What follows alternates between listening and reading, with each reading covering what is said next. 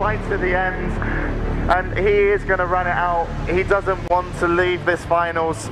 He can't believe that they've lost. They've come so far from the lower bracket. They almost claimed victory. They tied it up at 1 apiece. He is going to run away, and in comes the final abilities, the final kills that they need, despite having to fight against a very resilient Orange Marmalade. So look at here, counter kill. This is incredible. Orange Marmalade turned that on his head. SK Gaming were playing like they won. We know what happens next. There's the Wolves and Bloodlust on Vinruki, drops down to half. Wow, and down goes Vinruki. He didn't try to give him up. I don't know if it's possible. He landed back on 10. Vinruki's at 80K. He's alive. We're all alive. And CD pulls off the miracle. Are you kidding me? They are all alive. Here comes the Metamorphosis. They're looking at strike path. Found some seems to slow up. There's nothing left for 9 more seconds. Down to 10%. Trying to get away from the arc foot. Portal's at 5%. They're in hot pursuit. It's taken. No way. The panic almost. Yeah, but Method have won the game. If they can just stay alive here, Snuds just needs to live a few more seconds. Incarnation is up in 1. No bubble, no pop, no Avenger Crusader. Here comes the Incarnation. There's nothing he can do. The mighty Bastia, he doesn't have anything left. So many upheavals from Swansea. They're desperately trying to get him one. The key. They're gonna win BlizzCon. See him barely hanging on. This is it. The Wolves are going to take it. The 2-time champions. Don't open. I've opened on him, man. You're joking. Sheep mage. 1-star surge, 2-star surge.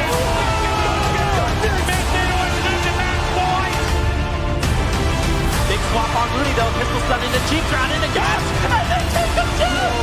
What was that damage? The game winning gouge coming in from Wad, denying anything from Looney. That was absolutely insane.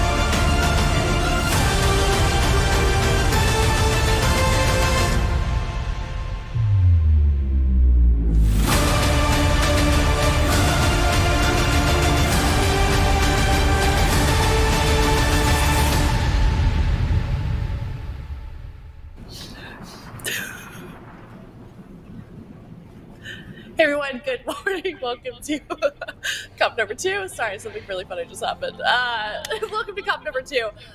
It is Saturday. My name is Aya, and I'm going to be your host this weekend with Zico, Vinruki, and Supatees. We are over in the North American region today. We're going to be seeing 6 teams in the morning, and at the end of the day, we're going to have 4. So we're going to eliminate 2 teams right off the bat. It's KAWHI versus RNG up first.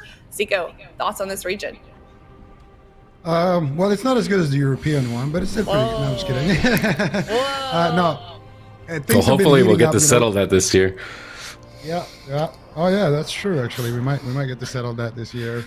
I mean, the North American region, it's kind of the same thing as over in Europe. Just looks like it's super fierce competition here. You know, you see so many good teams in that lower bracket, and you just said it yourself, Aya. We're gonna start things off with KAWHI, the team that literally won the last cup and pretty much every cup since. We're going to start with those guys in the lower bracket fighting for their lives. So that should tell you exactly how competitive North America is. Yeah, really, really competitive region, especially, you know, if you take a look at it as a whole, Europe has been super competitive and North America is going to be just the same. We're starting off the day with 2 elimination rounds, and we're going to see some really good teams go home. Do you have any ideas, Supatees, of who we're going to see in those first 2 matches go home? You want to take a guess? I mean, I don't want to bet against KAWHI here, but RNG at the same time is playing a composition that really not many people play. It's Nazem coming back in, and they're going to be playing Destro, Windwalker, Holy Paladin. So in previous years, Nazem was playing that Feral Holy Paladin, Holy Paladin Destro comp. Now they brought in a Windwalker. I think Windwalker is a lot more threatening. This team really put a tough fight to a lot of teams. I think Golden Guardians even had a hard run with them in the upper bracket to qualify into that upper side. So I don't know, this.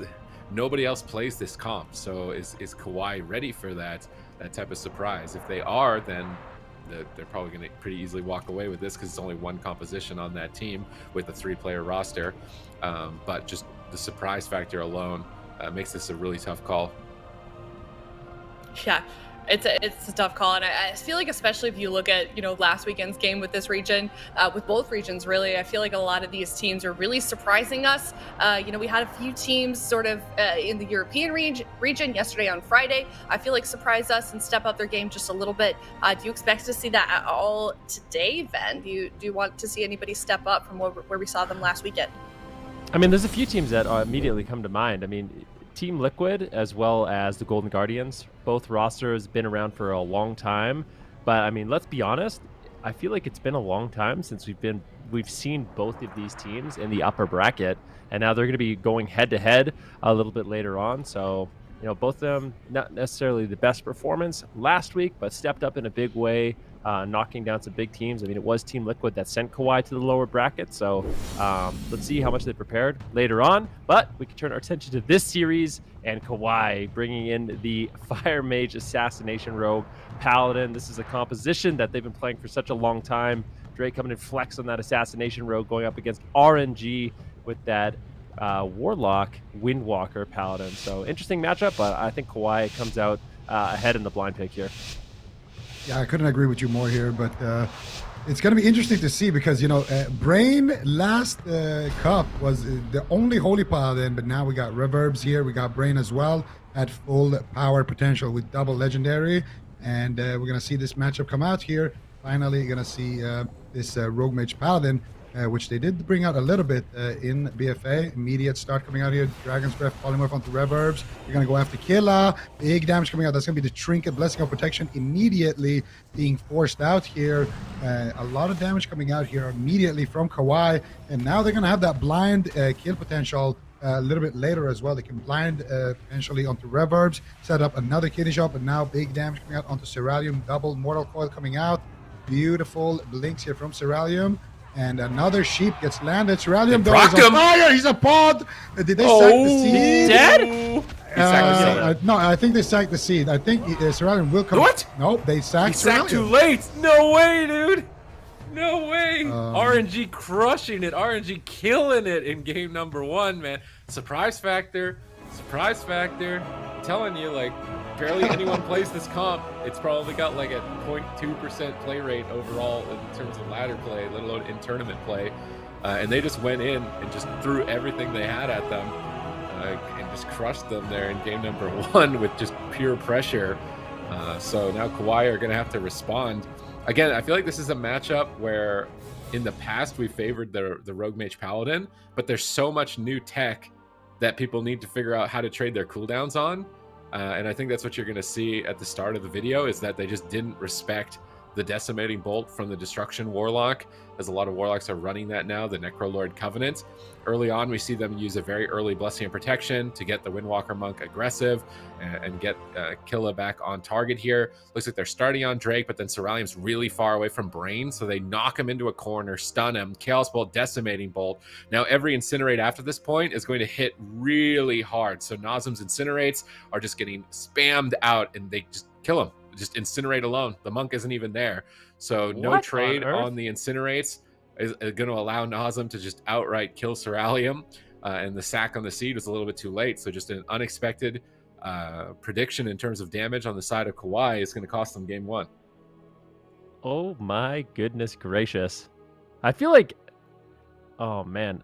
All right, well, one thing I'll definitely say is I feel like if you're playing against a Destruction Warlock, the new Eternal Aegis is definitely a good call. I would put that on when you see Dark Soul, just press it, and it can help you avoid those situations, that's for sure. But an unexpected amount of damage coming in from Nazem, but we saw this in Europe as well yesterday.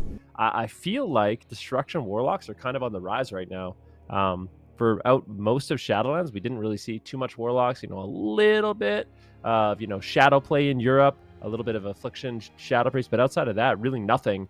And I feel like some of these Destro Warlocks that have been kind of waiting in the wings finally have a chance to shine, because they seem really strong right now. Yeah, you took the words right out of my mouth, and we're starting to see this more and more. We saw it yesterday, Raikou going down, not using his block. Now it's going to happen to Ceralium, and both times it's going to be one of those Destro Warlocks coming in. Yesterday we saw Nazarins put on a clinical show for us with that Destruction Warlock, and now Nazem here, just taking him down in 3 incinerates pretty much. And Ceralium was actually not running. So we've been seeing a lot of tank mage. We just call it the tank mage build because you just play, you know, blink. You play Blazing Soul, so you can get that blink out of stance, and you just go as tanky as possible. Basically, he actually was playing, you know, pure offense. He was playing with the Shimmer. We saw him actually land a Shimmer polymorph right before he died. He was playing with the badge trinket as well, so just getting extra, you know, intellect when he pops off with his badge trinket combustion combo, just doing as much damage as possible. But yeah, I guess you can kind of get away with it because there's not that many stunts, you know. It's just the leg sweep really that you have to worry about. Occasionally maybe a Shadow Fury or, you know, an Infernal as well. But for the most part, you kind of can get away with playing with that Shimmer, and you're going to land a lot of polymorphs having that Shimmer against a Holy Paladin because, you know, they don't have like a Premonition or a Greater Fade or something like a Holy Priest would. So I kind of like the Shimmer, but I think I do agree with Van. The Eternal Aegis could definitely be kind of clutch to use in that matchup because Destro Warlocks just seem kind of unpredictable almost right now. I feel like people aren't used to what they can do yet. You know, the weak auras haven't been set up and everything haven't been set up to kind of tell you, okay, it's time to duck for cover right now. All right, let's see what happens in game number 2 here. They will be as soon, the gates, that's for sure. As the gates have started. Let's see if KAWHI are ready for Nazem and that Destruction Warlock. A real threat, a real menace here. First time we see RNG on tournament broadcast coming in and crushing it in game 1. Drake is patiently just waiting in stealth, waiting for the AoE. Looks like is he moving in its place? I think Drake may have disconnected or is having a problem. I swear I see his character moving forward but not moving. Unless I'm losing it. I think you're right about that. Yeah, it is. So we're going to have to hope. Luckily, he's in stealth, so you know, they don't actually know what's going on right now. We'll see if he can reconnect. Hopefully that he can. But yeah, I feel like in that last game, Warlock damage really caught them by surprise. So KAWHI likely going to be able to kind of adapt in this game. I'm curious to see if he actually did make any gear changes, Ceralium to his build or whatever.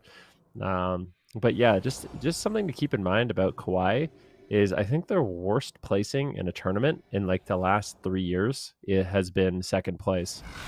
Maybe third, but they've never done worse than third or second place. So if they get eliminated here, this will be their worst performance in a really, really long time. Going for it. Nazem just going for it.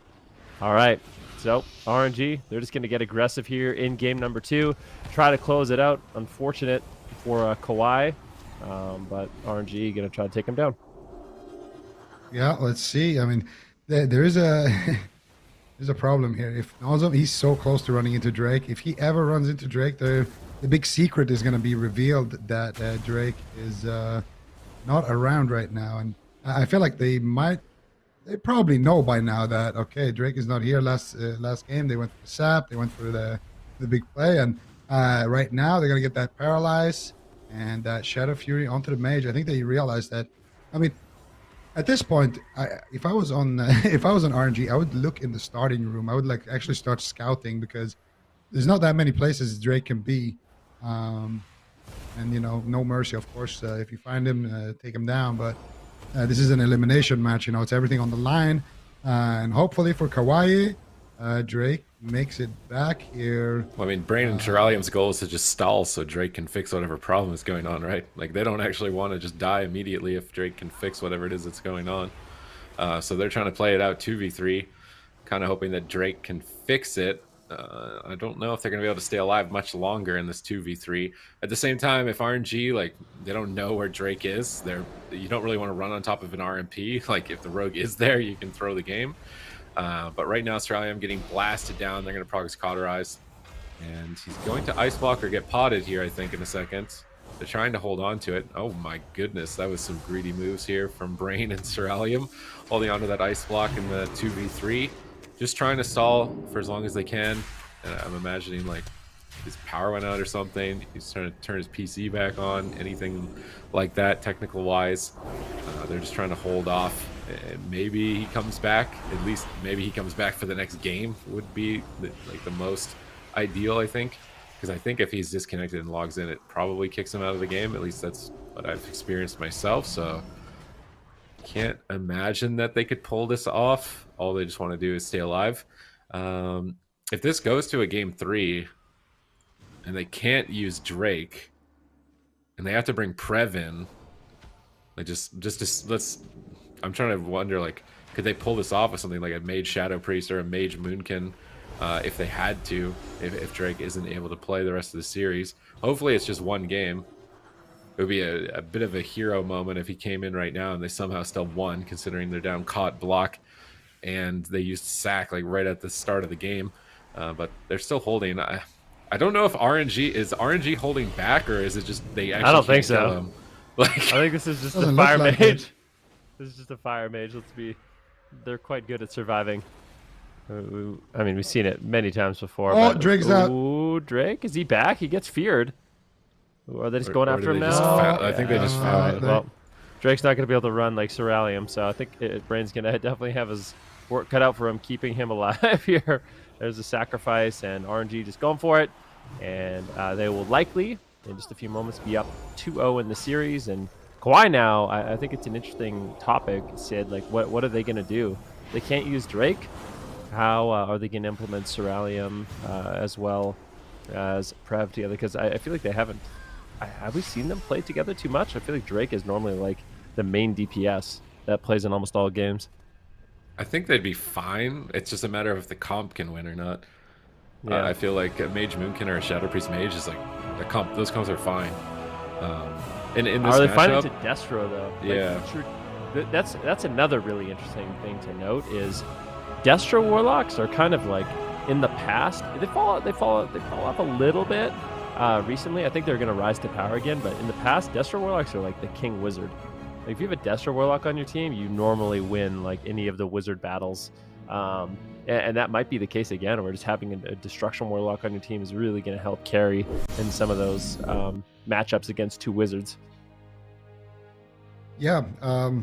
Well, I'm assuming they're going to use their, full pause time here and try to get Drake back in. But Yeah. it's a good point you're making. If Drake doesn't come back in, how much have they practiced? Something like maybe a Frost Mage Shadow Priest, or just in general Mage Shadow Priest, and maybe we'll see Brain on a Holy Priest. I'm not sure exactly what the matchup would look like. And they also, they need to get a reverse sweep at this point without Drake. It's going to be all the map picks of RNG. They're going to have that Destro Warlock into the Wizards as well. It's going to be tough. It's going to be very, very tough. And I'm not sure how they're going to be able to bring it back. And for KAWHI, this is an elimination game. This is the stakes are high. And for them, they've been, like you said, I think their worst placing has been, I think second place. Like however long now, like 2 years, 3 years or something. So for them, they're really, really the team to beat. So that's the way it goes sometimes. But you can bet that all the other teams in the tournament are probably kind of excited about this. Like, oh my goodness, we won't have to deal with them in the lower bracket. That's great for us, kind of thing.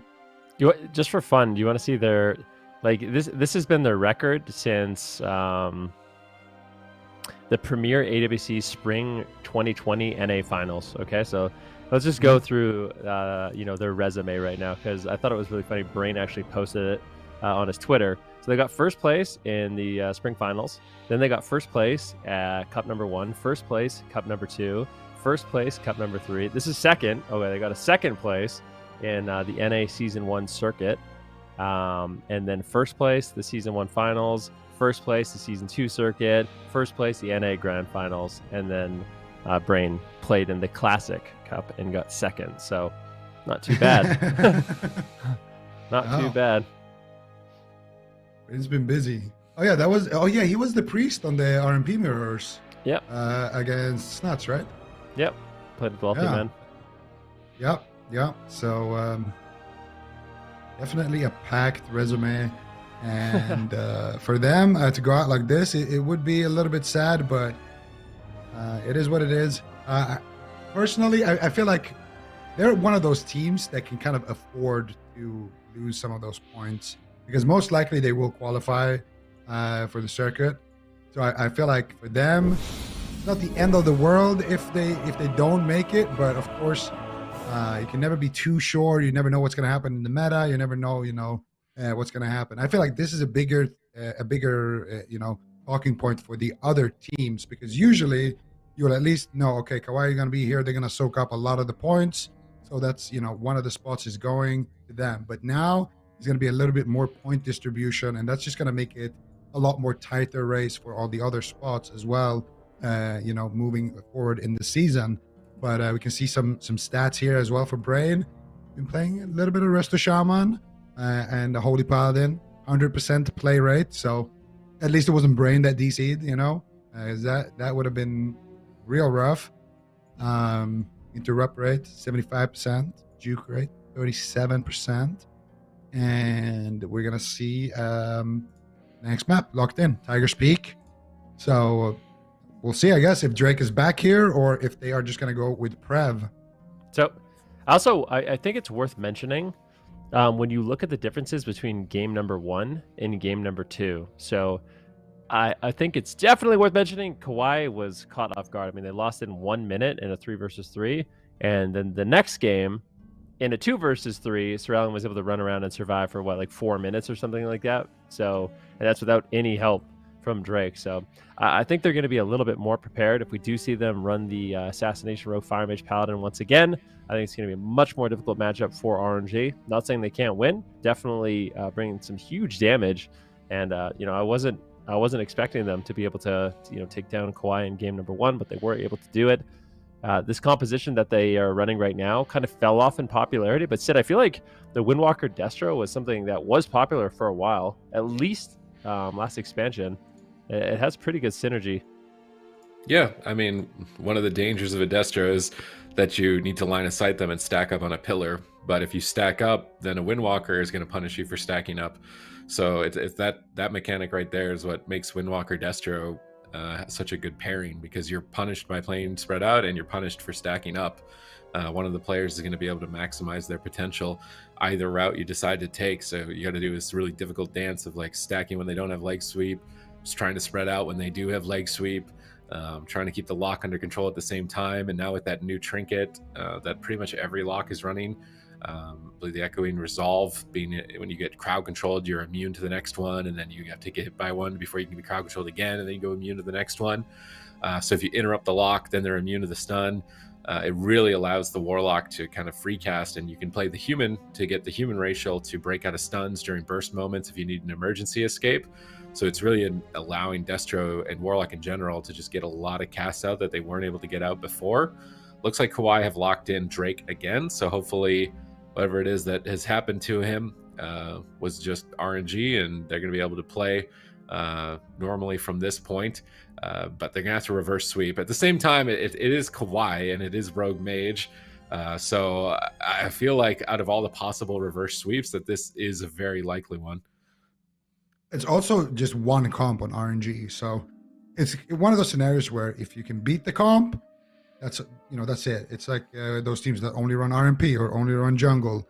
If you figure out an answer that can beat them, it's over. But of course, there's still going to be maps to take into consideration. RNG is going to be able to pick small maps, big maps, whatever maps they want to choose. And there's always, of course, the threat of that Destruction Warlock just one-shotting somebody, in the blink of an eye. So let's see what happens next here. We are in game number 3, between KAWHI and RNG. All right, here we go. KAWHI, let's see what they can get done aggressively. I feel like what's really nice for the side of RNG is I feel like Destruction Warlocks kind of get punished a lot by the Assassination Rogue, but the fact that Reverbs has, multiple Blessing and Protections, big aggressive opener here by KAWHI. Let's see if they can actually connect it. Nazem forced to use his portal, a blind on Reverbs into a potential full sap. It's actually, Reverbs already traded out his trinket. Can they get more? Bubble and Sacrifice. Oh no! Reverbs has traded out everything. It's his Avenging Wrath, his Sacrifice, his Divine Shield, as well as his Medallion. I feel like KAWHI could not have gotten a better opener. Did he get sapped on his trinket there by Drake? I feel like it looked like it. And Drake's still packing that smoke bomb as well. So there's a lot of offense still available here for KAWHI. And Right now, they're just trying to rebuild that combustion, trying to survive the onslaught of RNG. This is, of course, the Dark Soul. Chaos Bolt connecting. That's going to be the smoke bomb that we talked about. There's a kidney shot. Do they have anything? Cheap shot onto Reverbs. Can they get the polymorph? If they get it, it could mean the game. Unfortunately, Ceralium does get interrupted there, not able to find it, but he does find it now. Polymorph on that Divine Favor as well. Nozom gets kicked here on the Fleshcraft. Drake smells blood in the water with that Aegis ticking as well. Looking for the kidney shot. There's a full fear onto Drake. Chaos Bolt gets soaked up there. And now finally, Reverb's going to come out of CC momentarily here. And he should be able to pick Nozom up. However, that kidney shot is off cooldown for Drake. And there it is. Kidney shot. Vendetta tricks. Big damage coming in here. And Ceralium does have that combustion. And next time they land a sheep, I think it's game over. All right, let's see if they can get the setup here to win and pull back one game. They need to win 3 in a row if they want to stay in the tournament. KAWHI facing elimination off the back of a very fast first game defeat and then an unfortunate technical difficulty for Drake, but they can still pull it back here. They have a good opportunity in this third match. The next setup, Brain is charging in. There's the kidney shot. Ceralium's controlled the Windwalker. Brain is chasing Reverbs. Reverbs pre-flesh crafts the crowd control, immuning it for a moment to clutch in some heals onto Nozom. And now without that kidney shot, Nozom can freely move around the map and get crowd control. That was a great Fleshcraft from Reverbs. Now he's going to have Trinket and Sacrifice. There's a full fear on Brain. Reverbs looking like he wants to go for Repentance or more crowd control. Hammer of Justice. He's going to get Dragon's Breath. Ring of Frost shut down. Polymorph now. Kidney shot off Kidney shot onto the Holy Paladin, trying to get a Polymorph interrupted on it. Ceralium is getting shut down so well between Killa and Nozom, but he did ultimately land the Ring of Frost.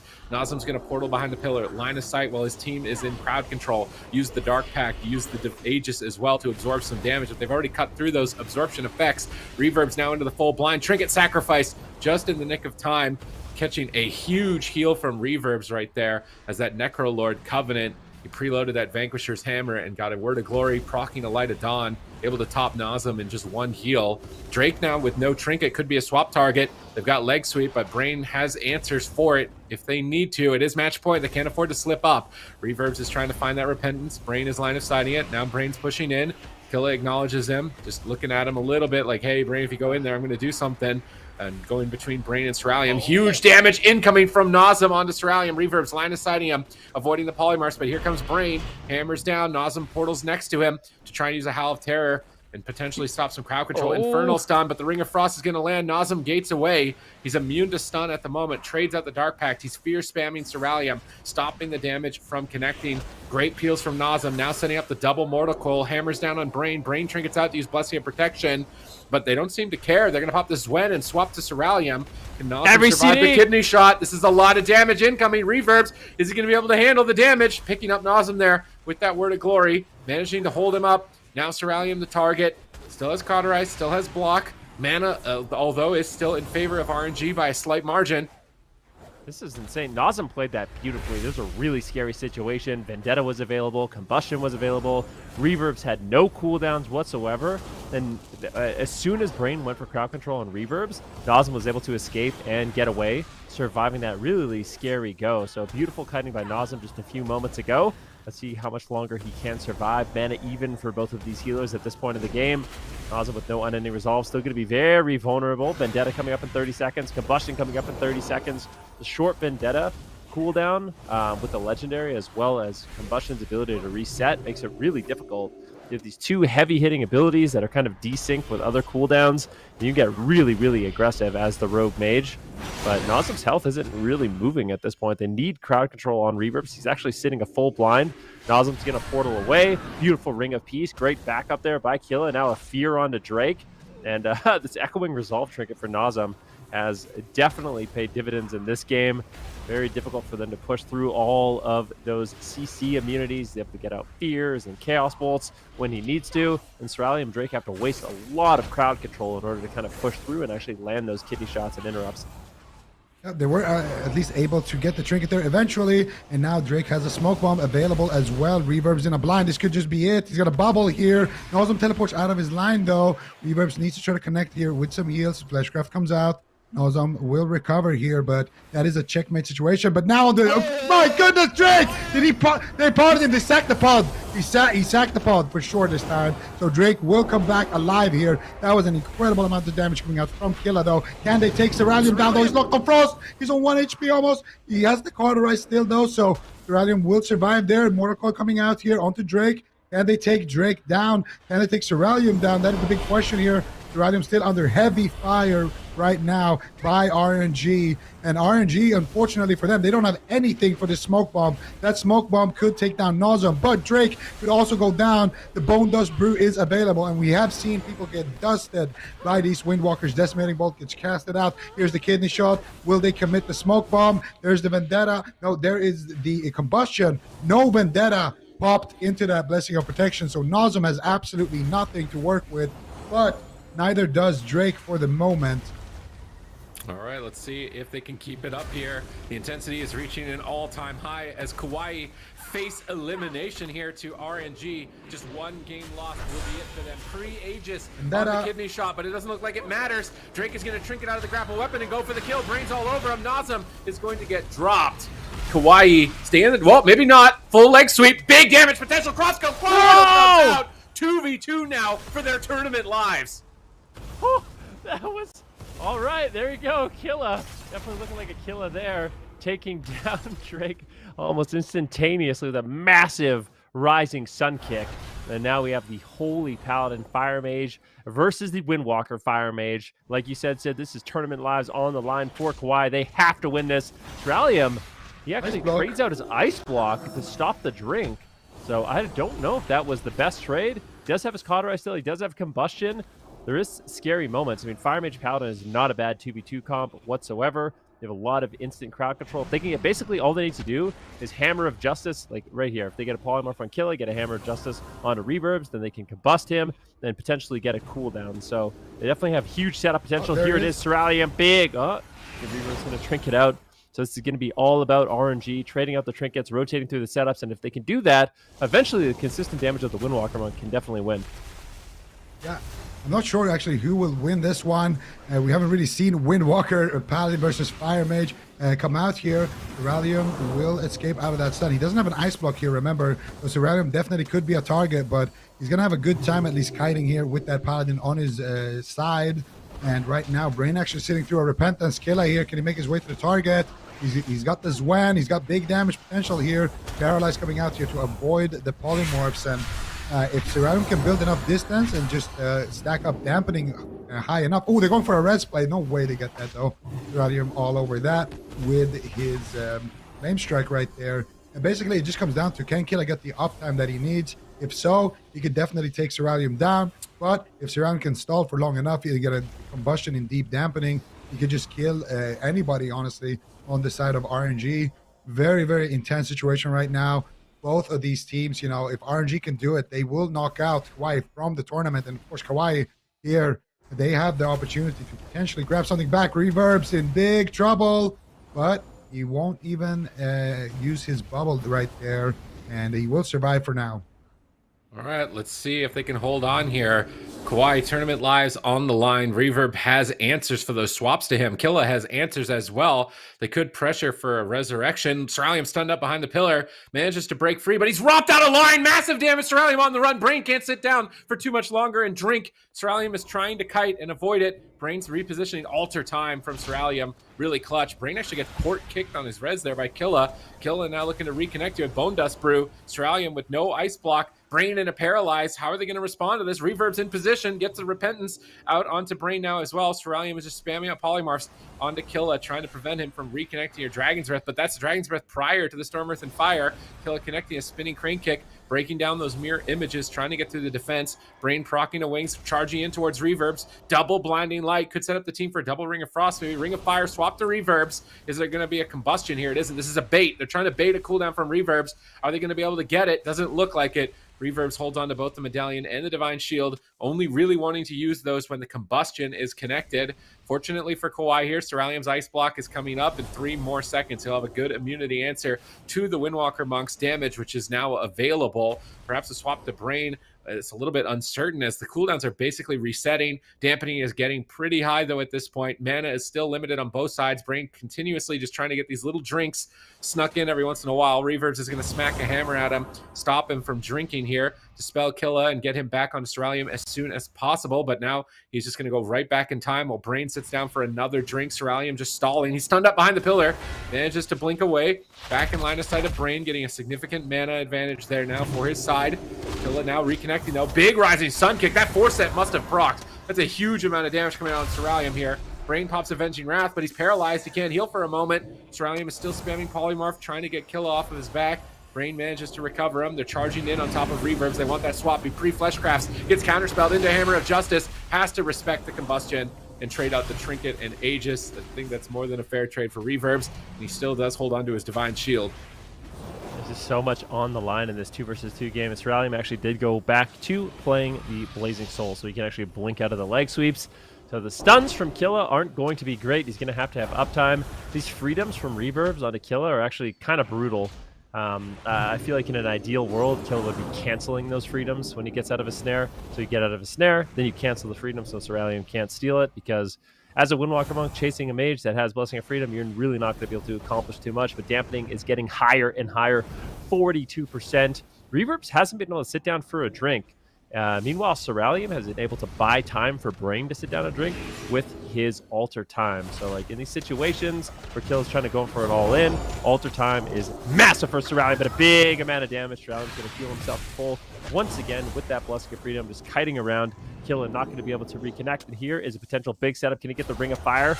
Ceralium needs a Ring of Fire. It looks like he doesn't have that much damage. Gets paralyzed. Beautiful. Blessing of Protection trades. Reverbs. Is he going to drop? He gets incredibly low. He ends up trading the Divine Shield. And now, Reverb's in a lot of trouble. However, that was Ceralium's combustion. So there is quite a few moments before he has like a huge amount of damage left. And Reverbs should, theoretically, get his medallion back off cooldown.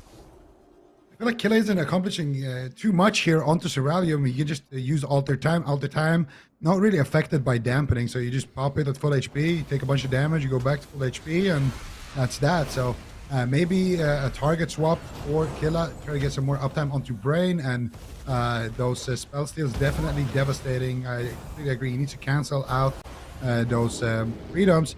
And the problem is if you go after Brain, of course, he is going after Brain right now, but that means Ceralium is just going to spam out those fireballs and potentially build up that combustion even earlier. But I feel like right now, he's gone on to Ceralium with no cooldowns, and he's not been able to force an Ice Block because he is playing that offensive blink. But now, Ceralium actually does blink in right there to try to get onto his target, so they are able to punish that at least and get, I do believe, every man for himself there from Ceralium. So Ceralium now going to use his Alter Time.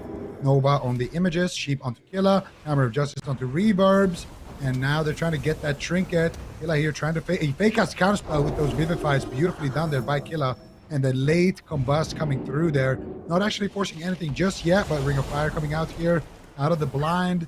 Nice heals here from Killa. Will make sure that Reverb stays alive, but Reverb's mana been looking super low this entire time during this 2v2, and honestly, I think Killa should just go after Brain. I think at this point, your healer has some cooldowns to work with. He has at least Trinket to survive one setup, and you need to get something going offensively because it feels like KAWHI are just getting closer and closer to actually taking down Reverbs. All right, let's see if they can get that offense, because right now KAWHI are just running circles around them, and I think inevitably they will connect a big combustion. Reverbs is likely to not have a good answer for it. Resurrection attempt, Reverbs and a poly. Killa trying to roll over there. Is he going to get there in time? He does. Stop the resurrection. I actually wouldn't mind seeing Reverbs just use Repentance on Ceralium, Hammers on Brain, and Hammer is a magic effect, so you can't pop it, but here comes another stun lock. He has to Trinket before the combustion. Dampening's getting excessively high. I think Reverbs is going to be overwhelmed here in a moment and unable to recover. KAWHI just kiting out RNG, chipping away until they're inevitably going to be broken down to nothing. Decent damage finally coming out from Killa here. Can they force a cooldown is what I'm wondering. They haven't gotten anything in so long. I feel like it's been like 7 minutes, no cooldowns forced. Ceralium on that Fire Mage just looking unkillable at the moment. Killa popping some cooldowns once again, trying to take out Ceralium. Still just running laps, trading cooldowns. and just taking no damage until inevitably he's going to connect to Reverbs here. No Trinket, no Divine Shield. Combustion is up. If they just bop Ceruleum aggressively here, I think Reverbs is dead. He's going to blink out of the stun, try and get in line of sight. Frost Nova Killa. Reverbs needs to get away. He has to get so far away from Brain. Is he going to be able to get away from him, though? Brain's chasing him down. Paralyzed onto Brain. Ceruleum might be overextending right now. Can they take him out and punish this? Trying to Crackling Jade Brain, trying to stop him from mounting up. Reverb still on the run, trying to get away, but here comes the hammer. Blinding light. Reverbs. I think this is good night for Reverbs. He's 12 seconds away. He's 10 seconds away. He's not going to live. He's not going to make it. Killa has to pull off a 1v2. Blessing of Protection. Manages to cut through that pretty early on. He still has Diffuse. Karma, but there's a bubble, there's a sack, there's a block. Like, I don't know if he's got what it's going to take here to take out Brain or Ceruleum at this point in the game, but he still wants to play it out. If he somehow manages to do it, he would just advance in the tournament, eliminate KAWHI, so I'm not blaming him. He's actually getting decent pressure. Cauterize triggered. If only, where was this? Maybe 10 seconds ago. Killa's traded everything to try and get the kill here. He's not going to find it. Trying to keep himself up with Vivifies. I think Brain could kill him, even if Ceruleum dies at this point, though. Brain is just 1v1ing him at the moment. He leg sweeps Brain. Brain's in a bubble. That's it. Tapped out. KAWHI going to take game 3, but it was close. That was really close. I mean, KAWHI playing that 2v2 out expertly, but I think that's a really difficult matchup for the side of RNG. Ceruleum just had complete control of the game. They were the ones that were doing the rinse-repeat setups. It felt like every minute that went by, they were getting closer and closer to victory, and RNG kind of really struggled to maintain any kind of pressure, except at the very end. But KAWHI keep their tournament dreams alive. This is an elimination series. Went up to 70% dampening in that 2 versus 2. A lot of close calls. I mean, let's not forget, Drake actually got potted. So Drake died in the game and was able to res based off of Brain actually trading out an ultimate sacrifice, as well as a Blessing of Protection on the seed to keep it alive and protect it. So that just kind of speaks to how close these games really are. Yeah, honestly, very, very great performance by RNG, but it's going to be KAWHI here taking at least 1 back now. So that's still a long way to go. And of course, it will be RNG's map pick, but here we're going to see the final moments of the game here. You see that Vendetta of Drake coming up. Here, Drake, this is where Drake gets spotted, I do believe. Yeah, look at that damage. Brain actually trinketing into a Hammer of Justice right there. Bubbles out of that, sacks the seed, gets the heals, and then Blessing of Protection as well on that seed to protect it. And they go after Ceruleum, almost take him down in a kick right there. And then here we can see, I think this is the moment where Nazem dies. I'm pretty sure this is where Nazem will die. He gets kidney shot. And then after that, he teleports. The Vendetta gets pulled. Oh, no, this is where they caught. Okay, so this is where they combust.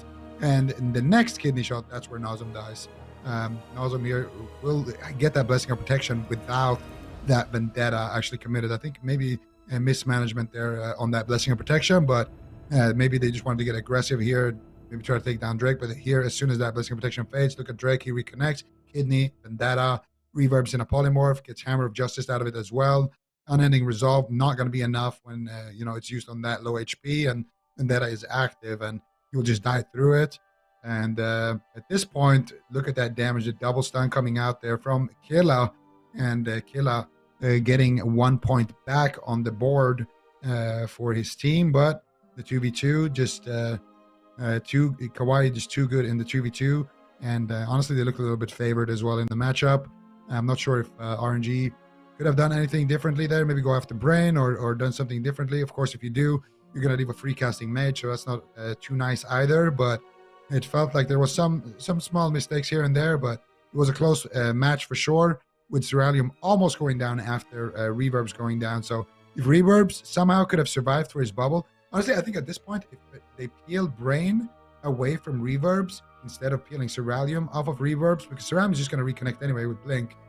But if they peel Brain and Reverbs has the same mobility. So I feel like if they stop Brain, actually did stop him there with the Paralyze. But if they got a little bit of uptime there onto Brain, maybe slowing him down, they could have done it. But here, Ceruleum goes for Dragon's Sheep. The Dispel doesn't come out there in time, but Ceruleum is ready to resheep the Dispel anyway. They get the blind into the Ring of Fire, into a big damage. So just a very clean 2v2. And we are already into game number 4 here. All right, we're in Empyrean Domain, a really big map. small pillars. Destrolock's going to free cast a lot, already getting tons of fears out here onto Drake, but this is combustion from Cerulean, getting Nazem down to half health. He's going to pop a Hellstone, double Mortal Coil, looking for a Decimating Bolt. Drake caught in the leg sweep. The Blessing of Protection manages to come through just in time to get Drake out of that stun. Like they're swapping to Brain on match point still. KAWHI still facing elimination. If they cannot afford any mistakes, if they go down at any point in this series, it's going to be it for them. Chaos Bolts are flying in from Nazem in midfield. Cerulean getting blasted out by that Alter Time. Huge value. Goes right back to fall. Smoke Bomb over onto Nazem, looking for an early kill. Nazem portals right back to Reverbs right at the last second. Reverbs getting some big heals out at the pillar in a moment with that Vanquisher's Hammer having been loaded, and will be able to top Nazem off. Decimating Bolt locked and loaded. Nazem's Incinerate's going to be a big threat here. Lobbing out these Incinerates towards the Cerulean. Look at his health getting chunked down as Killa looked to reconnect as well. They almost proc his Cauterized there. Almost sweeping him out with those Incinerates. Damage coming in from Reverbs as well. Cerulean blinks in aggressively, wanting to go for crowd control. Reverbs line of sights at the pillar. Drake is grapple weaponed at the moment, unable to connect. Cerulean is getting feared far away from Brain. He's going to be stuck in this fear, unable to connect. Nazem going after Drake. Chaos Bolt after Chaos Bolt. Drake can activate the Aegis to absorb the hits. Killa pre-flesh crafting an attempt here to avoid crowd control and help Nazem during the stun. Rolling over to Cerulean, but here comes Combustion. Big damage. Nazem ports away with Nether Ward. Flesh crafts behind the pillar. Really good coordination here from Nazem, although Reverbs, I think, did use a Blessing of Protection. It at least removes the Vendetta onto Nazem, but one Blessing of Protection is now out of the way. Yep, let's see what they can do. Cerulean, about half HP. Hammer of Justice on Brain. Good crowd control. Get a Garrote Silence over onto Nazem into a full kidney shot and a Ring of Fire. Big damage here onto Nazem. These kidney shots are devastating. But looks like he's going to be okay. Maybe. Aegis does get used. Might be a little bit overconfident here. Forced to portal away. Aegis a very strong trinket, but Cerulean and Drake kind of just cutting through that at that moment, but it is enough to keep Nazem alive. But Nazem with really no defensive cooldowns, he's going to have to get aggressive. So the Dark Soul's coming up, the Mortal Coil's coming up, he's got Infernals rotating back up as well. So I think the next time KAWHI want to get aggressive, he's going to have to try to get some counter pressure rolling. Beautiful peels coming in from Killa. Nice stun onto Drake on that kidney shot into the double Mortal Coil. Nazem potentially going for a Shadow Fury. Can he find the damage? He's got the Dark Soul. He's going to use it. This is when you want to get aggressive with all these big cooldowns. But he gets interrupted. And then I think it's going to be KAWHI that actually sets something up here. A full blind. Nazem pre-ports away. He's got his Gateway 2, I believe. Nice Shadow Step there by Drake. Trading out the Vendetta, getting the immediate Blessing of Protection. That gets removed, and Nazem might just get absolutely deleted. It's the Divine Shield and the Ultimate Sacrifice and the Trinket from Reverb. So KAWHI really playing that situation out beautifully and getting essentially every cooldown that RNG has. Yeah, and Nazem right now trying to get something back here with his Dark Soul. If they can find something, might put them back into the game. But right now, KAWHI are just one setup away here, potentially from just taking the game. Cerulean gonna blink out of the stun. Sheepshire comes out. There's the Ring of Frost, Rune of Power. Here comes the Ring of Fire. Here comes the damage. This is the setup. Beautiful offensive buff to keep Drake offensive, and that will be another win for KAWHI here, making it look easy. And all of a sudden, they were down 0-2, but now tying up the series here, 2-2, moving in for game number 5. We're probably going to just see the same matchup once again, and whoever takes it, takes it. I'm not going to lie. I mean, it seems like KAWHI, I don't know how you guys feel about this, but it seems like KAWHI is just, they're one of these teams that they just improve as they go. So even if they, even if you somehow beat them the first game, then beat them the second game, and let's be honest, it was an unfortunate second game for KAWHI. They just get better and better and better, and it's a consistent theme with this team where, you could beat them twice, maybe, but beating them that third time and having them not reverse sweep you seems to be a real challenge for these teams. Nazem just struggled in this game. It seemed like he was just always on the back foot. KAWHI really put the pressure onto him. Despite his great kiting, it felt like their cooldown management was pretty decent as well. Here's where the Blessing of Protection, this is when he went down, or close to it. He almost went down at this point. They had to use way too much. That was like a bop, a trinket, a sack, a bubble, and a pact. So that was a big mess up there, I think, on RNG's part. They were expecting the bop to be enough, just bop Vendetta, and Nazem will be fine. Then I think they sent the combustion as well, and then Reavers had to use way more. So it was a really tough little order of events that KAWHI put on them, like just by pressing Vendetta and chaining it and combust, because they used everything right there, which means now, what are you going to do? You already trinketed, you already bubbled, you already packed. He tries to Desperation Mortal Coil, tries to Nether Ward, tries to Gate, but it's still not enough. Like, the pressure on him was just endless at that point. KAWHI seemed to have figured it out. Like, they're putting way more pressure than we saw in the previous games, just getting right on top of the Destro lock and pinning him down. So I'm starting to get a bit worried here now for RNG. I think this is the time to be worried.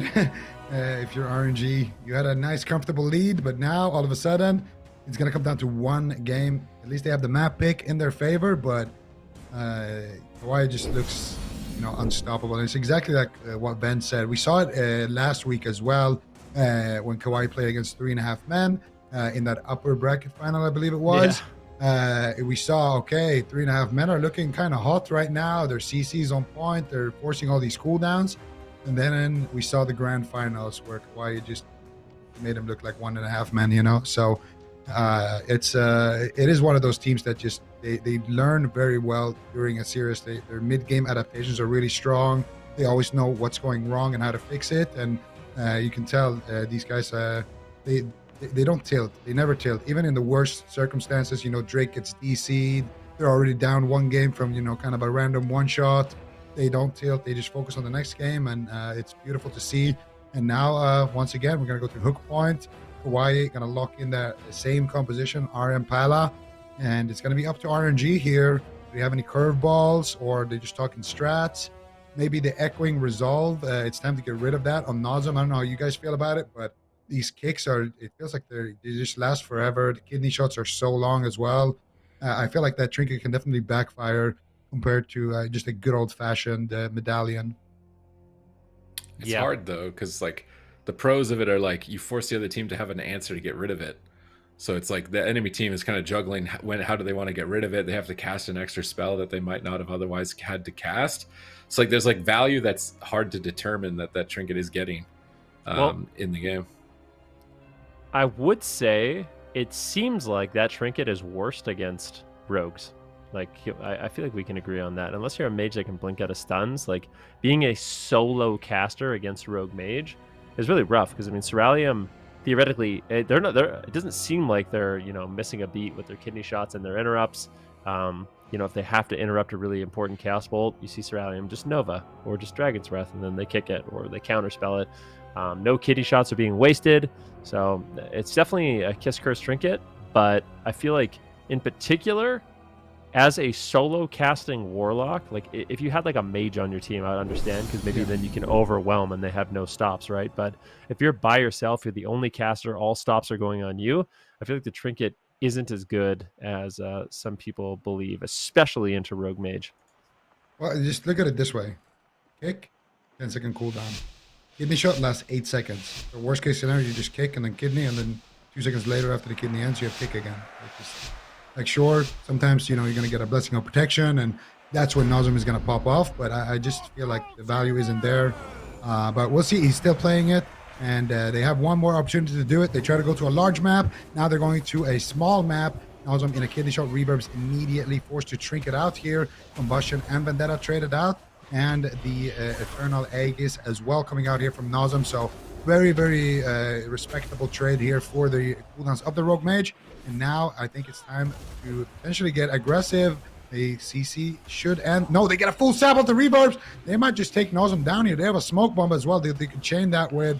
What are they going to do here? Another sap coming out. No, it breaks. Unfortunate right there onto reverbs, but still a little bit of pressure coming out. There's the Divine Light. Oh, that's a risky flash of light right there with the Divine Favor. Ceralium he almost spell stole, counterspell that one, but now Nazem getting aggressive. All right, let's see if he can turn it around here. Dark Souls active, fear spamming Drake. Drake with no trinket, pre-evasions. I think he pre-evasioned the leg sweep. Nice play, but Nazem is stunned up on match point. Ceralium getting cracked down by Killa at the same time. Who's going to fall first? This damage is insane. Brain trades out at 10%, but Nazem's now falling behind. Reavers has to bubble out of the crowd control. Trades out Sack, trades out Wall. They've overlapped a lot of cooldowns in that exchange. KAWHI definitely getting ahead in that moment. If they don't get a kill here very soon, basically it's going to have to be a blunder on Brain's part. He has so many cooldowns to trade with the Windwalker Monk at this point, but the Windwalker Monk's going to have to solo kill. Will he be able to connect? Vendetta is available. If Reverbs can't get a blessing of protection here on this Vendetta, I think it's game over. Reverbs Fleshcrafts, they interrupt the Polymorph. They managed to stall during the kidney shot just for a few extra seconds, but Ceralium still blinking in, gets the Polymorph. Now Drake is trying to get a re-stealth. sneaking up onto Nazem. Nazem's going to portal away before Drake opens up. This is likely going to be a Vendetta. Vendetta gets popped. Sepsis is active. Nazem is just going to melt right here before Drake and all of those extra dots. He's trying to stabilize. Nice grapple weapon, actually, removing Drake's offense. Now Drake is stunned up. They're going to use a Blessing of Protection immediately. Good response by Brain. Really, the Windwalker Monk is the only sort of lethal pressure, so those Blessing of Protections are all the value. Nazem is just owning Ceralium right now. These Incinerates are huge. They're going to Kidney Shot. Killer's going for the kill, but Combustion gets ripped out. There's nothing left here. Reverse, he's got Trinket. He's trying to help, but there's just no healing left. Nazem will get KO'd, and KAWHI get the reverse sweep. I mean, these guys are just absolutely insane. Definitely a bad game one. Unexpected burst kill, and then obviously the unfortunate disconnect from Drake in game number 2. But like Zico said, they play it calm, cool, collected. Every single game looks better than the last, and with the reverse sweep coming back in the series and staying alive in the tournament. Unfortunately for RNG, their day is done. They will be eliminated. But definitely a good run, good showing from them. I feel like those are some really nice matchups. Yeah, absolutely. And you can't take anything away from RNG. I think they played beautifully, but that sap in the start, I think, is what really caused a lot of issues.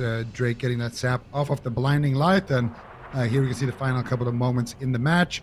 Nazem. So here, Reverbs does a nice fleshcraft there. Avoids the crowd control while Nazem has a stun. And then Drake kind of gets baited a little bit by the fact that Ceralium does go for the poly and lands it.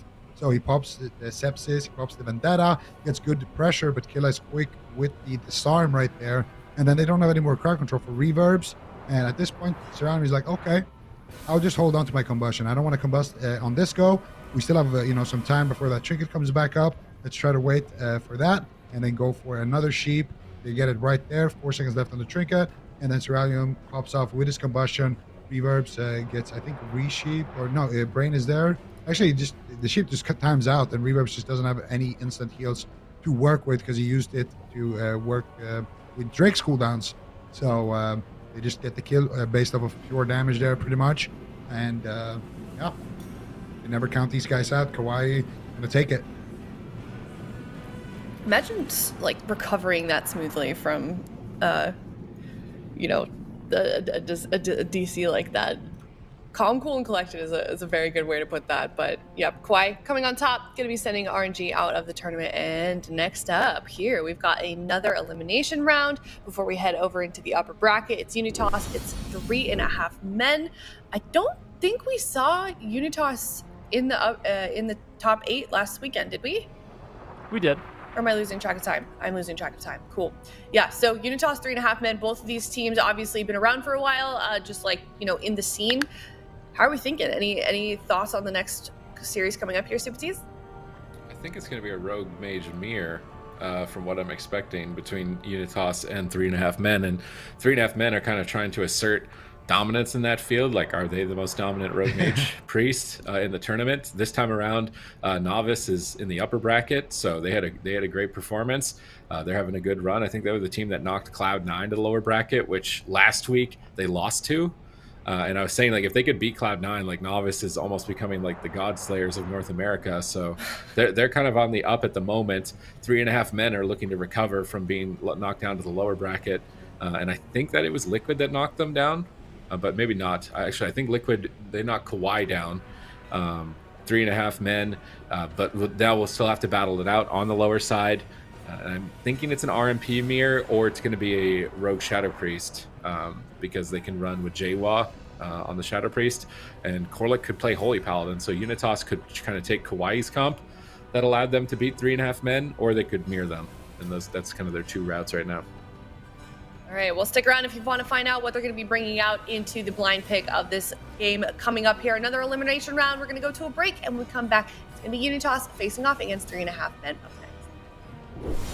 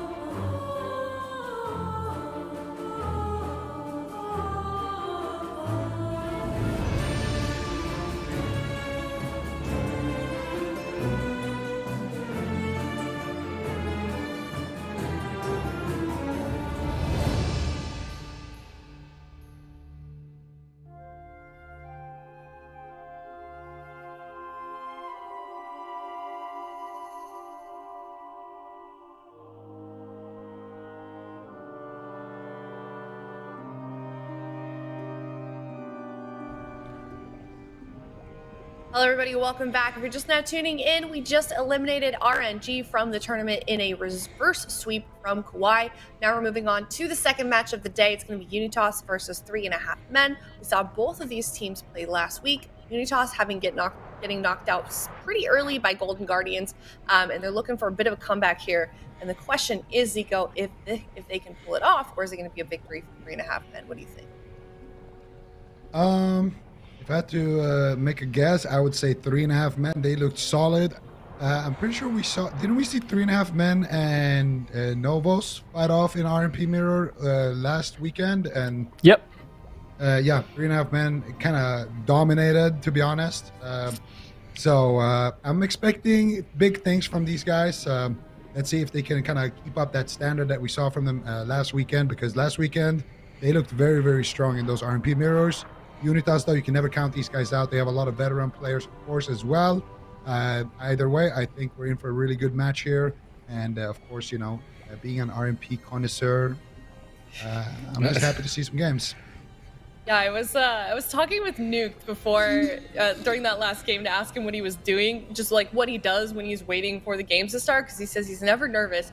And this is what he said verbatim: I do 500 push-ups, to 500 sit-ups, to 500 pull-ups to warm up, get the blood flowing, something light.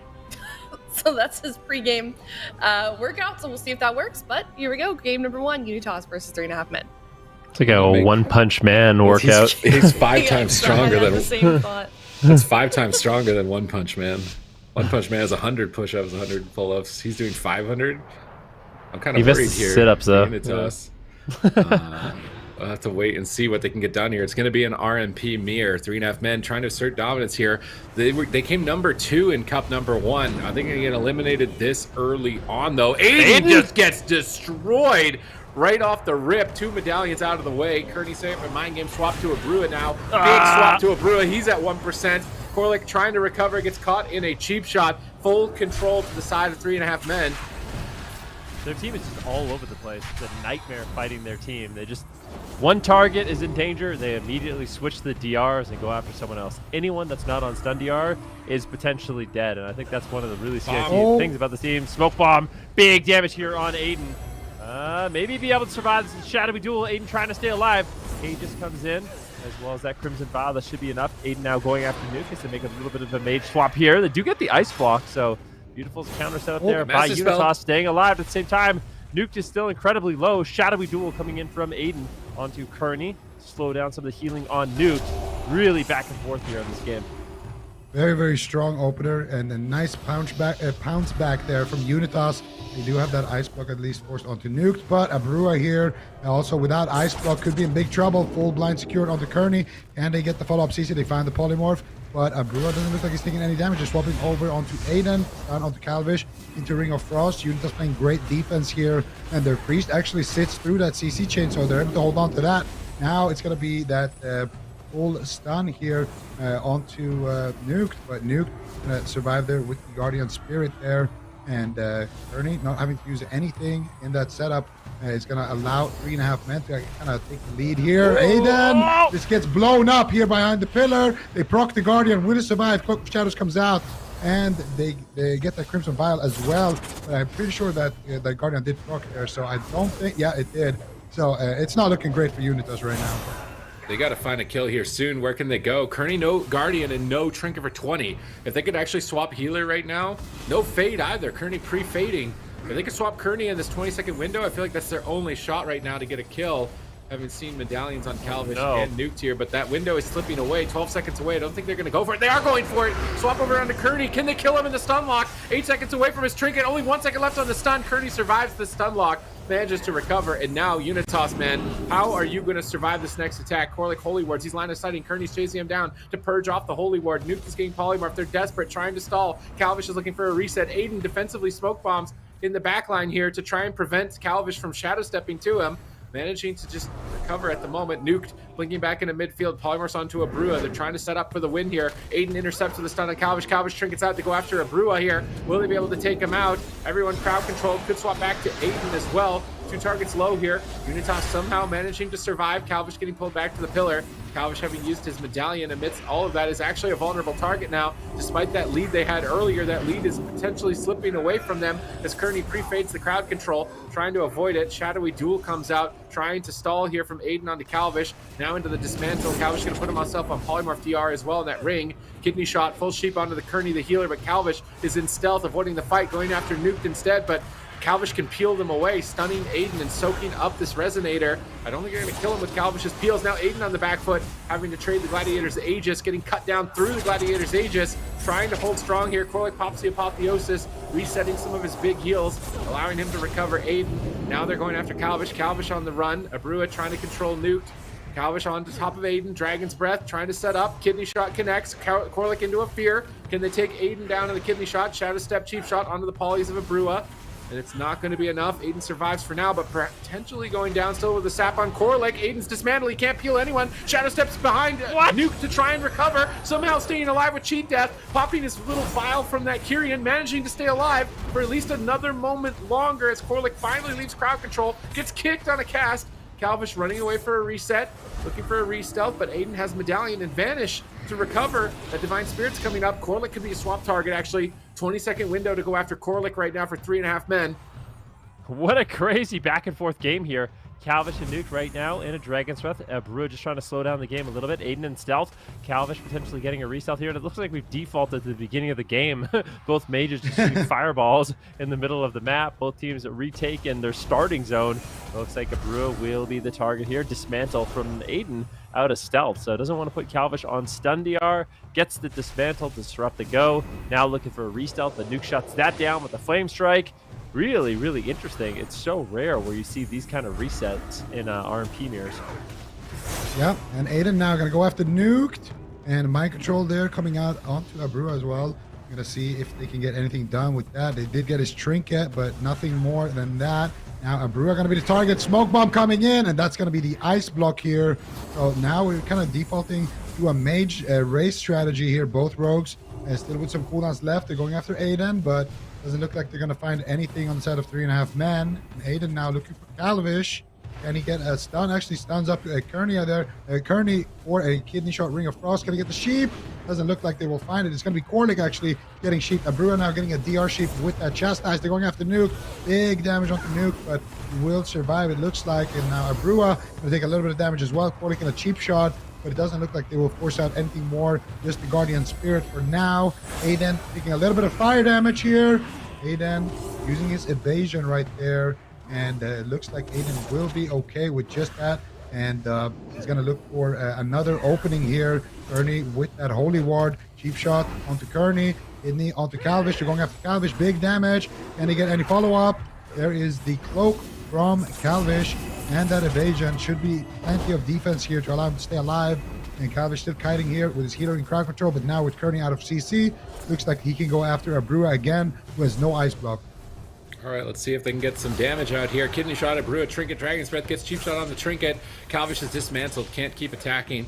Just spamming out the Shuriken, trying to get any damage, but now he's stunned in a Smoke Bomb, holding onto the Trinket as that Divine Spirit connected preemptively on the Smoke Bomb. They're swapping to Kearney, though, on that Divine Spirit, trying to punish it.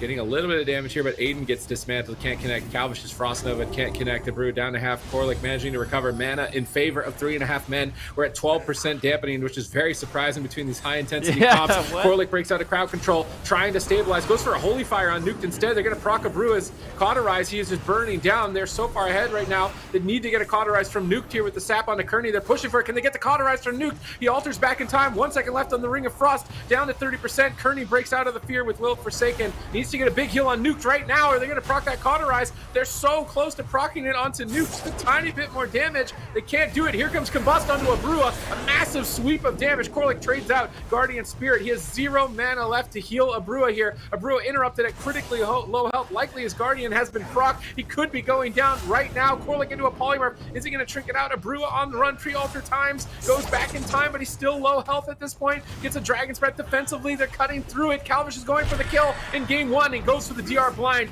Korlik trinkets to try and save the pod, gets feared on it, and it looks like the pod's going to go down to a Holy Fire as Kearney takes it out. 3.5 men take game 1, but what an insane game. this is so back and forth from start to finish. I mean, the game, I don't remember the last time I've seen an RMP mirror go 8 minutes, 20% dampening. You know, the healers are out of mana. Definitely interesting. I mean, I feel like that kind of just speaks volumes to the defensive play that both of these teams, their ability to kind of disrupt the goes, making sure they're not overlapping their defensive cooldowns. And it ended up turning into a mage race later on in the game. Unfortunately, for the side of UNITAS, Abrua does fall, but just a really, really explosive game from both these teams.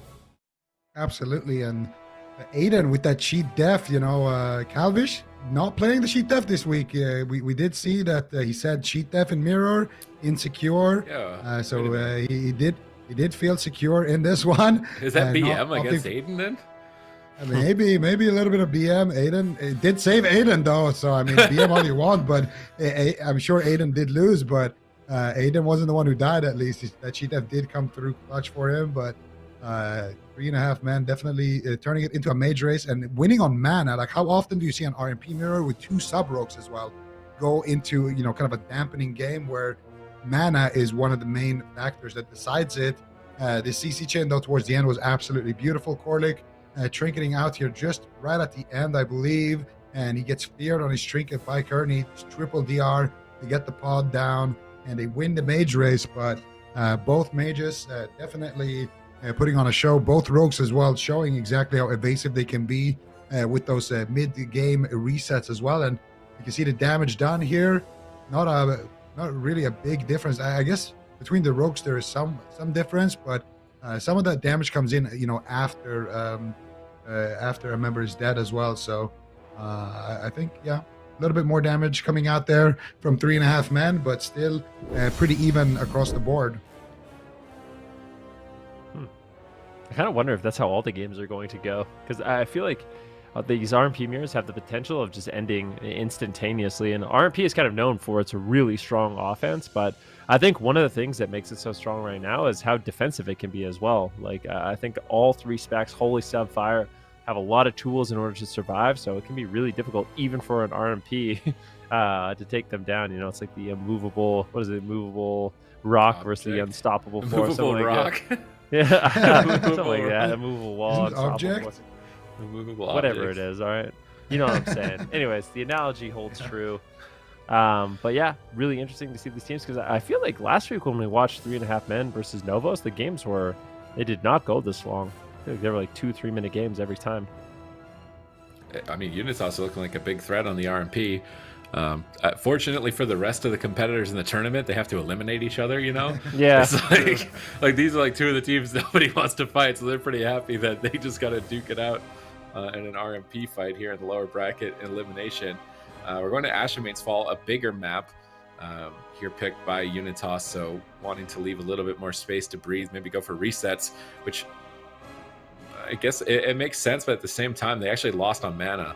So if they're going to try and play a longer game, they're going to have to figure out how to elongate Korlik's mana bar further. Like, if Korlik had mana, perhaps he could have saved Abrua at the end of the game, maybe turned it around for his team. But it's just so chaotic. I kind of want to see, are they running res legendaries on the side of the priests? See that too. So Kearney isn't, and Korlik isn't either. Kearney. Yeah, Korlik isn't either. So like there was lots of times in that game. There was lots of points in that game where the Holy Priest would Will of Fear with no Guardian Spirit. So it's like 30-second window where you could kill the Priest. And that happened so many times. I was always looking at the Holy Priest like, wait a minute. Holy Priest is nothing. You just swap one stun, it's over, they're dead. And they only did that once. I think Aiden swapped to Kearney one time, and that was it. We didn't see any Holy Priest swaps aside from that one swap. And if they're not running Res Legendary, I feel like that's a good window that they could punish. Interesting. As legendary in mirror, insecure. Both Bruce and Rose are running Sefus. Yeah. Both rogues, you say? Yeah, both rogues are running Sefus as well. Yeah, it seems. That's why no one's dying. They're all just playing tank items. I think that's what Drake originally, he kind of set the meta a little bit with that one, picking that Sefus Orc Rogue, and now we're starting to see it a lot more frequently here. Everyone trying to be as tanky as possible, but we do see a lot of priest setups, you know, typically here. So we're gonna see if they decide to go for that. But right now it's gonna be Calvish once again. Oh my goodness, KAWHI's Cloak vanish immediately here, using his trinket as well. So great starts for Unitas right now. They're gonna take the lead right off the bat. Corlick in a blind, trying to sit through it. Now into a Psychic Scream, trying to push over Abrua into a Chastise. Abrua ports away and is able to avoid quite a bit of damage here. Corlick's out of crowd control. Should be able to stabilize him in a second, trying to combine those holy words for a big heal. Aiden survives the stun lock here. There's no trinket on Calvish. He's going to pre-feint, try and anticipate the stun while Kearney sits through a blind. Can he get the sap here? Full sap. That Dragon's Breath just 1 second too late. Sap is secured. Calvish is stunned up. And they need more damage here onto Calvish. They don't have it. Abrua's Polymorph. Maybe they do. Aiden goes for the kill. No He's down to 10%. Polymorph onto Kearney. Into a 1 second Dragon's Breath. He's not going to die in the 1 second Dragon's Breath. Calvish survives. Now he's going to stun up Aiden, try and turn it around. That kidney shot is very, very short. There's no way Aiden's going down in that kidney shot. Sefu's getting a lot of value. They swap over to Abrua now, trying to take him out as Corlick sits through a Polymorph. They don't get another Polymorph though. Now they do. Abrua is going to defensively Dragon's Breath, try and secure a Ring of Frost. They're setting up on the Calvish. It's completely different strategies between the team. Unitas targeting Calvish the Rogue, 3.5 men targeting Abrua the Mage. We'll have to wait and see which strategy plays out better. It looks like Calvish is going to play out better. Unitas tie it up 1-1. Unreal. I mean, these teams, they are they're very evenly matched. It would appear. Actually, Abrua messaged me before these games, and he said it's time for some mirror action. 2 TBC gamers shall ascend. So I know I actually raid with Abrua and TBC. So playing both versions of the game, I mean, it's surprising. Unitas, I mean, these guys have been around for a while. Abrua, Aiden have been playing together for quite some time. Corlick, obviously a phenomenal healer, especially when paired with the Rogue Mage. We saw him play with the old Charlotte Phoenix. So these guys, they're definitely good in these mirrors. And it's interesting that they can go toe-to-toe with 3.5 men who is very experienced in this matchup. Absolutely. I mean, this game was kind of domination. I would argue Calvish taking a beating right off the bat, and he barely survives. Then they get the blind into the sap here. A little bit of damage onto Calvish. Takes him quite low here. Abrua still in Polymorphs. And then they get that follow-up sheep into that triple DR Dragon's Breath. Look how close Calvish is to dying right there. And Kearney, I mean, not using your trinket in that CC chain where the blind was committed. Kind of greedy, but the greed works out for him. And they do that counterattack onto Abrua. They get that Guardian actually from Kearney. And then they get the sheep shot onto Kearney into the Ring of Frost. Ring of Frost gets interrupted. You get Calvish kind of low there in the kidney shot. And then counterspell onto Nuke. And Calvish still not feeling super safe. And then they blink, sheep him. And here, Kearney does trinket, but no Guardian available. So won't be able to save his teammate there. And yeah, Unitas going to tie us up 1-1. All right, we've got a series on our hand. RMP mirrors in the lower bracket elimination series. 1-1 between 3.5 men as well as Unitas. And both these teams have multiple compositions that they can run, but I feel like at this point, you know, with RMP in particular, a lot of the time there's a lot of pride on the line. You want to prove that you are the best RMP, and mirrors are a great way to do that. So I expect really no changes, even though both teams can play different comps. I think we're going sub, holy fire, all the way. You know, do or die, may the better team win. And I kind of wonder if we're going to see Calvish actually switch up his build, maybe go towards, you know, that cheap death. For this one, maybe giving him a second lifeline there. It actually would have saved him if he had it there. Yeah. I also like that there's a sort of a gentleman's agreement going on right now between these guys. Unitas is like, all right, we'll pick a large map, but then you guys have to pick a large map after as well. And it just seems like, for whatever reason, both of these teams, they favor the large maps. You know, Ashermain's Fall, Tolveron Arena. Maybe we'll see the Coliseum as well come in this mirror match. So maybe it's a playstyle preference, just having less chaos and more, you know, coordinated assaults. I'm not sure exactly what the reason is, but Tolveron Arena going to be selected, and we'll see if they change anything up with their builds. I think that's the big difference, at least for now, that we've seen, is that, you know, Aiden is running the cheat def and the Calvish is not, but Calvish and 3.5 men did go after Abrua a lot more in that match, whereas Unitas got that strong opener on the Calvish. Feels like the rogue is like a good early game target, like especially if you get the upper hand. You need dampening to kill the mage. Yeah, later in dampening when the blazing barriers aren't absorbing as much and you're able to stick on the target for a longer duration. It's interesting to watch this play out because every game is so different than the next, even though it's the same compositions.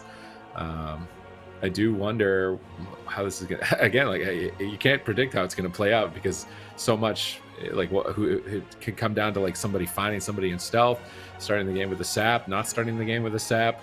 That completely changes the direction of the game just within the first couple seconds of it. So this is still definitely anyone's series to take. And I'm just excited to see it more than anything. Will Calvish kind of succumb to cheat death and respect that and have to accept his insecurities as a rogue player and his self-proclaimed insecurities as a rogue player by selecting cheat death, as it would have kept him alive at that moment in the end of the last game? Or is he just going to continue to play feint? Aiden seems to be pretty sold on the cheat death. It seems like it's just that one spike moment. If you have it as a backup plan, then it'll keep you going for enough time to have other options to save you. So just having those emergency saves. Sefu's is also getting a huge amount of value. I feel I'm looking at stuns and they're just like 1 second long, and I'm like, did he DR kidney? Like, why is that kidney only 2 seconds? I think the thing that's like it's hard to quantify how good it is I think it takes away globals from like a stun sub rogue actually able to attack. So instead of like, I think it's like within the second and third stun, you probably lose an additional global, maybe 2 globals in order to keep the target stun locked. And it makes it so you deal a lot less damage in those stuns. So you can still lock a target down for a while, but you're also dealing less damage in those stuns. So really hard to deal with. And I think that's one of the reasons why these rogues theoretically are difficult to take down. Calvish, a little bit of a talent change. Going down that last game, he's going to be switching it up to cheat death, which I think honestly is the right call. It seems like if you don't die in stuns, you're probably not going to die, and cheat death allows you to die in a stun and still survive. So math checks out in my mind. Yep, cheat death looks good, but right now they're going after Korlik here. Big setup coming in.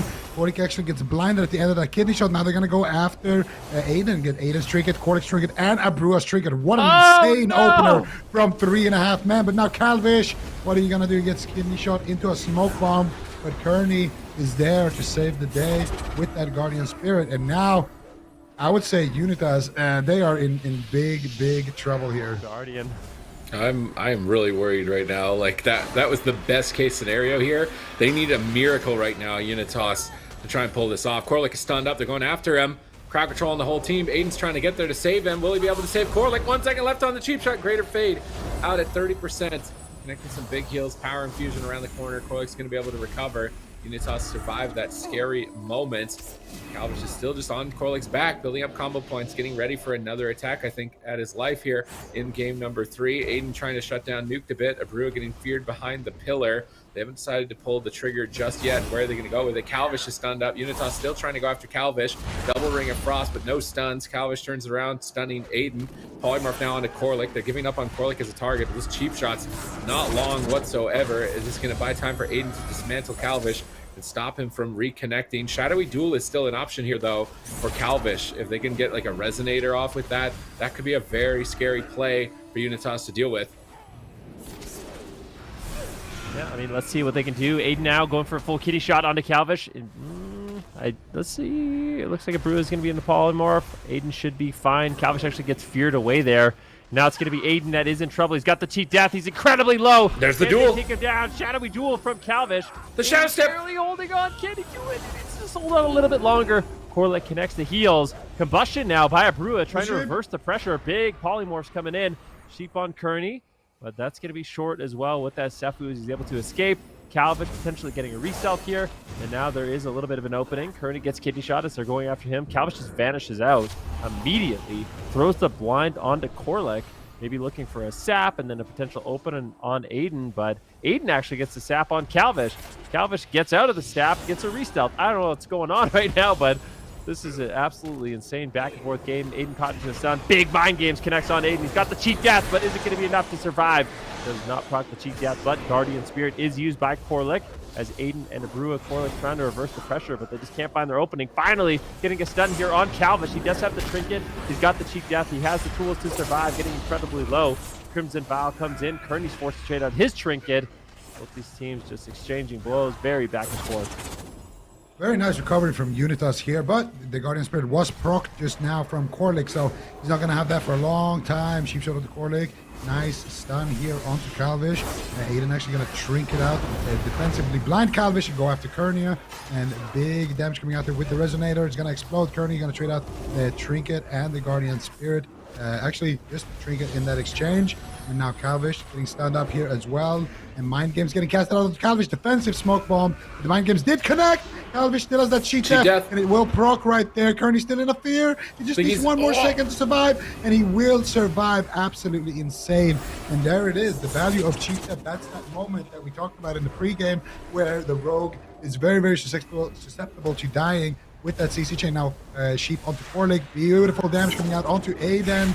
Aiden, though, with the Shadow steps over, gets a nice kick here, and he will be able to survive that CC chain. Still 2 minutes on that Guardian Spirit for Korlik. Kearney still has his in his back pocket, but he can't use it while he's Sheep.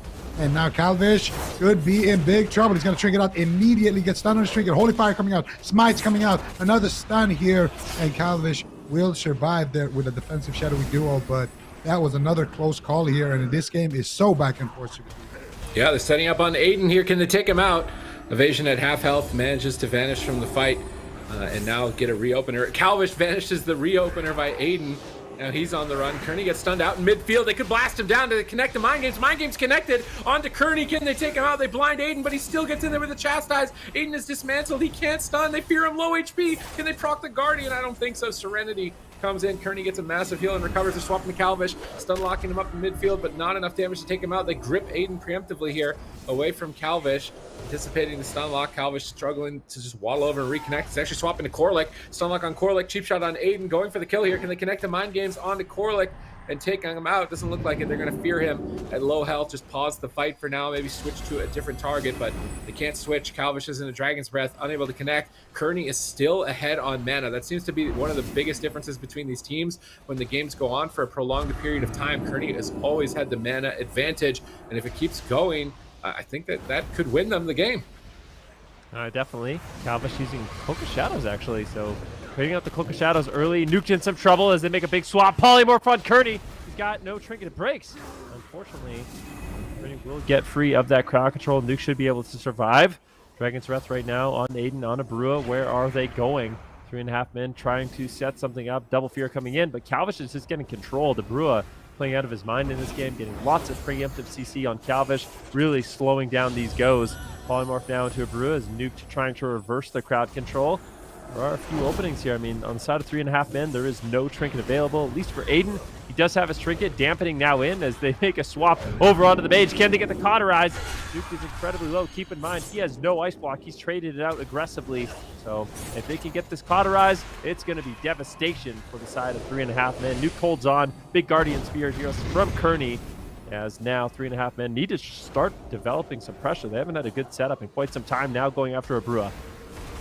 Abrua going to respect that and just trade out an early ice block. Now they're going to go after Aiden with the remainder of that Shadow Dance. They won't get anything from Aiden though.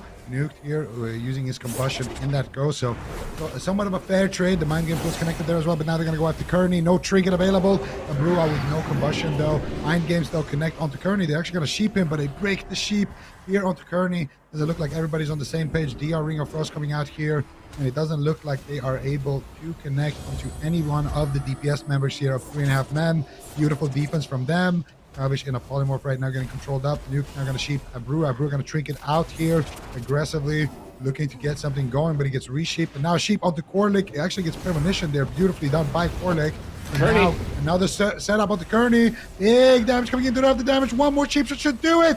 And they will send Kearney into Guardian Angel now. Did he swap to the Res Legendary? They're all staying in the game. He's spamming out the heals. He's got Cephus. I don't think so. He might. I'm not sure. No, I see the Cephus proc on him. Bow out.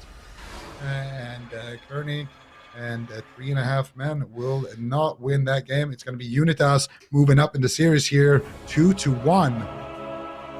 This is amazing. I mean, I'm going to be completely honest with you. I thought 3.5 men, like in terms of RNP mirrors, are just, you know, ahead of the game. But Unitas really stepping up here. Aiden and Abrua, I mean, like I said, these two have built a lot of synergy together. Fantastic rogue mage, backed up by Korlik. They have Jawa you know, watching the games from the sideline right now. But UNITAS, a real solid team. I mean, they got the compositions, and going into these RMP mirrors, they're doing a really good job.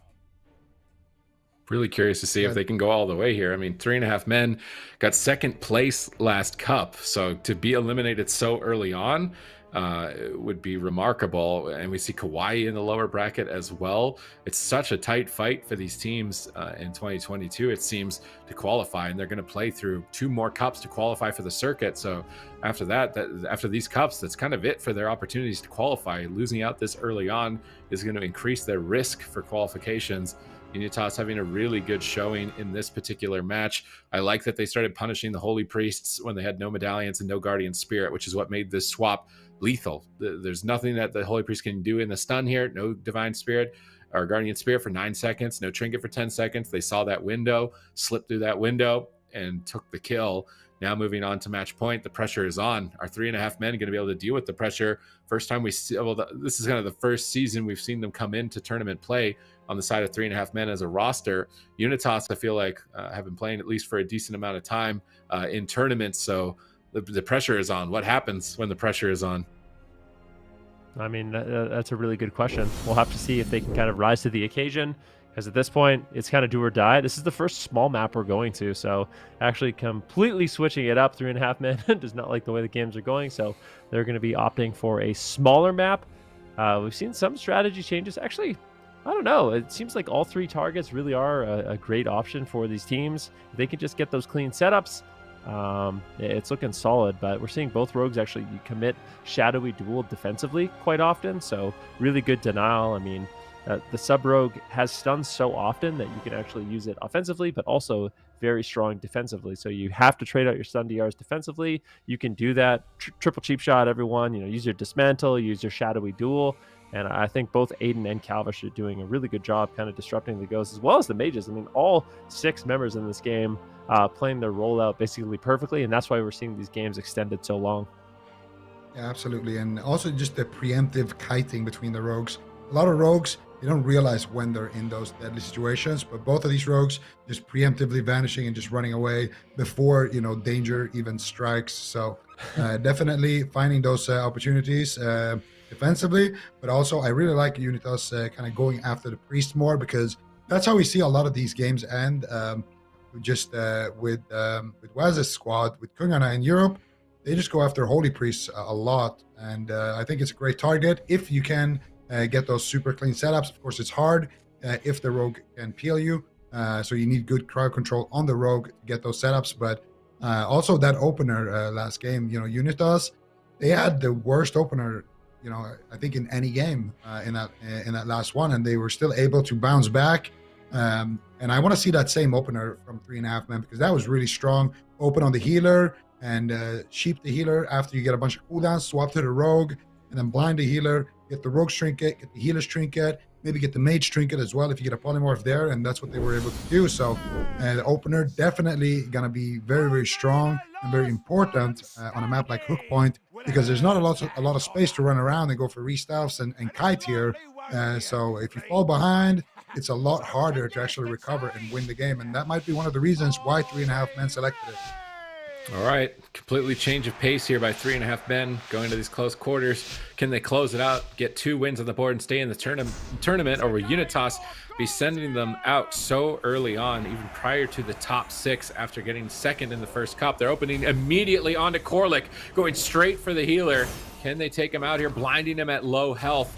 So a bit of a cheeky healer tactic. Korlik's going to trinket the blind, Guardian Spirit, and fade, and try and remove himself from the fight. As soon as he saw the blades bust, that's when he decided to trinket. But now he's not going to have Guardian Spirit, and he's not going to have trinket. So another swap to him could be lights out. They're going after Kearney, though. Greater Fade at 10%, clutching out a big heal. Managing to recover, swap back to KAWHI. He's dismantled. Oh my goodness, it's match point, evasion at half health. Is he going to be out of the tournament? Another swap over to Kearney, but that kidney shot's on DR by Aiden. A bit of a mistake here, and Korlik's in trouble. If they get onto Korlik here, I think it's game over for him. Double fear, triple fear, Ring of Frost. They've got all of the CC. They just need a clean setup. They're going after Aiden, though. I'm not sure if I'm a fan of this. He's going to trinket out. He has Vanish. He's going to vanish from sight here.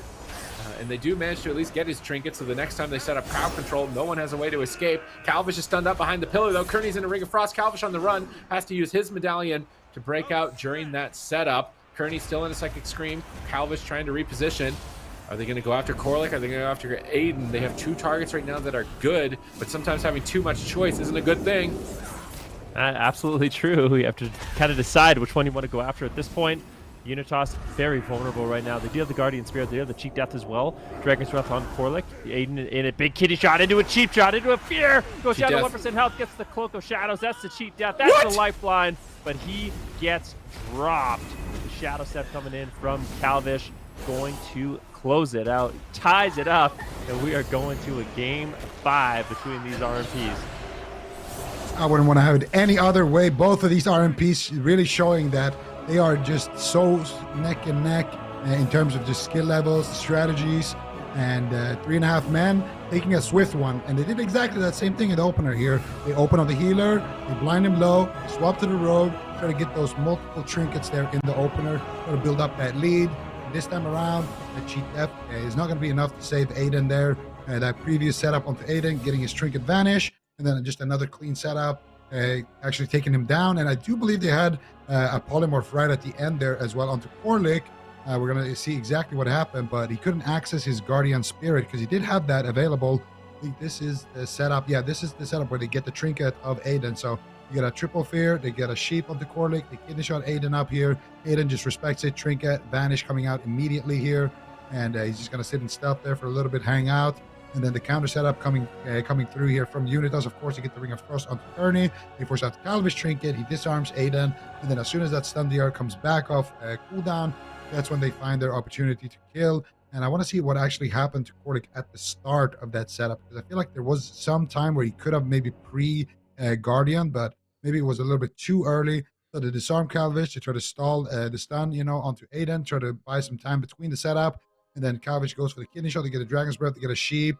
Yeah, okay, there was nothing Korlik could have done here. They just get it. Yeah, that's just clean. And comes out. Cheat Death procs, but he's still in that polymorph. So nothing Korlik could have done. Nothing anybody on the side of Unitas could have done.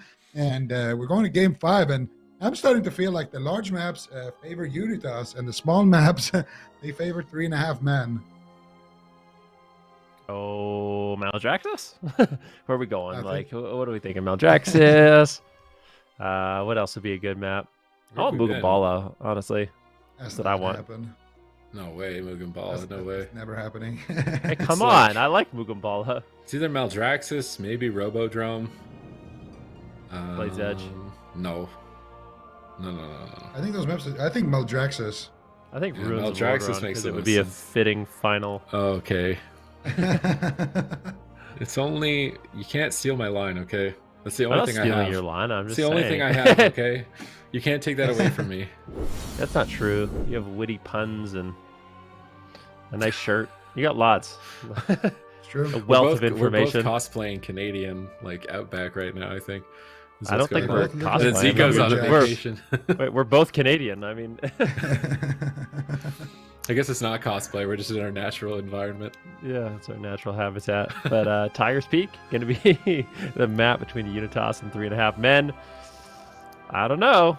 Yeah, I'm going to put you guys on the spot. Who do you think's walking away with this one? Predictions. We haven't done a prediction in, I don't think, ever this season. So what's the prediction looking like for you guys?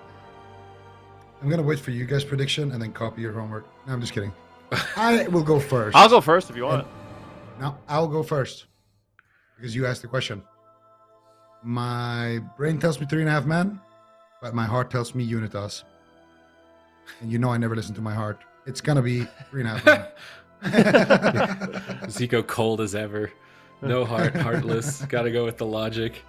3.5 men. I mean, based off that last game, like 3.5 men are showing that they're not afraid, which I like. I like that. If they hesitated, like they went after the healer, they went after Korlik, they really mixed it up. They didn't hesitate. I feel like 3.5 men can take it. The only way I think they could lose this is if they were shaky, but they're not. So yeah, 3.5 men. I'm gonna disagree with both of you. I think Unitas is gonna utilize the power of teamwork. Power of teamwork and friendship. They're gonna rise up. I mean, I feel like a lot of people going into this matchup thought 3.5 men was just gonna walk away with a clean sweep in these RMP mirrors, but Unitas has risen to the occasion, and we'll have to see if they can close it out. Elimination series, last game, game 5 on Tigers Peak. One of the teams getting eliminated. Big opener here on Kearney. Can they take him down? They get the Guardian Spirit. Anything else? Doesn't look like it just yet. Good peels coming in from KAWHI, and now a counter go onto Corlick. Kidney shot into Cheap Shot, but it's not that much damage. Polymorph Corlick. Big miscommunication there by 3.5 men. That is not a good start.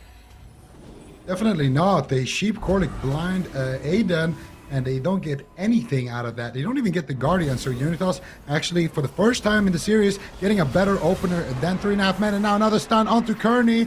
They stop the mind games though. One Resonator will connect. You get the Desperate Prayer, but they don't really get anything else. Bring a frost onto Corlick. Aiden getting blasted, but he holds on to his trinket right there. Now looking to turn things around here onto KAWHI. KAWHI though, looking completely fine in that situation. That shadowy duel was committed there by KAWHI as well. And now they're going to polymorph Aiden. What are they going to go after? I like these priest/rogue setups. Just keep swapping between them. But Unitas, they're the ones with the stun DR right now. What are they going to do here? They get a sheep onto Nuke. Bernie just making it very difficult for them to target him. He knows he should be the target with KAWHI on stun DR. And the shadowy duel from Aiden coming out here onto KAWHI. But KAWHI doesn't look phased at all. Full blind onto Kearney. KAWHI shadow steps back defensively. Kidney shot onto Aiden into Sheep. They're just trying to stall that blind to get the Ring of Frost. KAWHI with a preemptive Cloak of Shadows, actually activating the Shadow Dance right there, looking to maybe a potentially counter setup. Now they're going after Kearney, and KAWHI with a beautiful disarm to save his healer at the back end of that CC, and Kearney sits through the blind there, and he is able to sit through that entire CC chain due to some defensive plays from KAWHI, bringing them back into the game. Now, what are they going to do next on the side of 3.5 men? It looks like a bomb comes out. Aiden is stuck in it. Corlick ducks in with the Greater Fate, connects with the Guardian Spirit, and that should be enough to save Aiden. And most importantly, save him from using his trinket. So far, nobody has used their trinket aside from outside of the mages, of course. And that trend will continue as KAWHI lives through another stun. Save after save. Who's going to stay alive in the tournament? Game number 5. Everything decided here and now in this singular game. Blind onto Corlick. Cheap shot onto Brua. Brua trinkets out. Corlick trinkets out. A little bit of an overlap here. They're trying to go after KAWHI with the Combust. Sap onto Kearney, trying to finish him here. His Vanish comes off cooldown in 1 second. Big heals from Kearney. He's going to be able to hold on to it for a few more moments. Mana even between the teams, but a polymorph now onto Corlick. Where's KAWHI going to go? He's dismantled. He can't set up the stuns. Aiden's the one who's getting aggressive.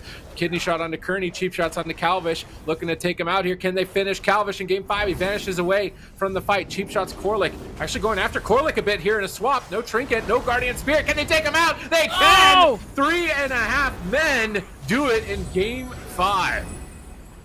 Wow, I mean, there's a few close calls there onto KAWHI, but they turn it around. KAWHI has excellent positioning, getting behind the pillar, realizing Corlick, no trinket, no Guardian, really, really vulnerable.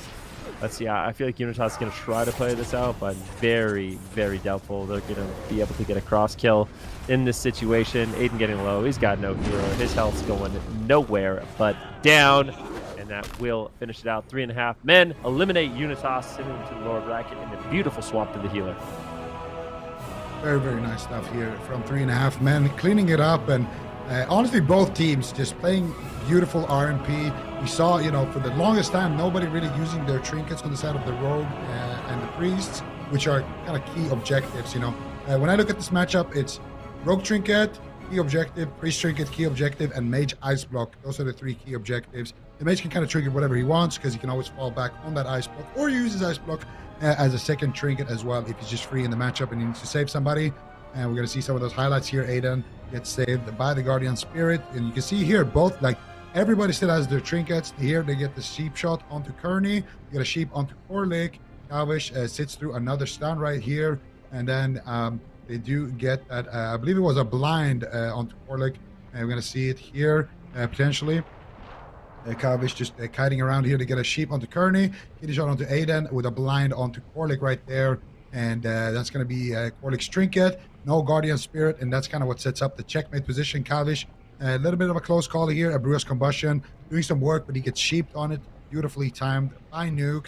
and then they set up with a sheep onto Korlik. Nice. And Kearney here in a stun. And then here, as they just resheep Korlik to keep him in place here, allow the team to get some time to make it over there. Cheap shot off the Holy Ward, full kidney shot. Kalovich is on stun there. There's no disarm, and they just send him home with that resonator trinket as well. So Unitas, great showing with 3.5 men, bring it back here, and they take the win, continue to move on in the tournament. Okay, 3.5 men. We're going to be seeing them fight another day. They're dropping down. They're moving forward, into the lower bracket. They're going to be playing the loser of this next up game. It's either going to be Team Liquid or Golden Guardians for them, but these guys have been doing pretty well lately, super consistent. That was a really solid game from them all around. So hopefully they found a bit of a momentum swing, because that might be a pretty good matchup for them. Ben, what do you think? Either of those teams? What two teams? Sorry. Either Team Liquid or Golden Guardians, depending on who Oh, loses yeah, here. Team Liquid, Golden Guardians. I think it's going to be one of those matchups. Like I said, we haven't seen the upper bracket for quite some time. Traditionally, I will say, Team Liquid, I feel like when they can cleave, like if cleave is good, they normally pull out ahead in these matchups. Golden Guardians, like, for whatever reason, the compositions that they run, unless Absolute can switch it up and play Paladin, I feel like the Rogue Shadow Priest Shaman is going to struggle into some of the cleaves that have kind of risen to power. There's two that come to mind for me. So the Warrior Death Knight is an option. We know they play Windwalker Death Knight as well. That could be a great option, as well as that Holy Priest Turbo. So the Enhancement Shaman with the Fury War and the Holy Priest. I feel like Team Liquid right now, they have 3 solid cleave options. And my question for Golden Guardians is if they have an answer for it. If they can figure out the cleaves, then I think they got a great shot in this one. Otherwise, I think they're going to have a really rough series on their hands. Yeah, they certainly might. So we're going to have to wait just a little bit. We're heading to a break. When we come back, it's going to be a upper semifinals match, Team Liquid versus Golden Guardians, coming up next.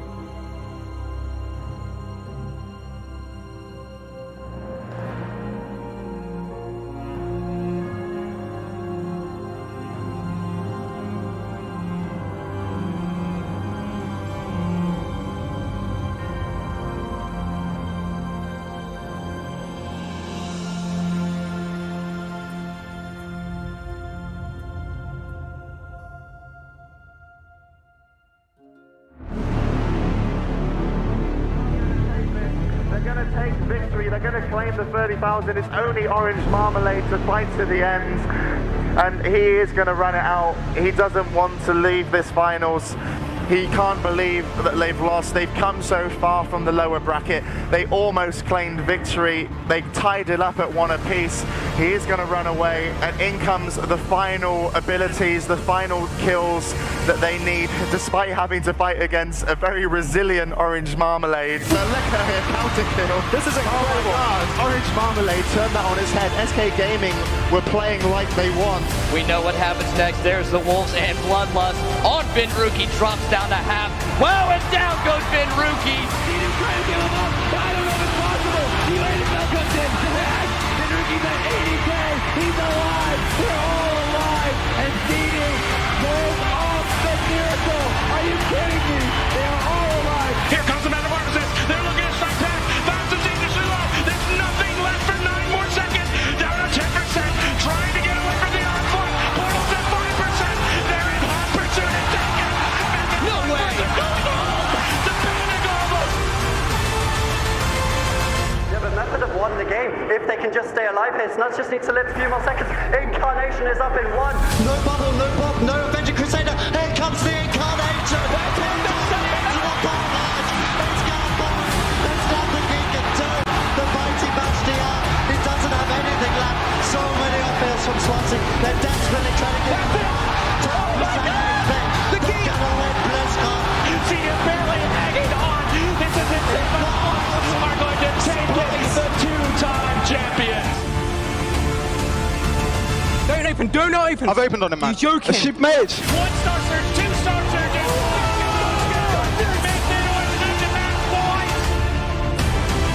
Big swap on Rooney though. Pistol stun into Cheap Drown into gas. And they take him down. What would that damage the game? Winning gouge coming in from Wad, denying anything from Looney. That was absolutely insane.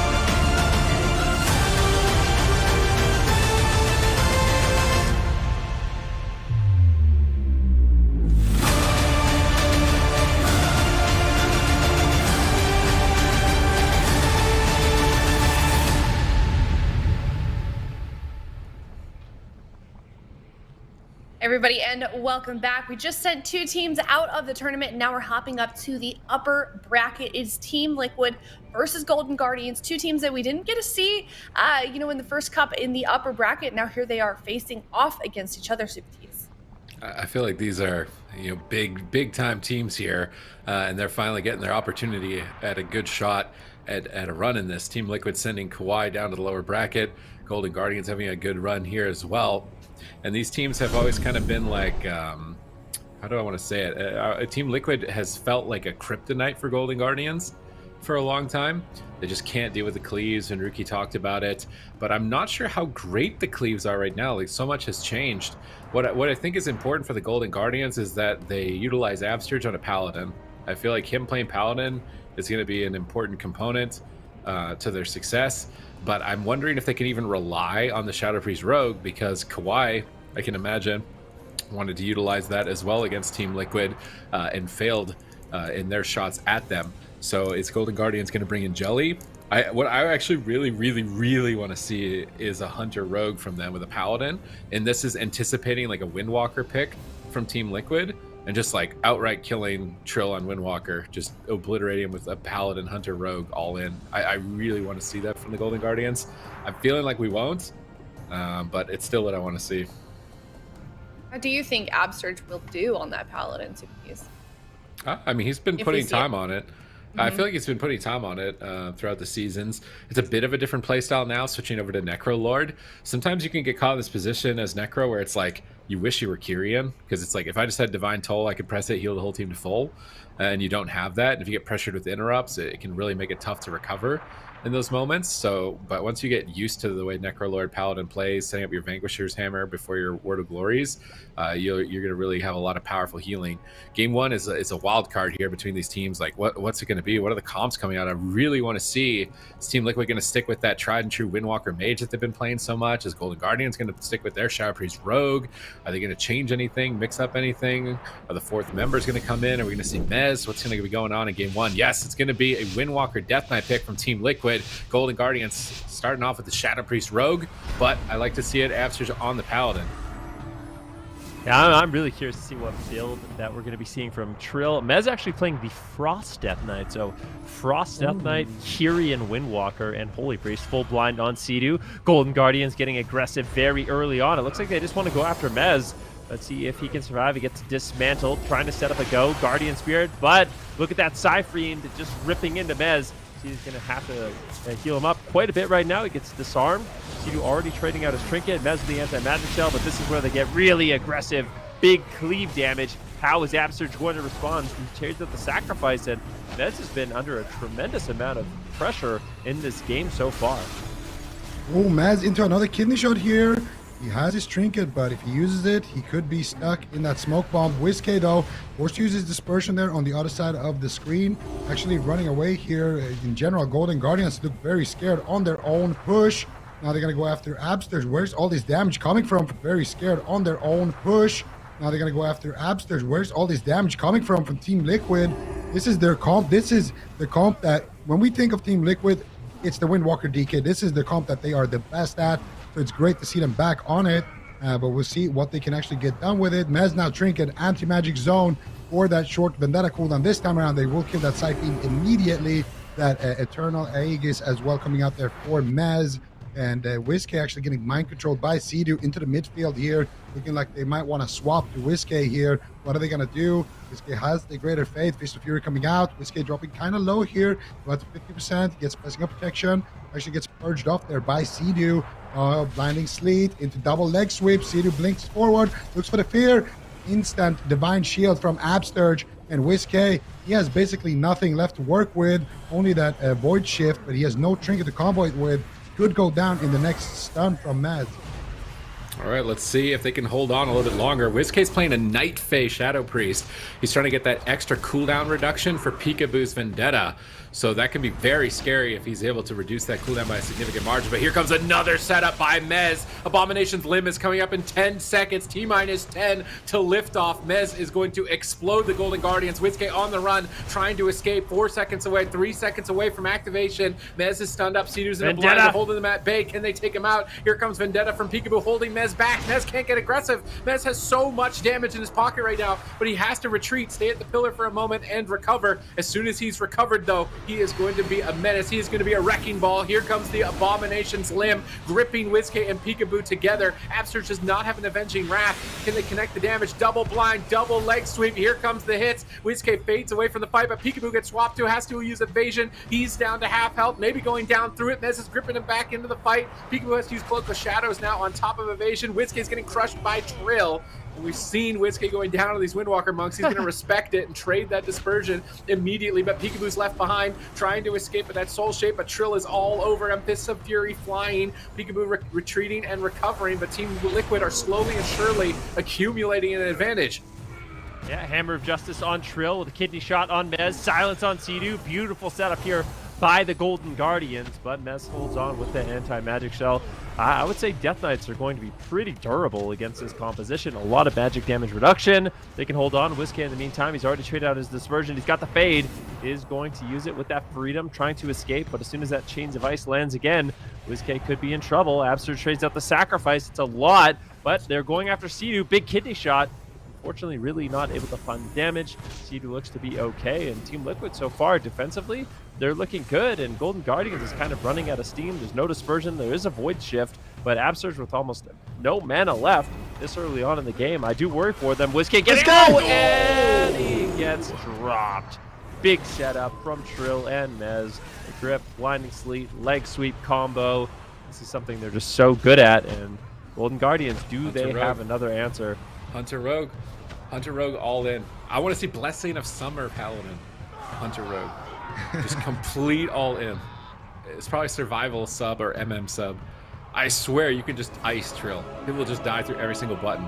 You just offensive buff, bop the Rogue, go all in. Like, I swear it's a Windwalker's nightmare. Like a Rogue all in Paladin combo, like Rogue Blessing of Summer Paladin all in. I really want to see it come out here.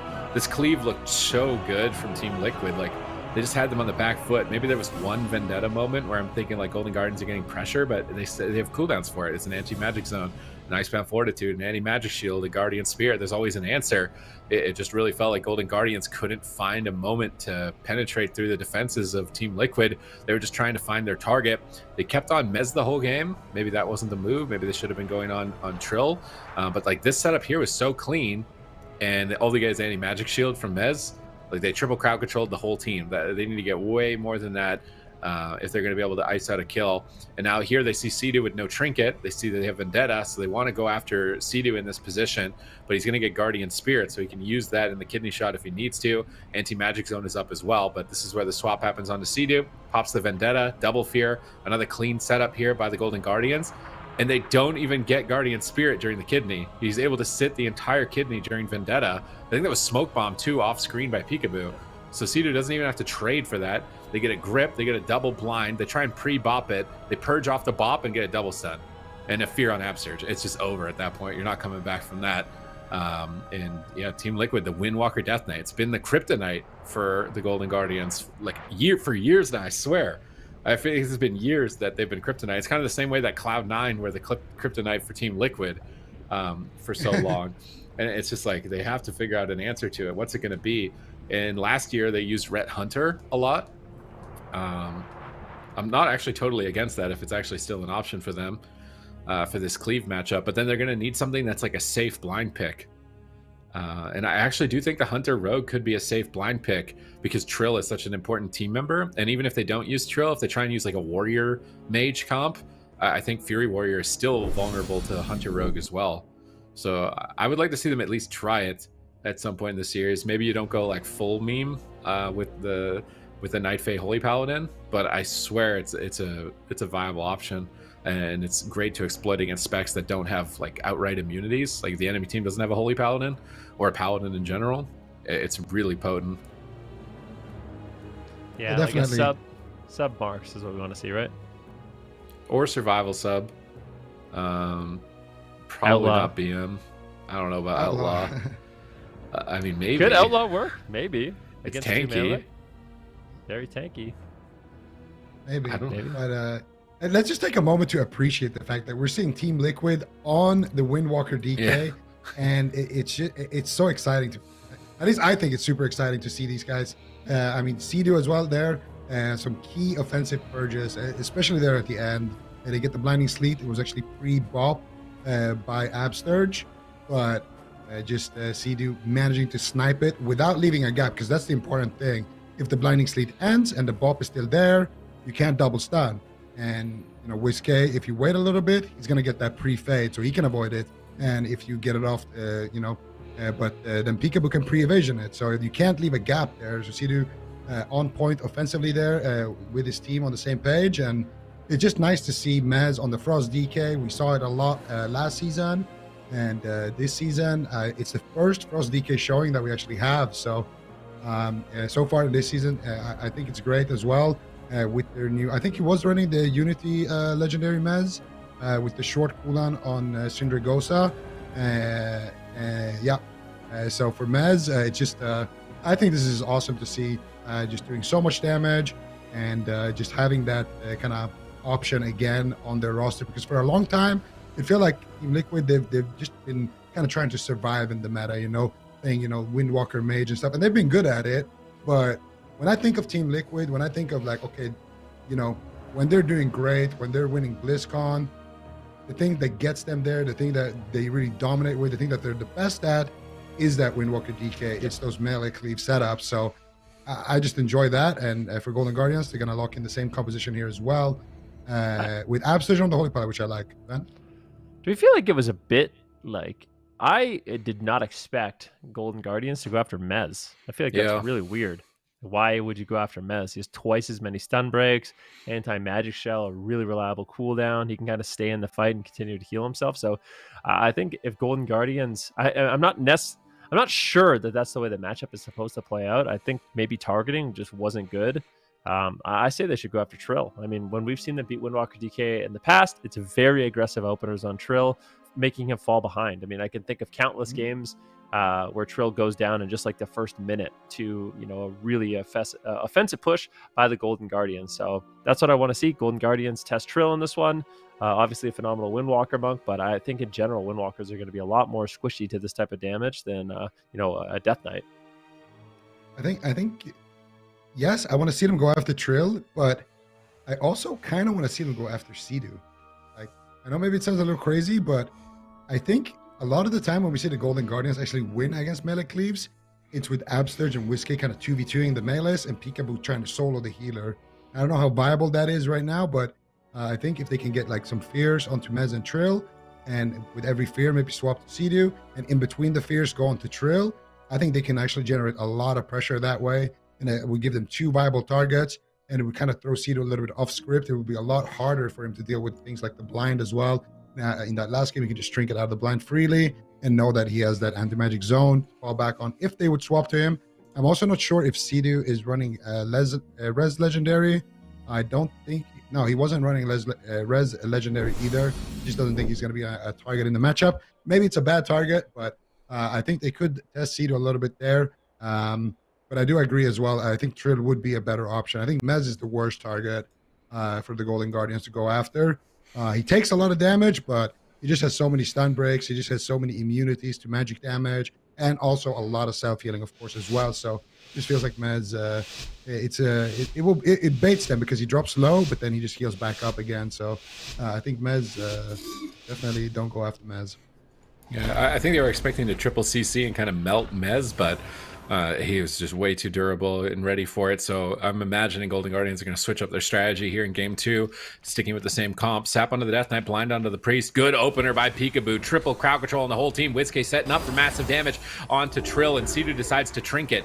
Now this is where we want to see the swap. They got Trinket and Guardian Spirit, which means the Holy Priest can just outright die. I'd really love to see an aggressive swap to Sea-Doo. Reduce that Vendetta, activate those Fey Guardians, get Vendetta off cooldown as soon as possible, make a big swap. Peekaboo's retreating for now. They're trying to bait Trill and Mez behind the pillar, but Mez is sitting there, that A-bomb limb ready. Trill's caught in a kidney, pre-grip by Sea-Doo. No smoke bomb committed by Peekaboo just yet, but I like that they're still mixing up. Peekaboo goes for a re-stealth. Here comes the leg sweep, though, from Trill. Cheap shots out from Peekaboo, peeling the whole team, buying time for Absturge to get some big heals out here, which he is going to need. This is a lot of damage coming out from both Mez and Trill, and this is a good answer from the Golden Guardians so far. Still no Trinket for 2 minutes, still no Guardian Spirit for 28 seconds. Vendetta is up. This is time. Stun, silence, go after Sea-Doo. Sea-Doo pre-fades. He's anticipating the swap. He's pulling back behind the pillar. I really just want to see some freedoms out right now in Peekaboo. Get him to Sea-Doo. You've got 17 seconds to kill Sea-Doo. Just get him out of the anti-magic zone with like a mind control or something onto Mez. Crowd control Mez. Go after Sea-Doo here. You might even be able to kill him through zone. That Guardian Spirit's coming up in 6 seconds. That opportunity is slipping away, and Trill and Mez are just playing goalie. They're blocking Peekaboo and Whiskey from getting the goal, and now the grip double stun is setting him up. Whiskey pre-fades in, trying to fear Sea-Doo out of the pillar here. They're going to stun Sea-Doo. They're not going after him. They're going after Trill instead. Mez trinkets, drops the zone on this Vendetta, which is going to be a good trade, but there's a Psy Fiend on Trill, reducing heal. He has to leave the anti-magic zone to kill the Psy Fiend and get some heals here, but now I think he's going to begin recovering, and this is massive damage. This is the Weapons of Order. Big hit onto Whiskey, knocked back into Fists of Fury. He is going to have to trade Dispersion on that assault as well. And Team Liquid, they're looking so good. Look how many options they have. The Guardian Spirit's up, Trinket's coming up for Sea-Doo. Trill still hasn't trinketed the whole game. Mez has another stun break. This is looking solid for Team Liquid, ironically. Yes, it's definitely looking solid for Team Liquid right now. They have so much offense, so much defense available. What is Golden Guardians going to do? A beautiful setup. They should net a huge amount of cooldowns here. Disarm right now onto Absurge. Peekaboo getting a little bit low. He's got no evasion, but he does have that Vendetta. Where are they going to place it? A full blind onto Sea-Doo. Trill getting absolutely exploded. How are they going to react? Sea-Doo trades out his Trinket. He trades out the Guardian Spirit. They trade out Karma.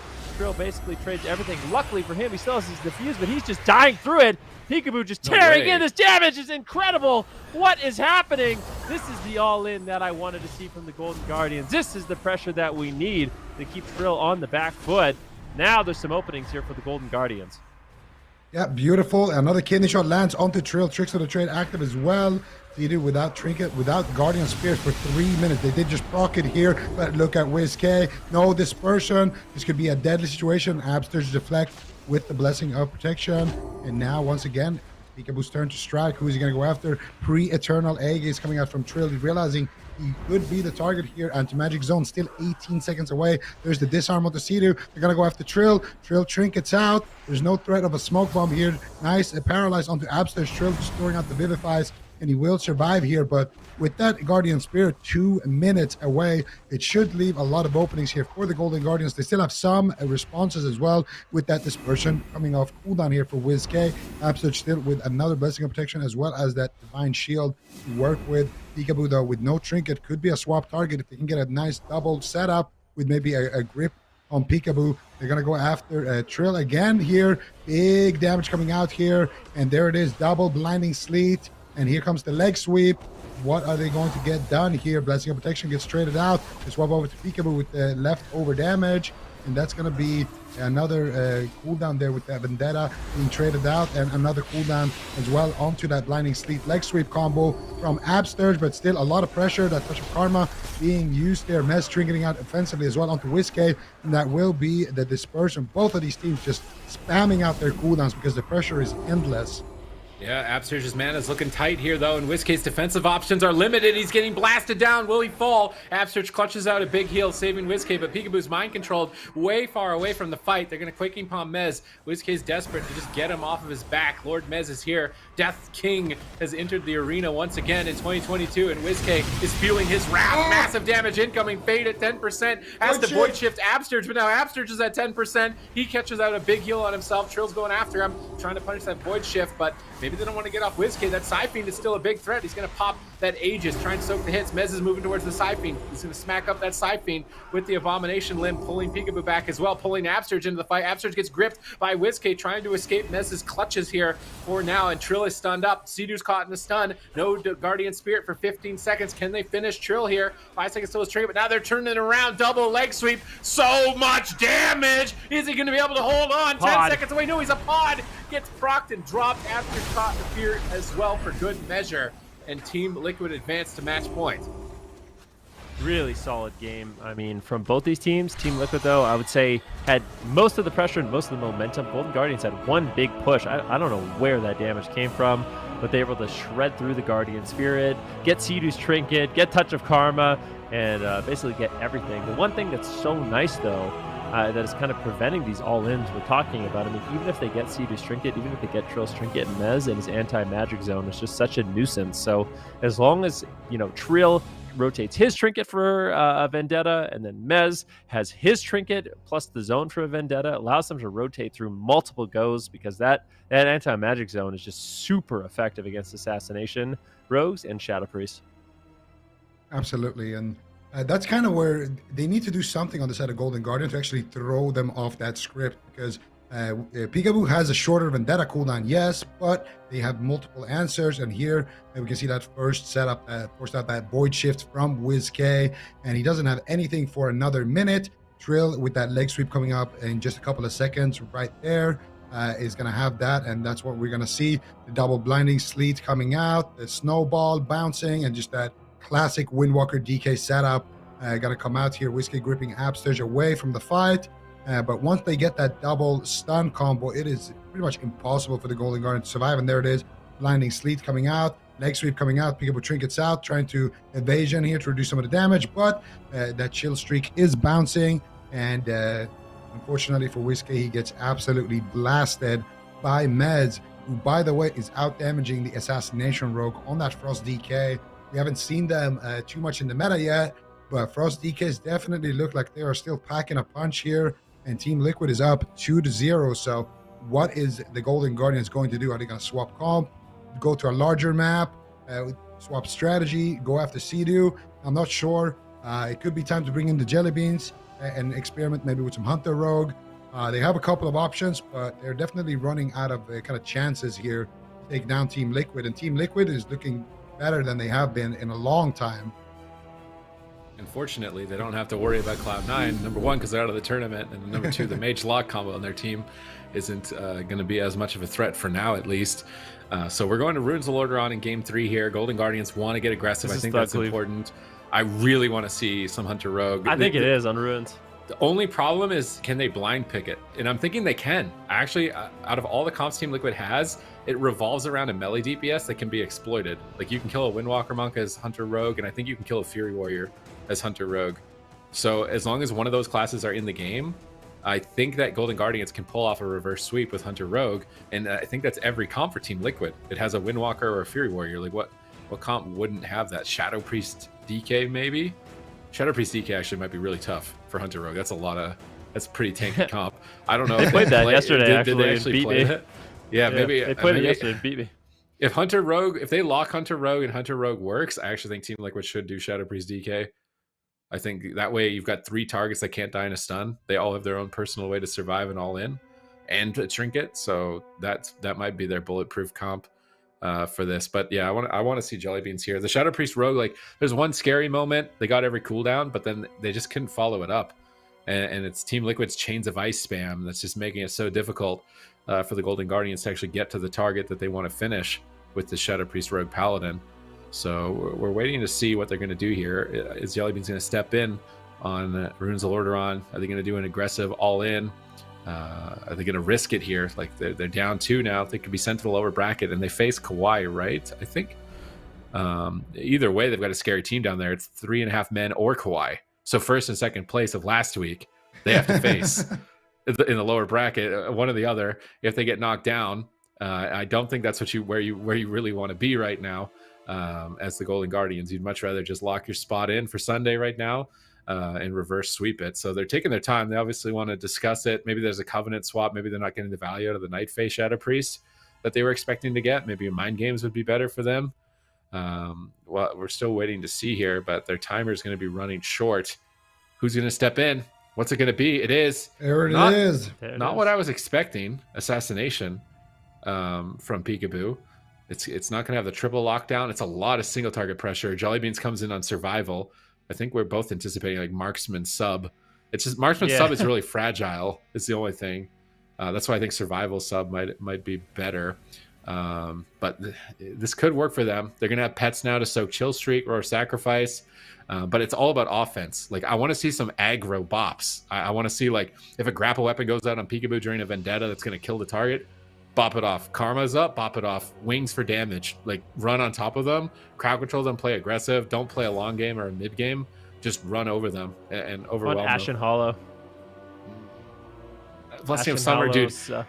No one plays Blessing of Summer in tournaments, but I swear last patch, on ladder last patch, it was like the only viable option for Paladin. It was so disgustingly scary. Like, you just get a Blessing of Summer Vendetta. Imagine that. Because Blessing of Summer Peekaboo's Vendetta. I bet he kills through every cooldown in the game. I bet you actually he can, with double Legendary, you get the power up Legendary. Like, I bet Peekaboo could kill somebody through Team Liquid through every cooldown in the game. If you just straight up Blessing of Summer Vendetta to target, that target would die. I actually think it's unhealable damage. I just feel like these type of compositions in general, like you're saying, you kind of do have to come up with a script of all in, and you have to throw caution to the wind.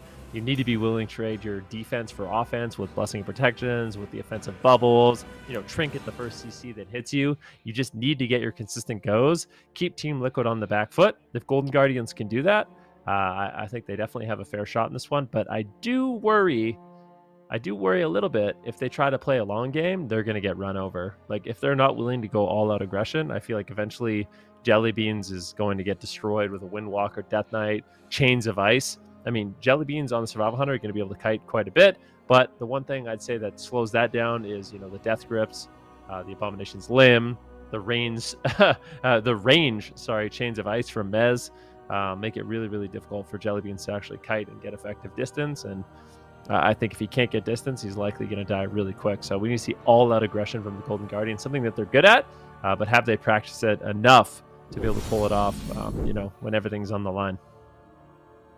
Yeah, it's and the man of the hour. You're gonna need to make it. You're gonna need to make it count here. And once again, Jellybeans. This guy is a legend. He always gets tagged in when the Golden Guardians. They always go. Oh, I think we can play RPS here. And then when it doesn't work, they're like, all right, let's bring in Jellybeans. He's kind of like the secret weapon, and he's gonna have to fill a big role in this one because they're down 2-0, and he's gonna have to play that that Hunter with that Assassination Rogue. And we're going to see Whiskey, some of his stats as well here. Playing that Shadow Priest mostly, but also Whiskey playing that Red Hunter. You know, that has been their answer. That Red Hunter Holy Priest actually has been the Golden Guardians' answer to a lot of these melee cleaves last season. This season, they tried the RPS, but so far it hasn't worked out. Maybe the Hunter Rogue will work out for them at least one game. But of course, still a long way to go for the series for them. And Whiskey has been a very, very key member here. 92% play rate here for Whiskey. Basically, only Absters, I think, would have a higher percentage there. So Whiskey pretty much always in their comps, and he's played a lot more classes as well than the ones we see. I think it just shows the top 3 classes that he's played, but we've seen him on things like Feral, we've seen him on things like DK. He's been a big player. And then, of course, Mez here as well for Team Liquid. See some of his stats. Chilling on an exact 50% win ratio, 38 to 38. Looking to make it 39 to 38. Well, it already is, isn't it? He's 2 wins now. It's 40 to 38 because it's not today, I think. It doesn't include today. So he's positive now. For now, maybe Jellybeans has something to say about it. You could reverse sweep this, make Mez negative win rate. Jellybeans coming in, last ditch effort, bringing in the beans. Is it going to be enough? Hunter Rogue. I feel like there's been lots of times throughout WoW's history where they just play Hunter Rogue out of nowhere. No one's expecting it. It's just like no one plays it, and it works. Like they get a decent run with it. Almost go all the way. I think there was one BlizzCon where they almost went all the way with it. I think it was Hunter Outlaw Survival at that time. So I'm excited to see the Hunter Rogue. I think it's a good pick into a Windwalker. I think it's really easy to exploit them and just gun them down, bop off their defensive cooldowns, win in a really early game kill. But it's going to take a very specific type of play style to be able to pull it off. They need to know their plan, who's going to be crowd controlling who, when are they going to go aggressive. I really want to see some aggro Paladin plays from Absterge, like throwing out as much damage as possible with that Vanquisher's Hammer and Judgments and Hammers of Wrath, like max out the damage meter, get on top of them while you're basically immune to death with Avenging Wrath. You can just stabilize yourself with one word of glory if you're playing Necrolord.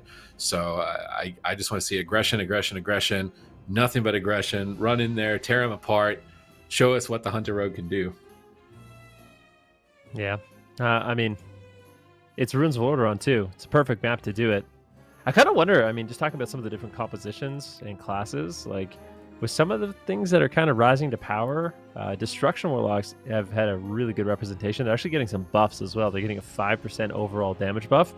I feel like WizK picking up a Destruction Warlock would give their team some more compositions that they could run. Potentially even Hunter Warlock could be strong. The Assassination Rogue Warlock could be really, really strong. Give them a little bit more flexibility in these matchups. Although in North America last week, a Shadow Priest did win from KAWHI. So they played Prev, obviously the Shadow Priest Rogue Paladin. We haven't really seen Shadow Priest have too much success in this week number 2, and I'm kind of wondering why. I wonder if just like the double legendary doesn't benefit them as much as some of the other classes. I don't think they have a really solid second damage legendary. Correct me if I'm wrong, but I think you'd have to default to playing something like Sefu's or the Shadowmend Heal, which is great utility, but you don't have that same kind of like power spike on your damage. So I'm wondering how valuable the Shadow Priest really is going to be. It could still be really strong. I mean, overall, really solid caster, but might be worth WizK actually putting some time into some other casters as well. Yeah, definitely. And we are going to get that game started up here. Game number 3, Golden Guardians down 2 games right now. Team Liquid looking to clean sweep this, but don't worry. Golden Guardians will not be knocked out of the tournament. This is an upper bracket game. The loser will go down to that lower bracket. And let's be honest, there's 2 extremely strong teams down there. And we got KAWHI waiting in the wings and 3.5 men. So not exactly the matchup that you want to be going up against for the Golden Guardians. They're going to try to bring back the series here, bringing in the beans. And let's see if they can do it. Gates have opened. Who will be the target? We're assuming that they're going to go after Trill here and potentially just try to crowd control Sea-Doo. They get a sap onto Trill, and they swap it over to Sea-Doo. Jellybean's making his way over. There's a blind onto Sea-Doo. Kidney shot onto Trill. Big damage coming in here immediately. Trill dropping super low. Oh my goodness, Trill with the turn on Aegis coming out right there. Gets the Guardian Spirit. Peekaboo actually trading out his Trinket. Vendetta, Sea-Doo trinkets out as well. Jellybeans with the aspect of the turtle right there as well. Taking a lot of damage. Sacrifice coming out now onto Jellybeans as well with the Blessing of Freedom. And Team Liquid showing that they can definitely try to take down a Hunter here as well. Who is going to get the next crowd control? Stun onto Sea-Doo. Swapping over. Peekaboo is taking so much damage. He gets stunned. That's Peekaboo. How is he going to survive? He's the 1%. And Peekaboo will get crushed. Team Liquid looking for the triple kill here. Unbelievable damage. What was that? Oh, it is a fitting That was a final Windwalker resting place death today. night. We got it. Yeah, I mean- we got it. Fitting final resting place. What just happened to them? They just got cut down and crushed. I think Jellybeans was trying to preempt damage, so he pre-aspect of the turtle. I think when the chill streak went out, it seemed like Absurge, their plan was Jellybeans use your defensive cooldowns, Peekaboo use yours, and then Absurge will save them later. And then there's just no saving them later after that point. There was no later. There was no later after that. They just got completely decimated, man. They got blendered by Lord Mez. He just made a Hunter Rogue smoothie. Oh my goodness, man. The damage at the start of the game, it looked hopeful. I'm thinking wow, Trill's just gonna die. Look at the start of the game. He goes down to 10%. Sea-Doo Trinket Fade, Guardian Spirits, uses every button, almost dies through it. I'm wow, this is a good comp. Hunter Rogue's looking solid. But then Jellybeans instant turtles here during A-Bomb Limb.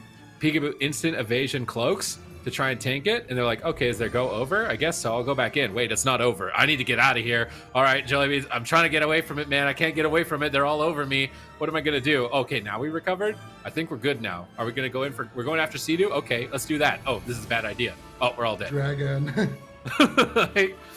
Jeez. What? That didn't play at all. I was expecting the damage to stop. Why didn't it stop? Just smiling. It just didn't stop, bro. Well, Trill, obviously, world first raider coming in, taking a little break from that to grace us with his presence.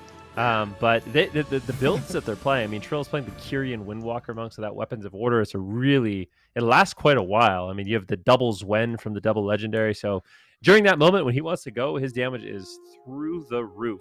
He basically throws out his Weapons of Order, his Zwen. He gets a second Zwen winning Weapons of Orders with the 4-piece or with the 2-piece and the double legendary. Just damage is skyrocketing. He uses both his mirror images. So he basically has a 30-second window where he's 10xing his damage or something like that. It's really crazy. And then you have Mez keeping everyone in place. So I feel like, I'm not sure if this is a winning matchup for Jellybeans, Absurge, and Peekaboo, but that looked really, really rough. But I can't help but feel like they traded out a bit too much preemptively at the beginning of that game. Maybe they could have lasted a little bit longer, but Team Liquid with a really dominant performance with that Windwalker Death Knight. Absolutely. I guess the rating guild is going to have to wait for Trill just a little bit longer to return back to that tier, but absolutely well done by them. They're going to be moving forward. We're going to see them play another day. What's up? Good news for Trill is he's done for the day, right? You're done. That he is can true. go raid now if he wants. Let me go hop back in. Yeah, yesterday on when he was raiding, he had on details, his nickname was you can rename it on details. It was AWC Saturday, by the way, I think, for his nickname on the details. So yeah, I wonder if he's gonna hop right back in or maybe take a break or something. I was talking to him a little bit before he went into that game, and he said he seemed a little stressed out. So yeah, I don't know. You think no break for Trill then? Has he ever? I feel like he doesn't give himself breaks. Have you ever seen it? I haven't. So. I haven't. Nope. Yeah. Maybe that's why they had to kill them so fast. Zoval's almost dead. Yeah, we gotta get Absurge out of the way, man. Zoval's almost dead. I gotta get out of here, dude. Let's just end this. Okay. Yeah. Echo's winning. Let's go. Yeah. Yeah. They defeated Golden Guardians, and they got to go defeat the Jailer. So, but yeah, we're gonna see Team Liquid tomorrow in the North American Upper Finals, and Golden Guardians dropping down to the lower bracket. They're gonna face off against 3.5 men, and we're gonna see that series later today. That'll be the second to last one of the day. Up next, though, we have another upper bracket game. It's Power Men versus Novus. Novus was the team that actually beat, I think it was Golden Guardians last week, or sorry, Team Liquid, and then Power Men is with Thugonomics, and we were talking a little bit yesterday about how Thug tweeted a picture of a bear. Yeah. Yep. Yeah, maybe a little bit of a preview. I actually believe, I'm just going to go out and say this right now. I think nobody wants to hear it, okay, including me. But I think right now there's a few tank specs that are going to rise to power. Like, I really do, with the 4-set, with the double legendary, there's a few that look really scary. So, Thugonomics, maybe comes in on the Thugbear. I kind of doubt it because they have other really good compositions. I mean, with Destro being so strong, Aang being a phenomenal mage, they have Mage Lock. And then, of course, they have Dazed on the Rogue, so Warlock Rogue, Mage Rogue. You have all these different compositions you could run. I don't know if it's necessarily time for, the Thugbear. Okay, well, maybe we'll see it. Maybe we don't. We'll find out soon enough. We're going to go to a break. When we come back, it's going to be another upper bracket match. Power Men versus Novus. See you soon.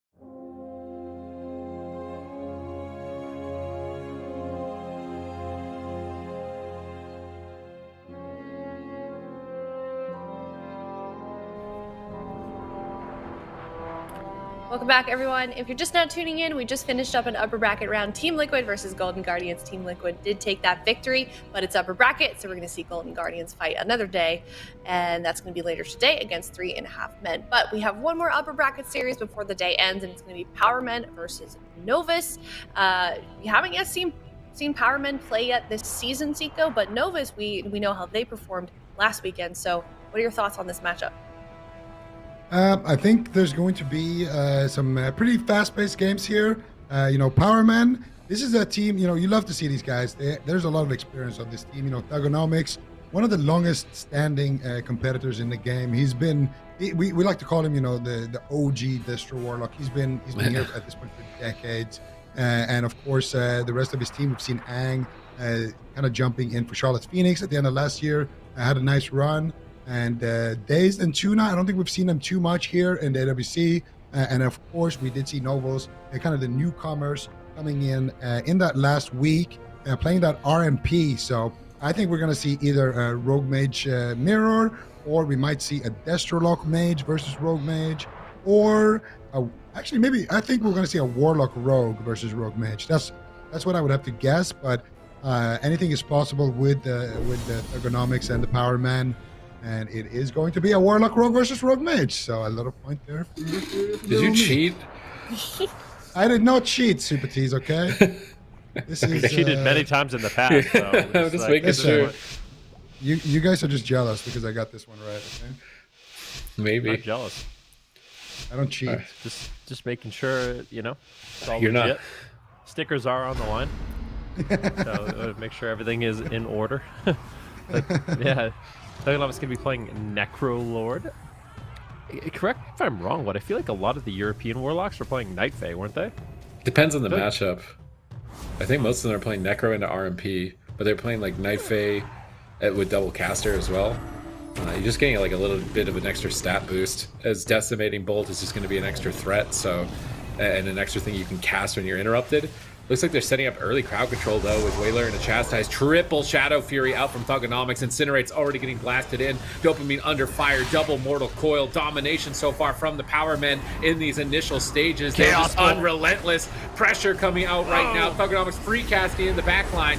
Dazed finally. Oh no, that Inferno around the corner. Oh my goodness, the rate of fire cleaving the whole team. Whaler's desperate. They're trying to line of sight. They're trying to figure out what they want to do. They've probably never seen this composition. The Rogue Destruction Warlock. It is very uncommon, but it is definitely on the rise. We've seen Nazareth perform on Casual Dads in EU. Power Men taking it here in North America. They need to recover, but they just can't. They're getting no opportunities to breathe. They're desperate. They chastise Thugonomics. They fear Thugonomics. They're just trying to get the Warlock out of the game, trying to turn it around with the mind games here onto Dazed, the Rogue, but he pre-feints the kidney shot.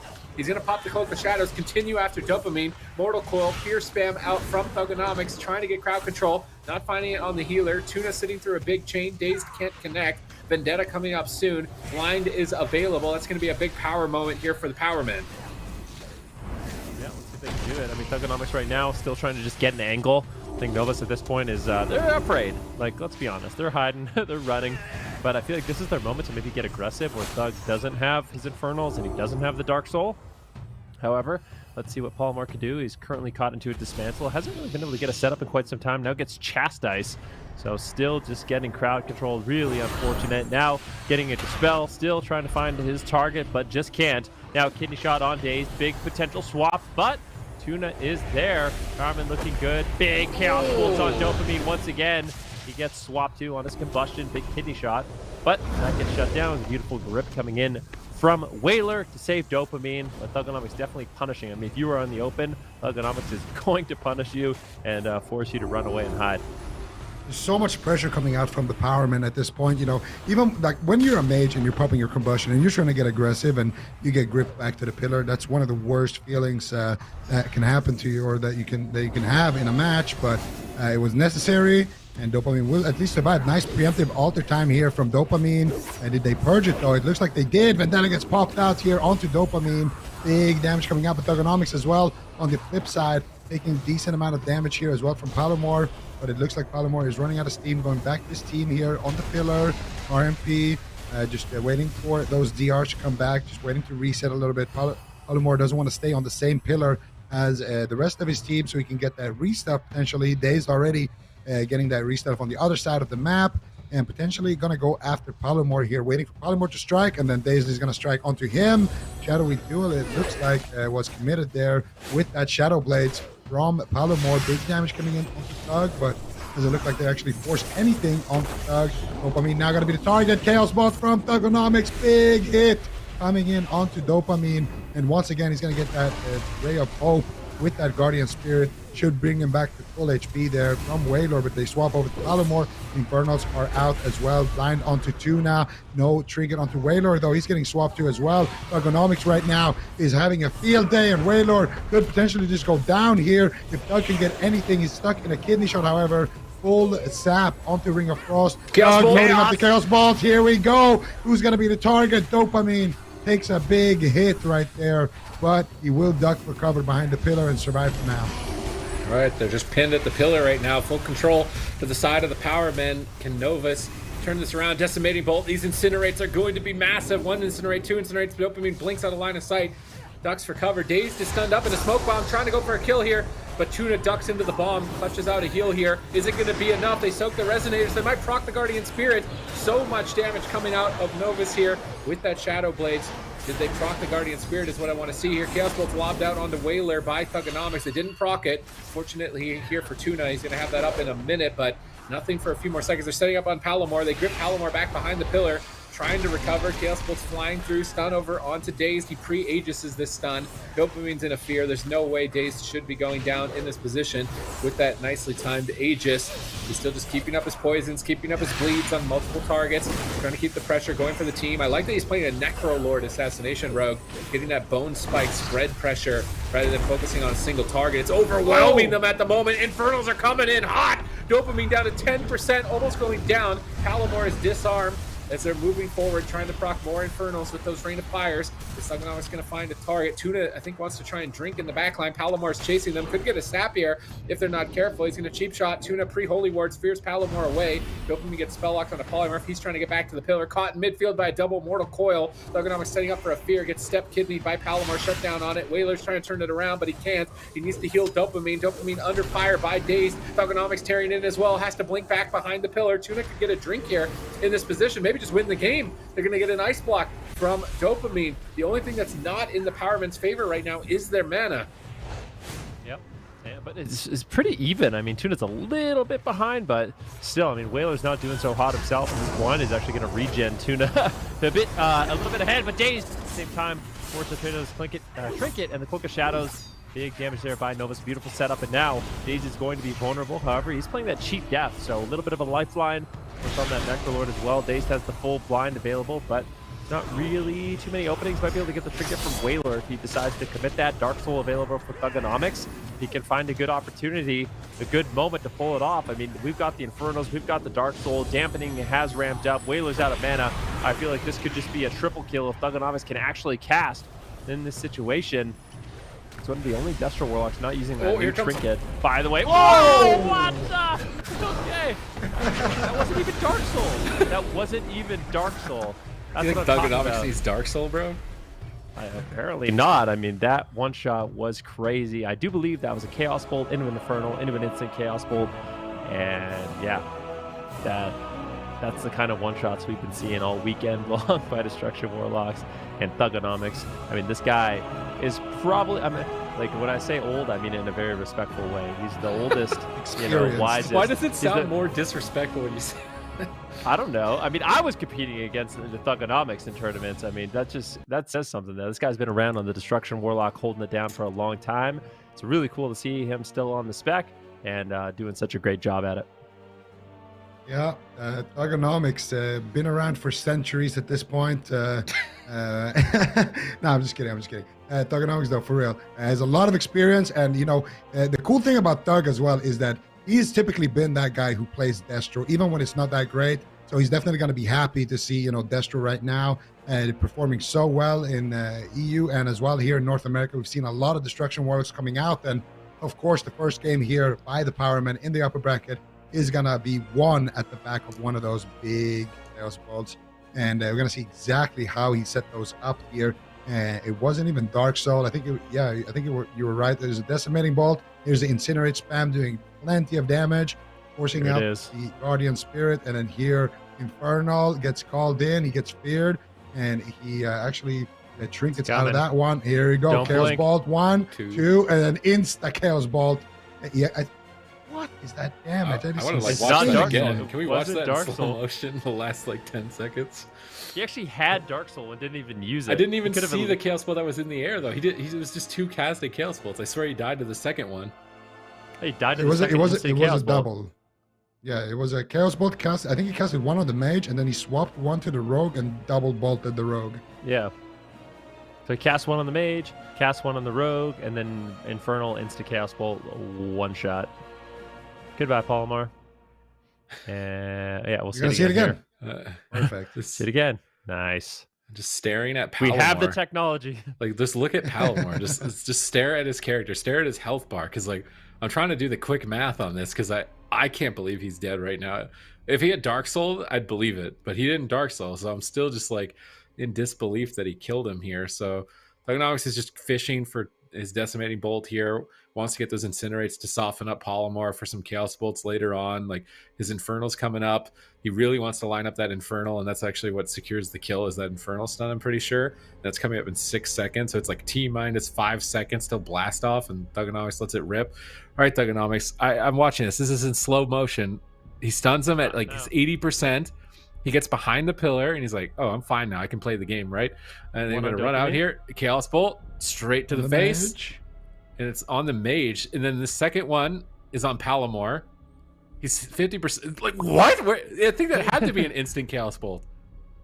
I mean, he's just too close to the target. You don't even see the travel time on it. Yeah.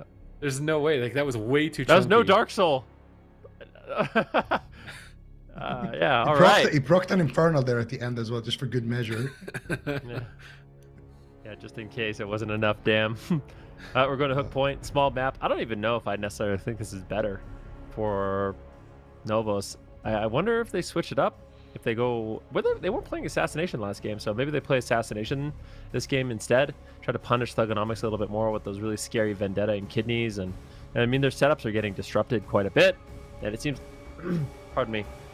It seems like if their only option is to kind of go after the Assassination Rogue. Was he playing Sephuz as well? Like, I'm really curious to see if Daze was playing Sephuz to just be all-out tanky. Yeah, he was. So if you're a sub-rogue and your only option is to kind of go after the Sephuz, Necro Assassination Rogue, and you have a Warlock backing you up and a Holy Priest backing you up, it's a rough place to be, but they're going to try it again. So Polymorph going to be locking in the sub. Let's see if they can get a different result here on Hook Point. Also, Doug was playing a good old-fashioned Medallion. Yeah, that's what I was going to say. Echoing Resolve, yeah. He doesn't like those 8-second Kidneys. And what allowed him to get the kill at the end? Just Trinket out of a fear and shipped the Chaos Bolts. So definitely something that I personally like to see when you are playing that solo Wizard Warlock and we're playing with another melee. I just think the RMP just gets so much luck down. And on this map, Subrogue has an easy time to get the setups. But I think this map actually favors Powerman. This is the map where we saw Raikou get blasted yesterday in the same matchup. And it was at the back of Nazrin's Chaos Bolt in the start. They did their setup. It looked good. And then they went back to Pillar. Boom, cauterize. Then at the end, they went for their setup. Boom, dead without Ice Block. So I think the upside for Novus is, yes, your Rogue will be able to stun cheap shot the whole team much easier. But anytime you're waiting for those stun DRs behind the pillar, there's going to be Rain of Fire coming down, Infernals proccing, Thugonomics looking for the angle to snipe the Chaos Bolts and the Incinerates. And I feel like it's, if you have a big map, it's a little bit safer for the RMP. And as RMP, you just need a couple of good setups to force out the Trinkets and then get one good clean go with the Combust to actually take somebody down. So if you're a Warlock, I think you don't mind this too much, unless it's an Assassination Rogue, but that's not the case here. And there it is. 0.1 seconds. It had no travel time. He was in melee range of him. Just like literally summoned the bolt inside of his skull. It didn't even have to go into the air. It didn't have to go into the air at all. Oh my god. I want to see the percentages of health as well on that. Yeah. See what percentage he was at. Okay. Well, apparently. Yeah, this is technical difficulties on that one. It's bugged, but it's still. I mean, you get a good sense. I do believe yesterday with Nazarens, with Dark Soul. You keep in mind, ladies and gentlemen, this is not Dark Soul, so that's not even its true power. I mean, we saw Nazarens yesterday. I think he topped out at like a 38,000 Chaos Bolt into a 42,000. So not bad. Definitely not bad. For Imagine some if surprise. he Dark Souled those bolts. Yeah. I can check. He sent me a screenshot of that. But yeah, I think it was something like that. He just after the game, he just whispered me. He's like, "Oh, this was it was a 38 plus a 42. Yeah, there it is." Yeah. Bad. The technology. You got to give it up to production here, guys. Look at that. We're just talking about it. We've got the evidence. Yeah, we got the photo evidence is here, and I mean, now would be a good time while we're getting into these games to support the production, support the program here, guys. Hit the subscribe button and look at the production once again, guys. Look at that. Insta with it.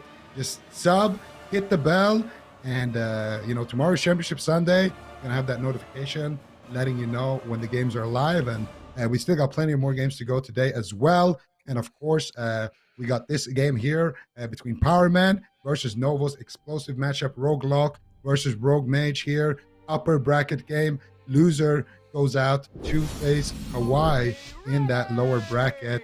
Definitely not the team you want to be facing, considering their history. I was gonna say, I like the Powerman logo. I just imagine that's what Thugonomics looks like in his house on his computer.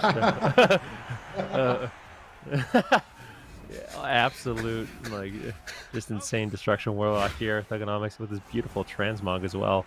I have to say, one of my favorites of the day. So maybe we can look at that a little bit later on. But Palomar is going to try to make something happen. We get a cheap shot right now onto Tuna, going after Thugonomics, but he gets dismantled. Great peels there by Dazed, completely shut down. Here comes the Infernal. Thugonomics going for a coil as well into a double ring of frost. Let's see what they can do. Dazed now getting swapped too. Keep in mind, he's taking a lot of damage. He's gonna have to trade his trinket and his cloak. Might just die through it. Now Thugonomics getting a little bit of counter pressure here. Big damage, forcing Dopamine to run away and hide. And Thugonomics wants to get aggressive, using these cooldowns. I would say mostly defensive, but might just one-shot Polymorph. Shadow Fury on the vanish. Beautifully done. This is exactly the counter pressure you want to see if you are a Destruction Warlock. Guardian Spirit and block. Palomar still at 10%. They're trying to recover. Absolutely insane pressure, and that's exactly what we were talking about in the pregame. You're going to have an easier time landing the setup. You're going to get a good go there onto Dazed, but when you're retreating, that's when Thug is going to be able to find a lot of pressure as well on this map. And right now, able to force out the overlap Spirit and Ice Block from Dopamine, and also a big chunk of damage there on Polymorph and forcing out that Vanish, Sid. Yeah, we have to wait and see if they can close it out here. Thugonomics stunned up. Dark Pact on the bomb, absorbing a huge amount of damage. But Resonators are going to go off. Thugonomics doesn't seem to care. He's just going to shake that off. Port back on top of Dopamine. Chaos Bolt getting lined up onto him. Decimating Bolt gets interrupted, but now Thugonomics can free cast on fire. Reloading those immolates, going for another Chaos Bolt. Whaler trying to find a Mind Games with a blind on the Tuna. Looks like Tuna might have deathed the blind there. Nice play, and without blind, like, it's going to put them so far behind. It may have just broke, I'm not 100%, but Palomar now into the stun lock, gets gripped to the pillar. Thugonomics just laying out those Incinerates with the Decimating Bolt buff. Dazed is trying to charge in onto Dopamine, gets polymorphed back. Whaler, Dopamine, Palomar just trying to recover, figure out where they want to go from here. Right now, it seems like Dazed would be a good target, but that Necro Rogue with Sephuz, the stuns are going to be so short, it might be tough to pull it off. Looks like they want Tuna. They're setting up Dragon's Breath. Are they going to get a nice can of Tuna? No, they're going for a Polymorph instead, going after Dazed, stun locking him down. Tuna has to trinket into another Sheep, just completely contained at the moment. Dazed has to trade evasion, and that's a big overlap between personal cooldowns of the Rogue as well as the Priest. But now Thugonomics is entering the fight. He's going to force Cloak of Shadows from Palomar as well as Guardian Spirit. They wrap around the corner, trying to line of sight, but Dopamine's left out in midfield. He's in a kidney shot. They're going to grip him. They're going to shadow step in. Shadowy duel onto Thugonomics, trying to line of sight him from Dopamine here. Thugonomics is going to fear Palomar in that shadowy duel and lob some Chaos Bolts back at him. Down to half health as he's trying to chase down Tuna. Dopamine is still just taking so much damage. It's just going to go down. He has no block, no Guardian Spirit. The damage is endless here from Thugonomics and Dazed. Tuna into a full Sheep, though. They could turn it around. Kidney shot onto Dazed. They need a good connect here. Can they finish Dazed? He Trinket Cloak of Shadows. He's likely to not go down with those cooldowns active. Now he's getting aggressive, getting those bleeds up, getting the bone spikes, trying to ramp up for Thugonomics. Thugonomics ramping as well. Infernal is almost off cooldown. That's when we saw him win game number 1. Let's see what he can get done with it in the second round here in game 2. And we'll have to see. I mean, he has all of his cooldowns available. Dopamine still no ice block for another 47 seconds. Here comes a coil. Here comes the Dark Soul. Gets chastised on it. They really want to slow Thugonomics down. I mean, this is the scariest moment in the game. Polymorph actually turning around on Dazed with a beautiful double fear. Dazed could get dropped. He's low. Can he stay alive? Still has death full blind. Trades out. Polymorph actually just trinkets out of it immediately. But Whaler's mana not looking good. Powerman way ahead in that regard. Thugonomics unfortunately not able to capitalize on too much damage, but Powerman hold on. They can just keep up this pressure. Rotate cooldowns. Tuna needs basically the scary. It's really scary right now for Powerman because there's about a 15-second window where Tuna has no trinket, Dazed has no trinket, but they're just getting aggressive on Polymorph. Free Fleshcraft from Dazed. They need to hold on just a little bit longer. There's a full Polymorph. Dazed, if he gets stunned, he could die, but at the same time, Polymorph is incredibly low. Beautiful coil. Thugonomics immuning crowd control. right now and trying to just get out a big Chaos Bolt. Can he do it? One Chaos Bolt lands. Polymorph just so incredibly low, but Dazed is the one that could fall. Doesn't look like it's actually going to happen. Tuna has the healing to keep him alive, and now Novus, I fear, is just going to be on the back foot for the rest of this game. Oh, but they had a counterspell. Palomar, though, what are you going to do? They have nothing. Palomar running for his life. Tokenomics offensively porting in here to the back line, looking for the kill. Oh, that is Infernos gets called in. That's the big Shadow Fury coming out as well. Palomar with a defensive Shadowy duel here, just trying to escape, trying to survive. Whaler has no mana left. Tuna has his trinket back up. Double fear onto Whaler and Palomar. Tokenomics on one side, Dazed on the other. You look at the sap out of the fear potentially onto Whaler, not able to find it. Tokenomics loading up a big Chaos Bolt, not able to find that, gets kicked on it. Dazed gets peeled here by the Dragon's Breath into the Ring of Frost. One Chaos Bolt will connect. That's a fear onto Dopamine. Decimating Bolt into the Incinerate spam potentially. Gets sheeped on it. And that's a fear onto Tuna. They might be swapping over to Tuna here, but doesn't look like it. They're just going to go back here, try to recover here for the RMP. And this is the situation where it can be really hard to actually recover. Whaler teleporting back, going for the Symbol of Hope. He's going to get a full channel, get a little bit of mana left in the tank. Cheap shot onto Tuna. Cheap shot onto Thug into the mind control. This is a clean setup. They get the trinket. They stun him on the trinket. That's the combustion there from Dazed. And he will hold on here. But for how long is the question? How long can Whaler keep his team in the fight as well? Tokenomics has his Dark Soul, and he's ready to strike soon, Sid. Yeah, let's see if he can connect it here. Infernal's coming up in about 40 seconds as well. Vendetta's rolling for Dazed. He's not getting too much pressure out with it, unfortunately. Chaos Bolt, two of them on Palomar. Tuna linking back to Tokenomics. Tokenomics gates in aggressively, using that Warlock mobility to stay on top of the Rogue Mage, trying to KO them here. They've had Whaler out of mana for like 2 minutes now and just unable to secure a kill. They're targeting down Dopamine in midfield. Palomar is looking for a reset behind the pillar. Tokenomics moves over, can't stop him. He gets a reset. Tuna looks like he wants to drink. Whaler's trying to stop him. He's in a pre-Holy Ward as Whaler rolls up on Tuna. Is he going to find him? Tuna pre-fades. I don't think he pre-faded the fear just yet. Dopamine getting blasted, though. He's out in midfield tanking Tokenomics. Is this the right move? Is this where you want to be right now with the Destro Warlock? Infernal's coming up in 3 seconds. They're setting up on Dazed, trying to take him out here. Pre-paints the stun. Tuna trinkets and saves him. Is it going to be enough? Guardian Spirit, but here comes Infernal's around the corner. If Tokenomics gets some Chaos Bolts here, he is going to be a menace, but he's polymorphed. Doesn't look like Tuna's able to get it. He's not finding the Master Spell on it either. Tokenomics just sits a full polymorph during his Infernals.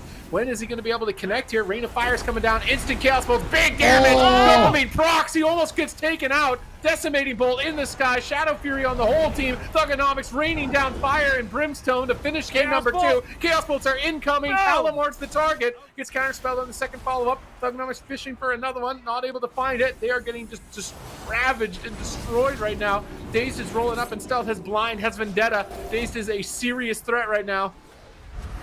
Chaos Bolt on Dopamine. He gets gripped. A life-saving grip there by Whaler to keep him alive, but really scary situation. Dopamine, no ice block, no cauterize, could just get dropped. Beautiful damage. Tokenomics now He's going potted for the kill. Can he get the Incinerate? And it looks like that egg will get scrambled. Powerman up 2-0. Beautiful game. Looks like Whaler will get dropped too. Powerman, beautiful game. Novus finding signs of life a little bit more. I'd say they had more opportunities in this game than the last, but still very few moments in the match where it felt like Dazed was actually in legitimate trouble, where they didn't have anything to answer. He's barely surviving. Seemed like Powerman basically always had a decent trade in order to stay alive in this one. There was that one moment where they got that super long CC chain. They didn't have the trinket for the blind. They got the sheep into fear, the DR blind, and they almost took Dazed down.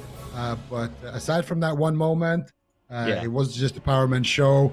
And I mean, here at the end, you're going to see it.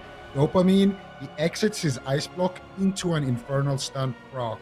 And that's what actually procs everything. That's what makes them have to use the Guardian. That's what just causes it. There it is, right there. Look at that. Oh my goodness, that is so tilting. You exit the ice block and then immediately into another stun, and that's going to proc the Cauterize. That's going to basically put you in checkmate, because look at Dazed, 2 seconds left on that Vendetta, and that's ultimately what actually gets them the kill there. Tokenomics, he's done his job. He got the ice block, he got the trinket, and he got the Cauterize. Whaler has no mana left. Tokenomics just being super offensive in the matchup. Ripped the Chaos Bolt there on the kidney, but the Vendetta is committed. Whaler has nothing to work with anymore, and Dazed just having a field day here. Nice alter time by Dopamine, but he gets purged off and he gets sent into the pod and taken out. And Powerman up 2-0. Look at that damage coming out from the Powerman. They're definitely powering up in this one. Worried here for Novus, and that lower bracket could be an RMP shark pit in a moment. you don't want to be down there with all the RMPs down there. If Thugonomics and Days and Tuna can pull off one more win here, advance to Championship Sunday, the first time we've seen this roster come together in competitive play and putting a really good show on right now, looking powerful. Do wonder how if they did win this, how they'd fare into Liquid. As we've seen some cleave comps coming out, which can typically be challenging for the Warlocks. That's what we've yet to see, is like these melee cleaves, especially when you're not playing with a mage. If you're playing like Warlock melee, they DPS, have a mage. True. Okay, so yeah, actually, Powermen might be the new Kryptonite for Liquid. They might be like the replacement Cloud9 here if their mage lock is strong enough. If they made it through to tomorrow, maybe I'm getting a bit worried here for Liquid. This team is looking very scary right now. I like that Thugonomics has just got the confidence to like port on top of them, gate on top of them. It's something that you might be worried about doing. It's like, it's Rogue Mage, I don't want to do it. But if you don't do it, you'll just never get to cast on them. They'll always be behind a pillar. So using that mobility aggressively, I think, is important in the matchup as a Warlock. And then just trading your cooldowns when you get stun locked. But you have to have some offense. We're going to Black Rook Hold, so I feel like this doesn't typically get picked as the Rogue Mage. I think this might be a bad pick. I feel like if you're stacked up in the room with triple Infernal just running you down, like, why don't they want the typical situation? Yeah, like we've seen it, like 5 or 6 Infernals just chasing you down. You're just AoE dead to Infernals. Like, I don't think we've seen. I think that's some hyperbole there. 6 Infernals. I swear we've seen it. I swear we've seen it. 5 or 6 Infernals. I'll find the clip. Yeah, I swear it's been 5 or 6 sometimes. Infernals down the ground. So yeah, so Powerman not going to change here. You know, Polymorph needs to play Assassination. Like, there's no, at this point, there's no doubt in my mind. If you're a Subtlety rogue going after only an Assassination rogue with Sephuz, it's not a winning combination. Like, go Assassination, go on Thugonomics. This is something I was watching Polymorph stream and he was talking about it. Yeah, there it is. But my question is, I mean, Polymorph, I don't know how much reps he has on Assassination. I think in general, most people would consider Assassination a bit more straightforward than Subtlety. But Polymorph was saying he doesn't. Yeah, he just says he doesn't play it that much though. So I don't know if they've actually practiced it, but I think it's really important if you're going to be kind of like an RMP one trick, that you need to at least have both the specializations practiced. Because in a situation like this, it feels like having the Assassination rogue is going to be very valuable. Because Thugonomics, like you said, he's playing like a hero in this game, porting in aggressive, doing whatever he wants. He's never afraid in the match. But I think that dynamic gets changed a little bit when you fight an Assassination rogue.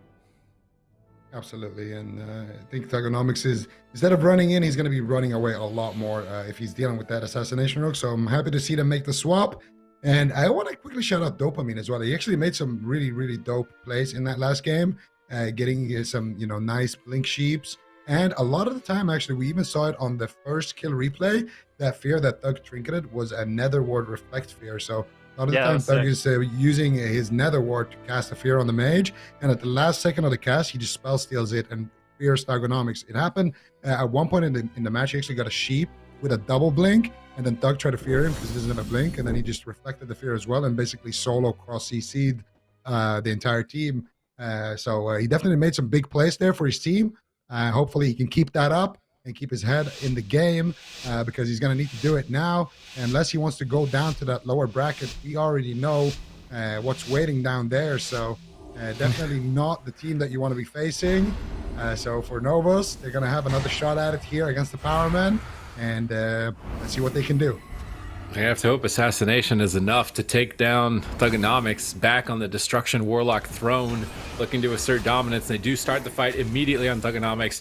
Going to trade that Dark Pact, portal out of line of sight of the Combustion, and escape to safety. But the downside of the Assassination means that Dazed will have more uptime. It's hard to cross crowd control, so Dazed can be the power play of the team now as he pops Vendetta onto Palomar. Immediate trinket evasion on that exchange. wanting to just pair that up 1-for-1. Infernal's called in on Waylor into a full fear here as Thugonomics begins to ramp up some damage. He gets caught in a kidney shot, but Tuna's in a good position far away, grips Thugonomics to safety. Really like Tuna's positioning throughout this series, just always max range, making sure that his team is safe, not taking any risks, not making himself vulnerable, playing a really solid game on healer here the first time we see him in the tournament. Now stabilizing Thugonomics. Had to trade his trinket for the blind, but it's blind vendetta. I think that's a wise move here. Thugonomics is still ramping up, trying to find a decimating bolt. Not sure if that one actually managed to connect here. Bonza fell on the pillar, trying to prevent their retreat, get a little bit of extra damage. Ooming Whaler, running him out of mana, is definitely, I think, the main strategy for Thugonomics' team. Dark Pact trading on another kidney shot, rotating between Dark Pact and Guardian Spirit. Good defensive rotation from the Power Men. Now setting up aggressively. No trinket on Palomar. Whaler has to trinket. Trinket's into a cheap shot. Manages to get the Guardian Spirit up, though, on the Palomar, which should be enough to keep him going here as Tuna looks to reposition far from Dopamine. Whaler's pushing in, wants to go in for a Chastise, I would imagine. Is Tuna going to pre-fade it? Doesn't have a pre-fade right now, it looks like. Whaler is still chasing Tuna. Tuna's trying to heal him and line of sight Whaler at the same time. It's a rough 1v1 between Tuna and Whaler on that pillar, and Thugonomics is getting just destroyed. He is going to get completely taken out, and why was he playing subtlety? Why? Why was he playing subtlety up to this point? That looked so easy to kill him on assassination. I want to see Thug Bear, I think, in the assassination matchup. In the assassination matchup, I actually think it would just completely destroy them. You want to see Thug Bear? Are you serious? I think Thug Bear as a rogue would be the scariest damage you've ever seen. I want to see it. What about? It's a shame that they don't have the opportunity to play Destruction Warlock and a bear, you know? Like, that would be There's no way that's great. good, dude. Come on, man. I want to believe.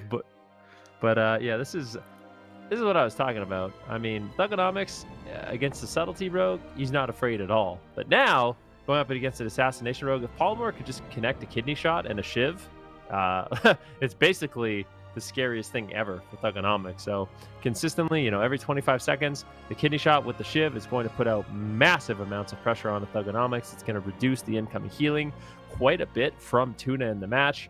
They get the Unending Resolve, or they get the Dark Pact in this situation, and then kind of just abandon ship on Thugonomics, realizing, you know what, that's the major absorb. The next Kidney Shot is where we can really commit our damage, and that's exactly what they do. So they get the Kidney Shot into the Shiv, and I think this is where Dopamine actually just pulls out Combust. Thugonomics decides to portal immediately out of this Kidney Shot. So he trinkets, he portals, but the damage is kind of done. He's taking a ton of damage and just gets dropped really, really quickly before Tuna really has an answer to keep him alive. I think he actually did have the Ray of Hope. So I'm not sure if he was locked out or something like that, or that damage was just like kind of unexpected, but it did seem like Tuna had some answers there at the end to stay alive a little longer. He was feared, but I think he willed it a little too late there. And yeah, I'm pretty sure he did have the Ray of Hope. So maybe, didn't you just comment how good Tuna was playing, by the way? I said, I think you actually did. Curse. Yeah, I think you actually just cursed him like a few seconds before that happened. So unfortunate there. Tuna looking like a fish out of water there for a second. And it's going to be 2-1 still, though, in favor of Powerman. He's going to have to be swimming upstream for the rest of the series with the Assassination Rogue. It's going to be a lot of damage here for Thugonomics, and this is why I think it's time to make a change. I actually just want to see one game of it, just get a taste of the Thug Bear. You know what they should do? They really want to win? Just play Mage Lock. Play Mage Lock. Into Asa, yeah. Into Asa, like Decimation. You have one of the best Destro Warlocks. Big map. Just do it. I mean, I think it puts them in a really, really awkward situation.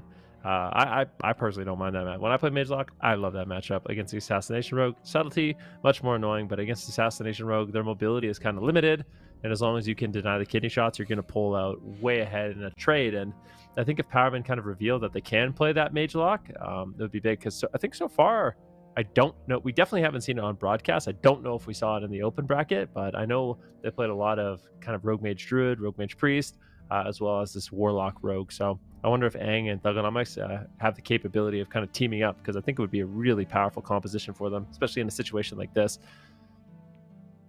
Yeah, and let's be honest, we've gone through half the day and we haven't seen a single Frost Mage yet, so Maruki just wants to see some Frost Mage games come out here.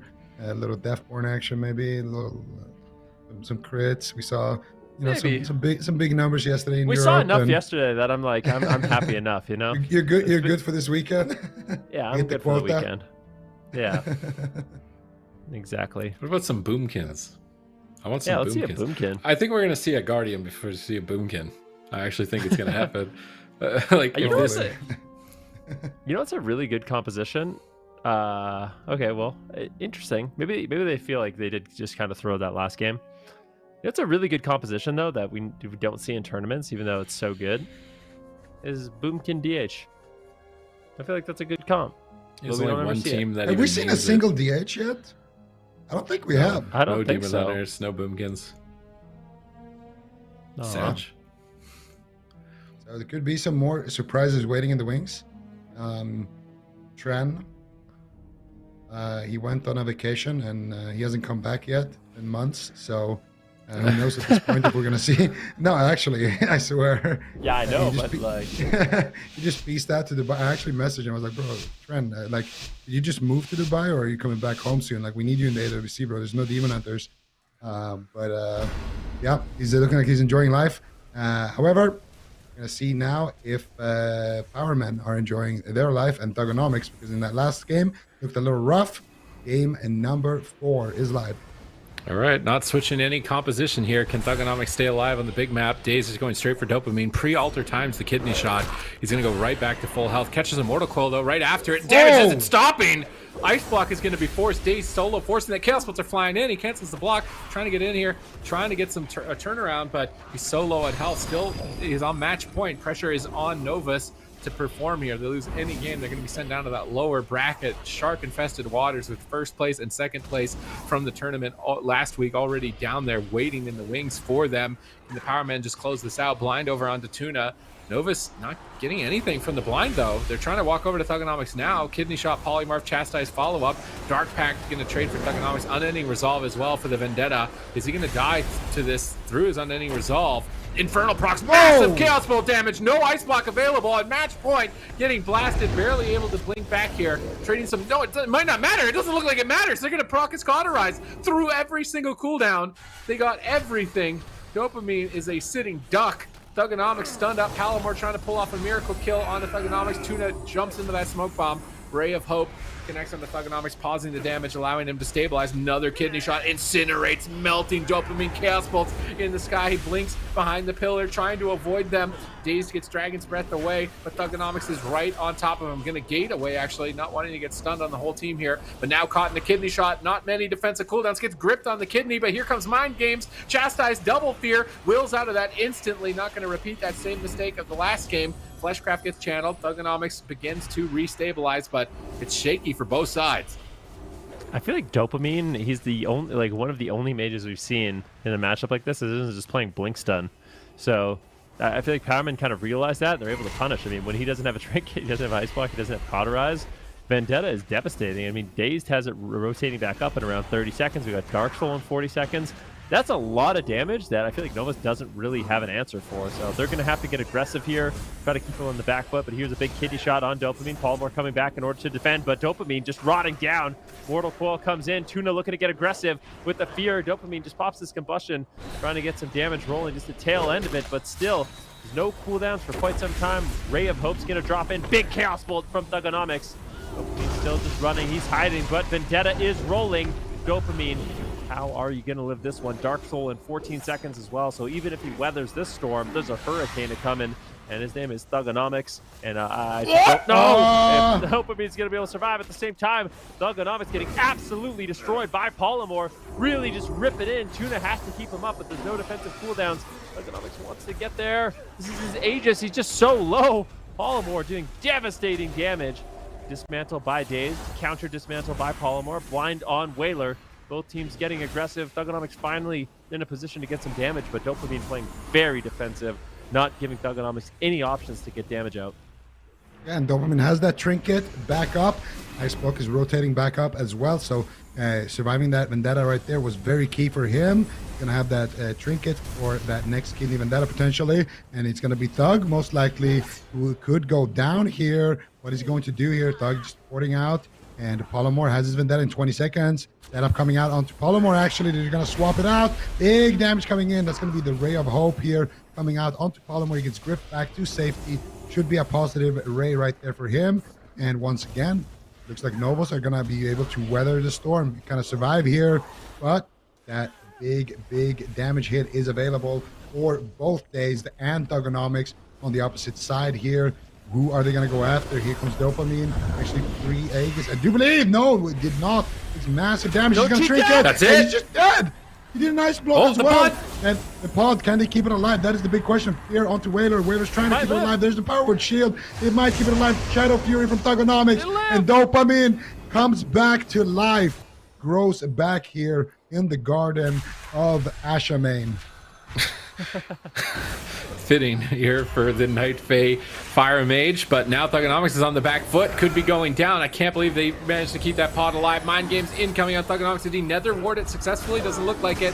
Mind Games is up. Tuna gets a big heal. Swap over to Daze. Daze has to cloak the shadows of the combust, trying to recover. Tuna's doing a great job having to heal both members when they spike down to 10%. Chaos Bolt's wrapping around the corner onto Palomar. Daze looking like he might want to poke for a re-stealth. Gets dismantled here. Vendetta is available. Dark Soul's already active. If Dazed can connect here on Dopamine, he could easily force this ice block, maybe even get a kill if Dopamine's not careful. He's invising away from the fight. Dopamine does not want to be a target. He's invisible currently, waiting to get some crowd control, going for a ring of fire. Polymorph off the blind, chasing down Thugonomics. Thugonomics running in for his life right now, trying to stay in it. Double Mortal Coil, denying the follow-up. Fear spam here for Thugonomics, getting Tuna out of crowd control. Decimating Bolt attempt, gets counterspelled, not going to find it. Daze still has blind, still has Vendetta in his back pocket. Infernal procs coming in here from Thugonomics, burning down Dopamine and Palomar. Dopamine's going to frost over those Infernals, try and hold them back. Buy time for Whaler to recover behind the pillar. See if he can hold on a little bit longer. Dopamine still with its ice block. Cauterize actually rotating back up as well. And I would say his dampening gets higher and higher. Kind of favors the RMP as long as Dopamine keeps this kind of defensive posture, doesn't allow Thugonomics to really get out damage. Dopamine just throws in his instant damage with Combust and Kidney Shot on Thugonomics. I feel like they should pull ahead. Here's a Polymorph on Tuna, but Thugonomics portals away, going for a Fleshcraft to see if they're able to get some damage rolling on Dopamine, and there it is. I mean, that wasn't even the Vendetta, and they get the ice block from Dopamine so quickly. Thugonomics wasn't even there. That's a surprising amount of damage, and honestly, that is not good for Novos. That was basically no setup, no damage cooldowns committed whatsoever. Daze still has a full blind, and Dopamine has to trade out his most valuable cooldown and probably won't rotate back up in this game. Yeah, and guess what? Dazed has his Vendetta coming up in about 30 seconds, but now they're going after Thug with big damage here. He did use his Unending Resolve on basically full HP with the Dark Pact, so that should be enough of a trade there for the Vendetta, but the Vendetta does last a little bit longer, so if Polymorph can reconnect, he could still pack a deadly punch here. He's looking for the damage, and he do it. Thug immediately dropping here to about 50%. Tuna now has a little bit of work ahead of him here. Should be able to stabilize him though. He gets actually chastised down into a full fear here by Waylord. Thug might just go down here. There's the Nether Ward. There's the Chaos Bolts coming out here onto Dopamine. And that's going to be the Vendetta of Daze. Dopamine might just die. Infernal proc. Big damage coming out. That's going to be the Cauterize. That's going to be every single CD in the spellbook. They're all stacked up. Triple, double Mortal Coil. Defensive Blind onto the... And that's just it. Beautiful setup coming out here from the Powerman. And that was incredible. As soon as they all stacked up there, the Infernal proc and just triple Shadow Fury, and Thug just had the most fun ever right there. After being tested so long in this match, he finds the damage, and Powerman will avoid that lower bracket, that shark-infested water. The Tuna definitely did not want to be there, so they're going to be happy to get their to qualify for Championship Sunday. All right.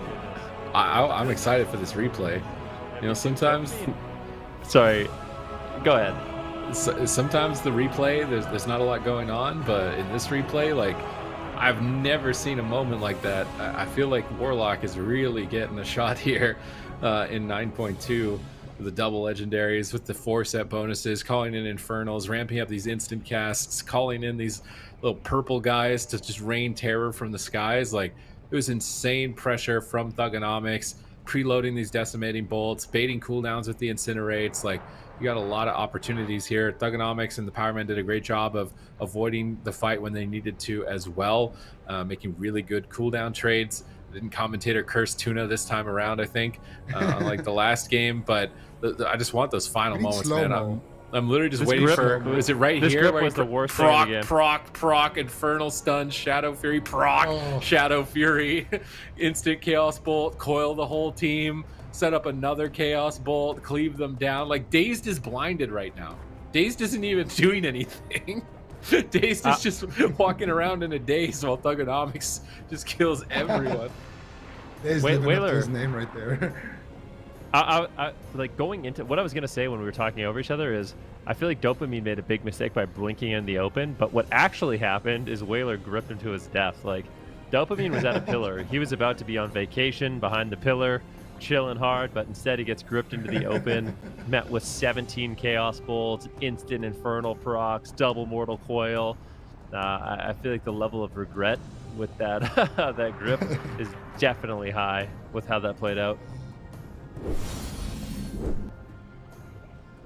All right, into the blender of chaos and fire, and we're gonna see here some of the set bonuses that Doug was running. He's running that 4-set right there, and Destro, every 10 shoal charge you spend makes your next Chaos Bolt or Rain of Fire consume no soul shard and instant cast. So yeah, and look at the 4-set.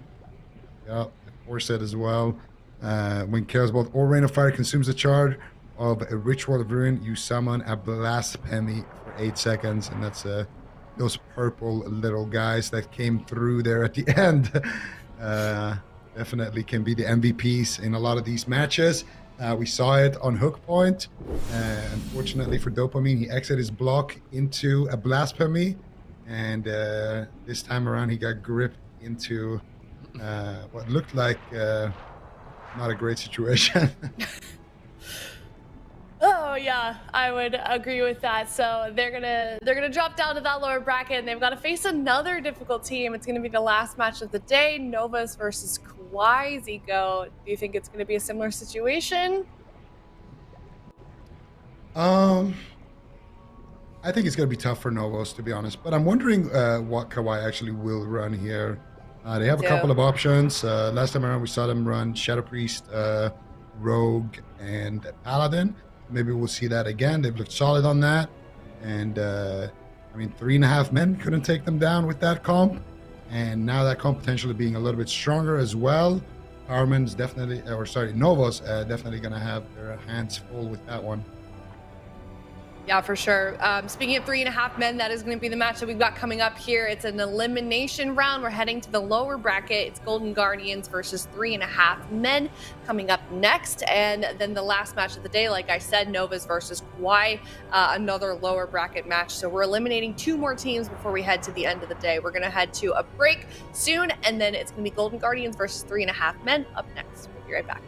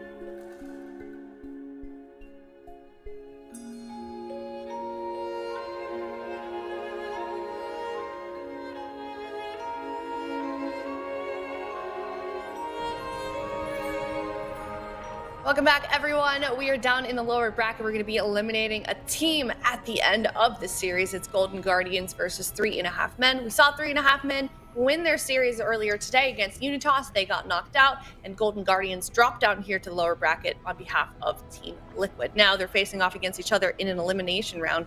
Zico, who goes home first? Oh, that's going to be a tough one.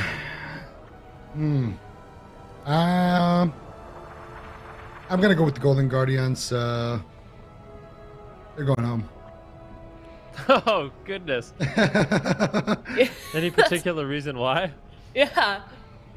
3.5 Men, they look solid on the RMP, and RMP in general just seems very solid into what... actually, no, I changed my prediction. 3.5 Men are going home. No, 3.5 Men are going home because we saw Absturge on Holy Paladin. So I think Absturge going to rock that Holy Paladin once again. They're going to bring in the RPS, and they're going to send the 3.5 Men packing. Yeah. But if he's on the Shaman, they lose. Okay. Ben, what do you think? Yeah,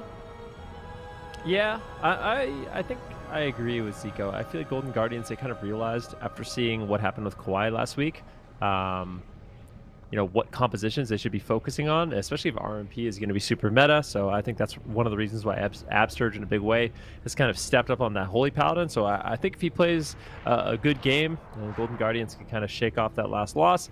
They have a really good shot here. That being said, 3.5 Men, we basically only see them play RMP, but they do have other compositions available. So they have Fuse, plays a couple different classes. Calvish plays lots of different melee as well. We don't see it very often, but he can play Warrior, he can play Windwalker Monk. There are options for their team. So if it comes to a situation where they're getting counter-comped, potentially by the Golden Guardians, I think we might actually see them make a change. Yeah, that makes sense. And on that note, I feel like you're right. I feel like 3.5 Men, it seems like, although they're doing really solidly as a team so far, Supties, it seems like we haven't even seen their full potential. I mean, I know this is only cup number 2, but I just feel like this team is always ramping up. Yeah, I mean, I had a game on my rank 1 push against Calvish on his Warrior, and he spell reflected a clone against me, and I lost that game and thought that I lost rank 1 on that game. So like, they can play Feral Warrior, I think was the comp they were planning to utilize, because in the last patch that was so strong, but I don't know if it's as good. But at the same time, Cleave seems to be problematic for Golden Guardians, so they could try it if they needed to as an option for the Shadow Priest, to try a Feral Warrior comp. Yeah, that could be interesting to see for sure. On the side of Golden Guardians as well, we know that they got here by losing to Team Liquid. It was kind of a rough series as well for them. So, I feel like it's always a bit rough, Zico, to sort of recover from, a loss like that and then have to play another game against a really hard team like 3.5 Men. What do you think?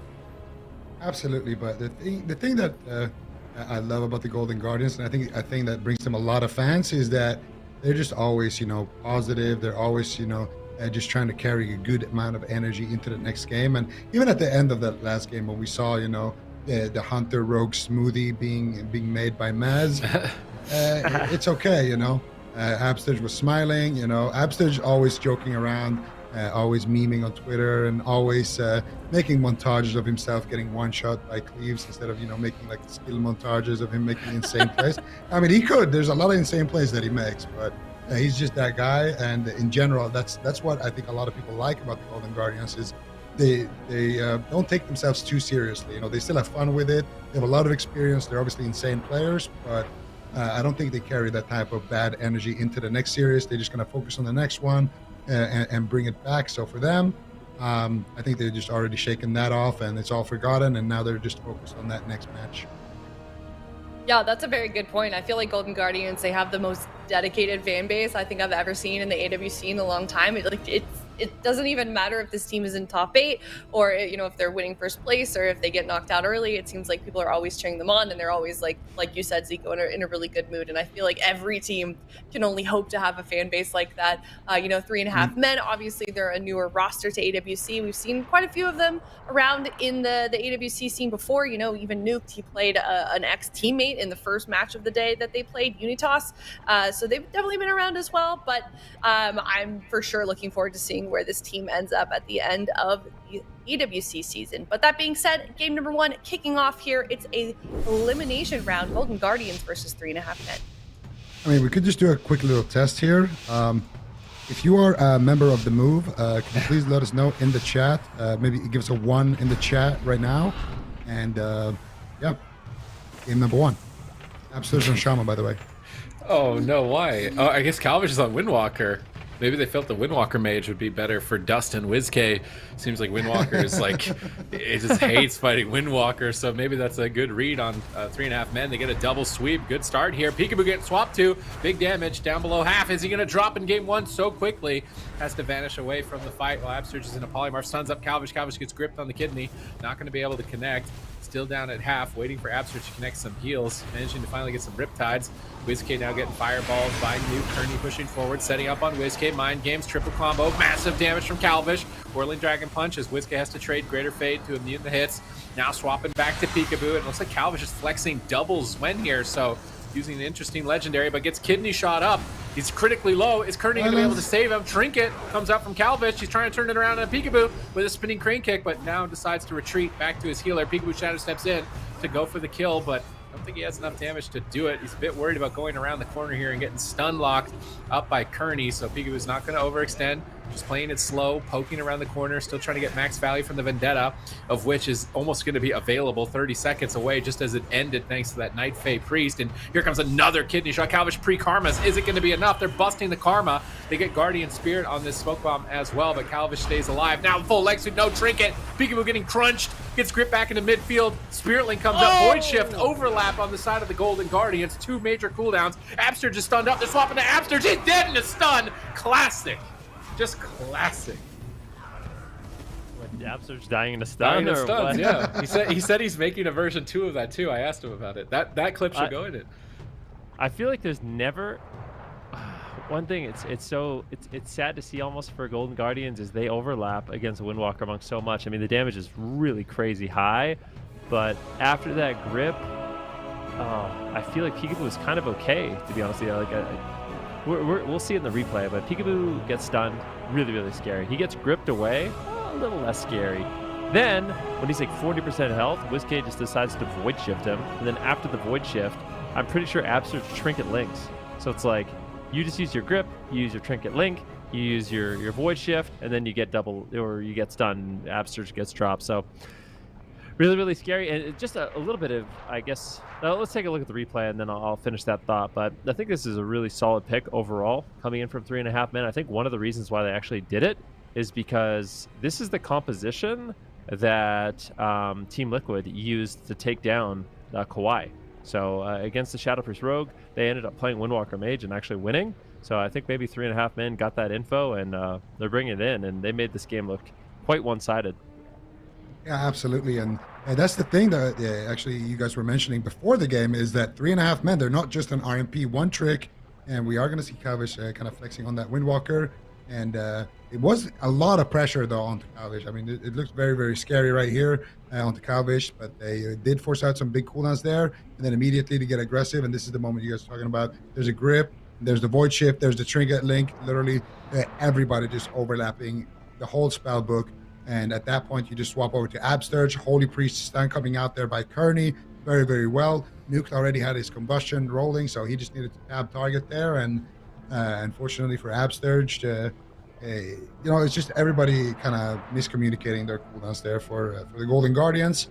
And now it's going to be 3.5 men up 1-0 here in the matchup.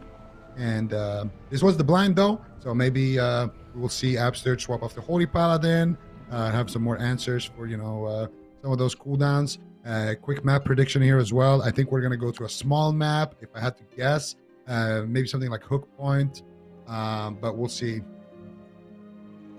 Small map Hook Point definitely could be the answer. Normally, when we go to a map like Hook Point, it does kind of indicate a Windwalker rush down, but I don't know if it's easy to rush them down. The Kyrian Windwalker Monk is interesting.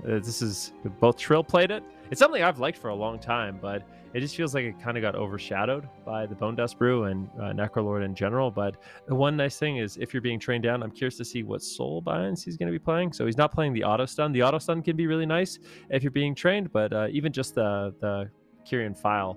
So you get that potion, it removes bleeds, can be really strong against assassination rogues.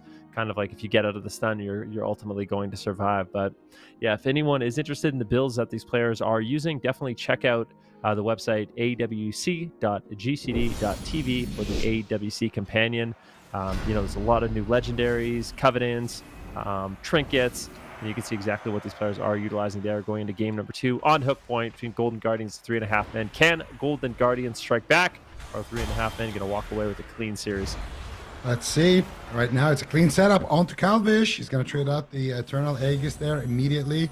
And it's going to be Peekaboo now in a Paralyze. Into a leg sweep here. WizK Shadow Depths. Polly tries to grip Peekaboo there. Peekaboo actually using his trinket there as well. So a little bit of an overlap, but it's not that big of a deal. So far, Peekaboo is going to come out of stealth now. He'd use his Vendetta, but he's playing that short Vendetta. He gets grapple weaponed. So he's not going to be able to really use anything at this point. And Hex coming out from Absturge, but it's avoided there by 3.5 men. And Peekaboo still going to be the target here for 3.5 men. Here comes Zwen. Here comes big damage from KAWHI, but KAWHI himself taking a lot of pressure here. Disarm onto Kearney. KAWHI getting busted through his karma right now, taking massive hits. We'll trade out a lot of cooldowns, but Peekaboo now with no trinket for the stun, and that will be the trinket Spirit Link. But this time around, they still have that Void Shift to fall back on. That's going to be the Ascendance of Absturge as well, and that next stun will be WizK's trinket and Void Shift for sure. But they might kill KAWHI before then. Big damage coming in. Fernie spamming out the flash heals. They don't have an interrupt for it. Big cooldowns being traded here from both teams in the opening stages of the match. Another leg sweep onto Peekaboo. Polymer on the Absturge. Can WizK get over here to save? He's not going to need to. Peekaboo popping that Gladiator's Aegis, but that was the trinket from WizK. Now he won't be able to trinket Void Shift in the future. Peekaboo, a sitting duck here for that next stun lock. If they can get Kearney's Chastise stun, combo that with a bust, I think it's lights out for Peekaboo here. He's got to be very, very, very careful. KAWHI's trying to preempt the kidney shot, rolling to the Psyfiend, punching away the Psyfiend. They're going after Nuked now. They're swapping to the Mage, but he's just got Blink stun. He's going to blink out of that kidney. Now that's a kidney KAWHI doesn't need to worry about. No medallions for 23 seconds. What are the Golden Guardians going to do? Dragon's Breath, Polymorph being spammed out here. Absturge pre-flesh crafts the Ring of Peace, anticipating the knock into crowd control. Nice read by Absturge. Peekaboo pulling away from the KAWHI, not wanting to get stunned, blinking back behind the pillar along with Absturge. Nuked blinking in aggressively, finding him with the Arcane Explosion as KAWHI is going after WizK at the moment, wanting to set up for the kill, but here comes Vendetta. Massive damage onto Nuked from Peekaboo. Prometheus Connor is getting its block in just one kick. Peekaboo hard carrying, full blind onto Kearney. Kearney trinket stucks into the bomb, tops off Nuked, but that was a big power play. Swap over to Absturge, paralyzed, holding him in place. Does he get the triple? He gets feared on it. Fear in return from Kearney. Leg sweep connects. How much damage do they have? Can they take out Absturge? He's not going down without a fight. Astral Shift, Aegis is going to trade here. They swap back to Peekaboo in the Chastise. He pre-faints it. Is it enough? That pre-faint, the only reason he's still alive. Void Shift still comes through. Big cooldowns forced from the Golden Guardians. Can they keep it up? I really don't know. I mean, they're running out of cooldowns right now. Absturge still has his trinket, but he has nothing to really pair it with. That's going to be the scariest thing. KAWHI still has a lot of defensive cooldowns. Nuked does not, but Peekaboo is incredibly low, playing defensive at the same time. WizK having to run away, but they reverse the pressure. Here is a big crowd control chain onto Kearney. Nuke gets kidney shot. Psyfiend is on him, but KAWHI's doing the best he can to peel. Gets a Guardian Spirit. Now it's going to be WizK on the back foot. Absturge still doing really well on mana, but in terms of healing is lacking. There's no healing cooldowns whatsoever. He does have his trinket. This could be it. Full polymorph secured onto Absturge. Immediate trinket. And that will be enough for Peekaboo to survive the feint with the Aegis. Now turning around the pressure onto Nuke. Big damage incoming. We need to see a detox here from KAWHI to remove those poisons off of Nuked. Looks like he did get it. Damage is limited. And now, I mean, this game is just so back and forth.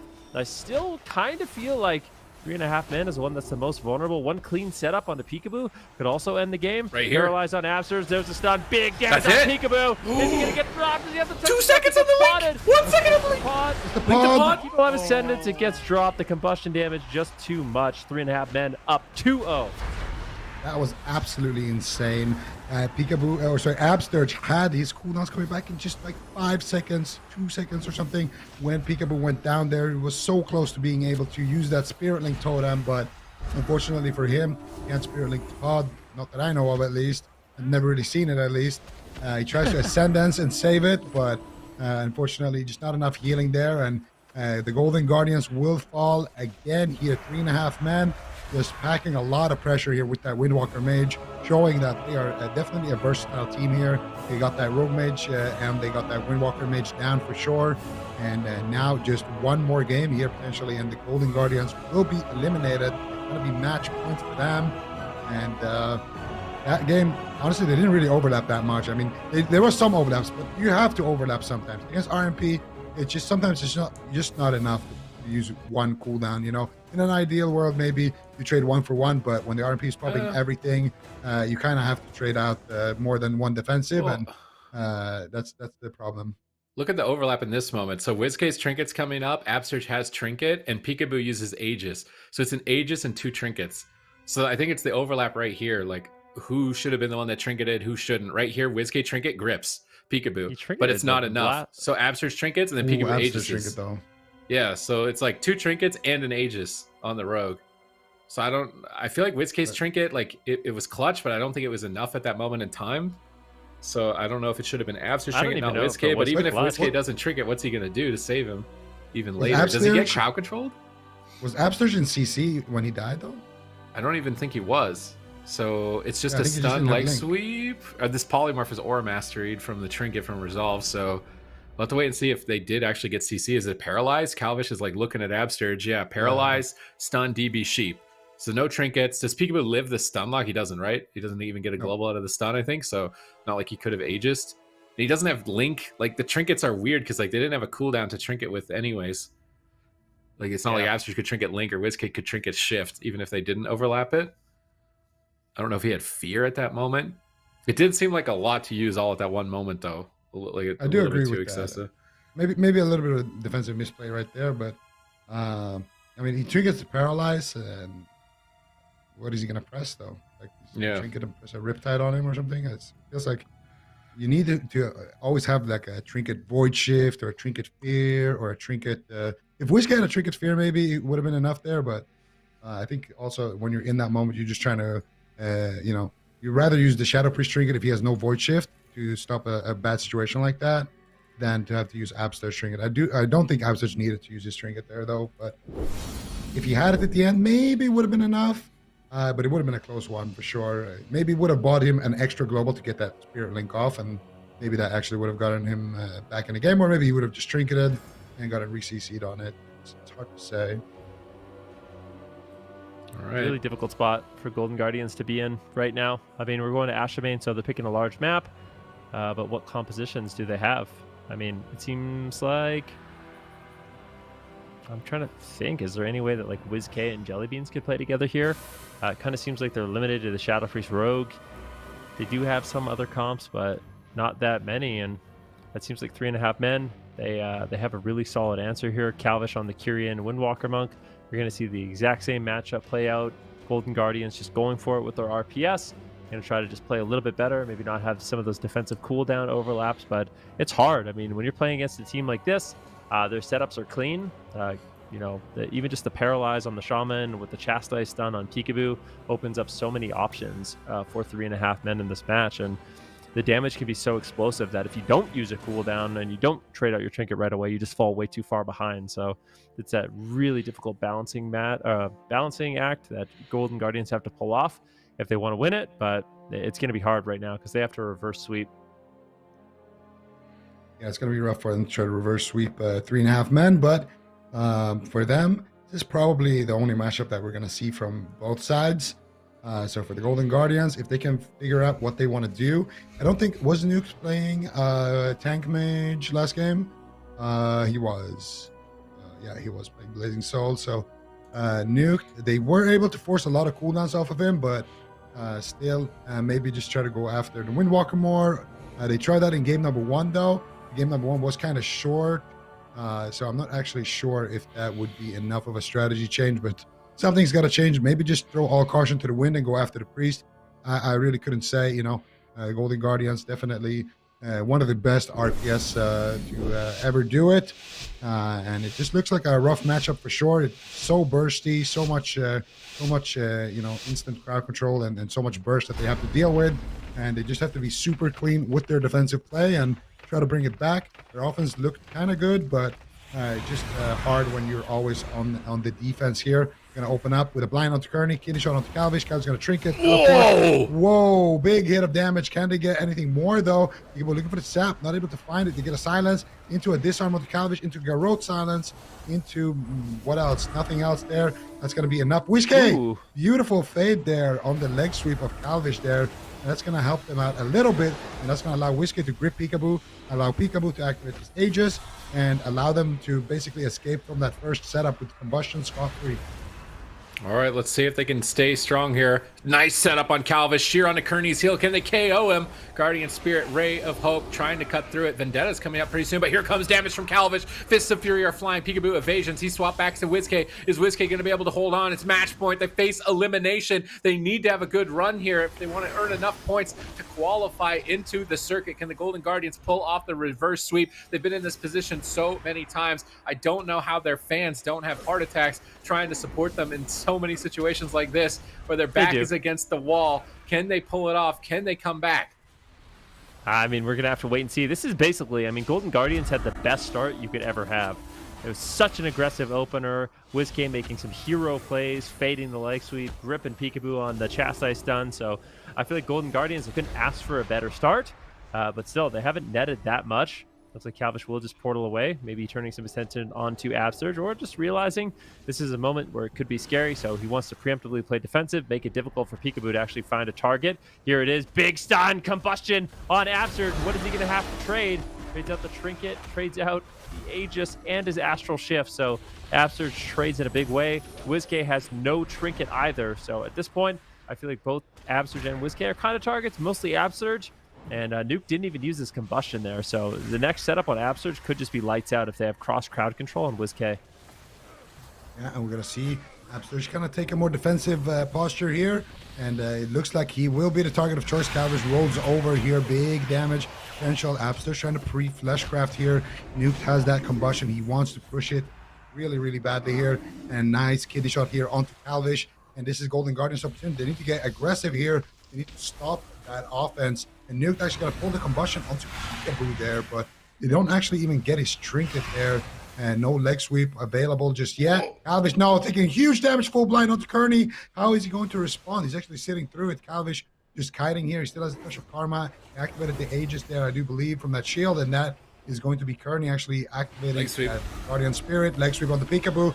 Full fear onto Absurge. Big damage coming in onto Peekaboo, but he triggers out, and now Peekaboo dropping to 1 HP. He gets void shifted there by Whiskey, but they did get Calvish trinket there as well in that exchange. Now swapping over to Whiskey. Whiskey's going to trinket out as well. So now there's no trinket onto Whiskey, no trinket onto Calvish, and that was a very scary situation. Abster still without trinket as well, and combustion rotating back up very, very soon. Full kidney, pre-ray of hope. Kearney needs to get some heals into it though. Right now it's negative. It's negative. Can they make it? Can they make it positive? It doesn't look like it. And the Golden Guardians strike back, finding a kill of their own here against 3.5 men.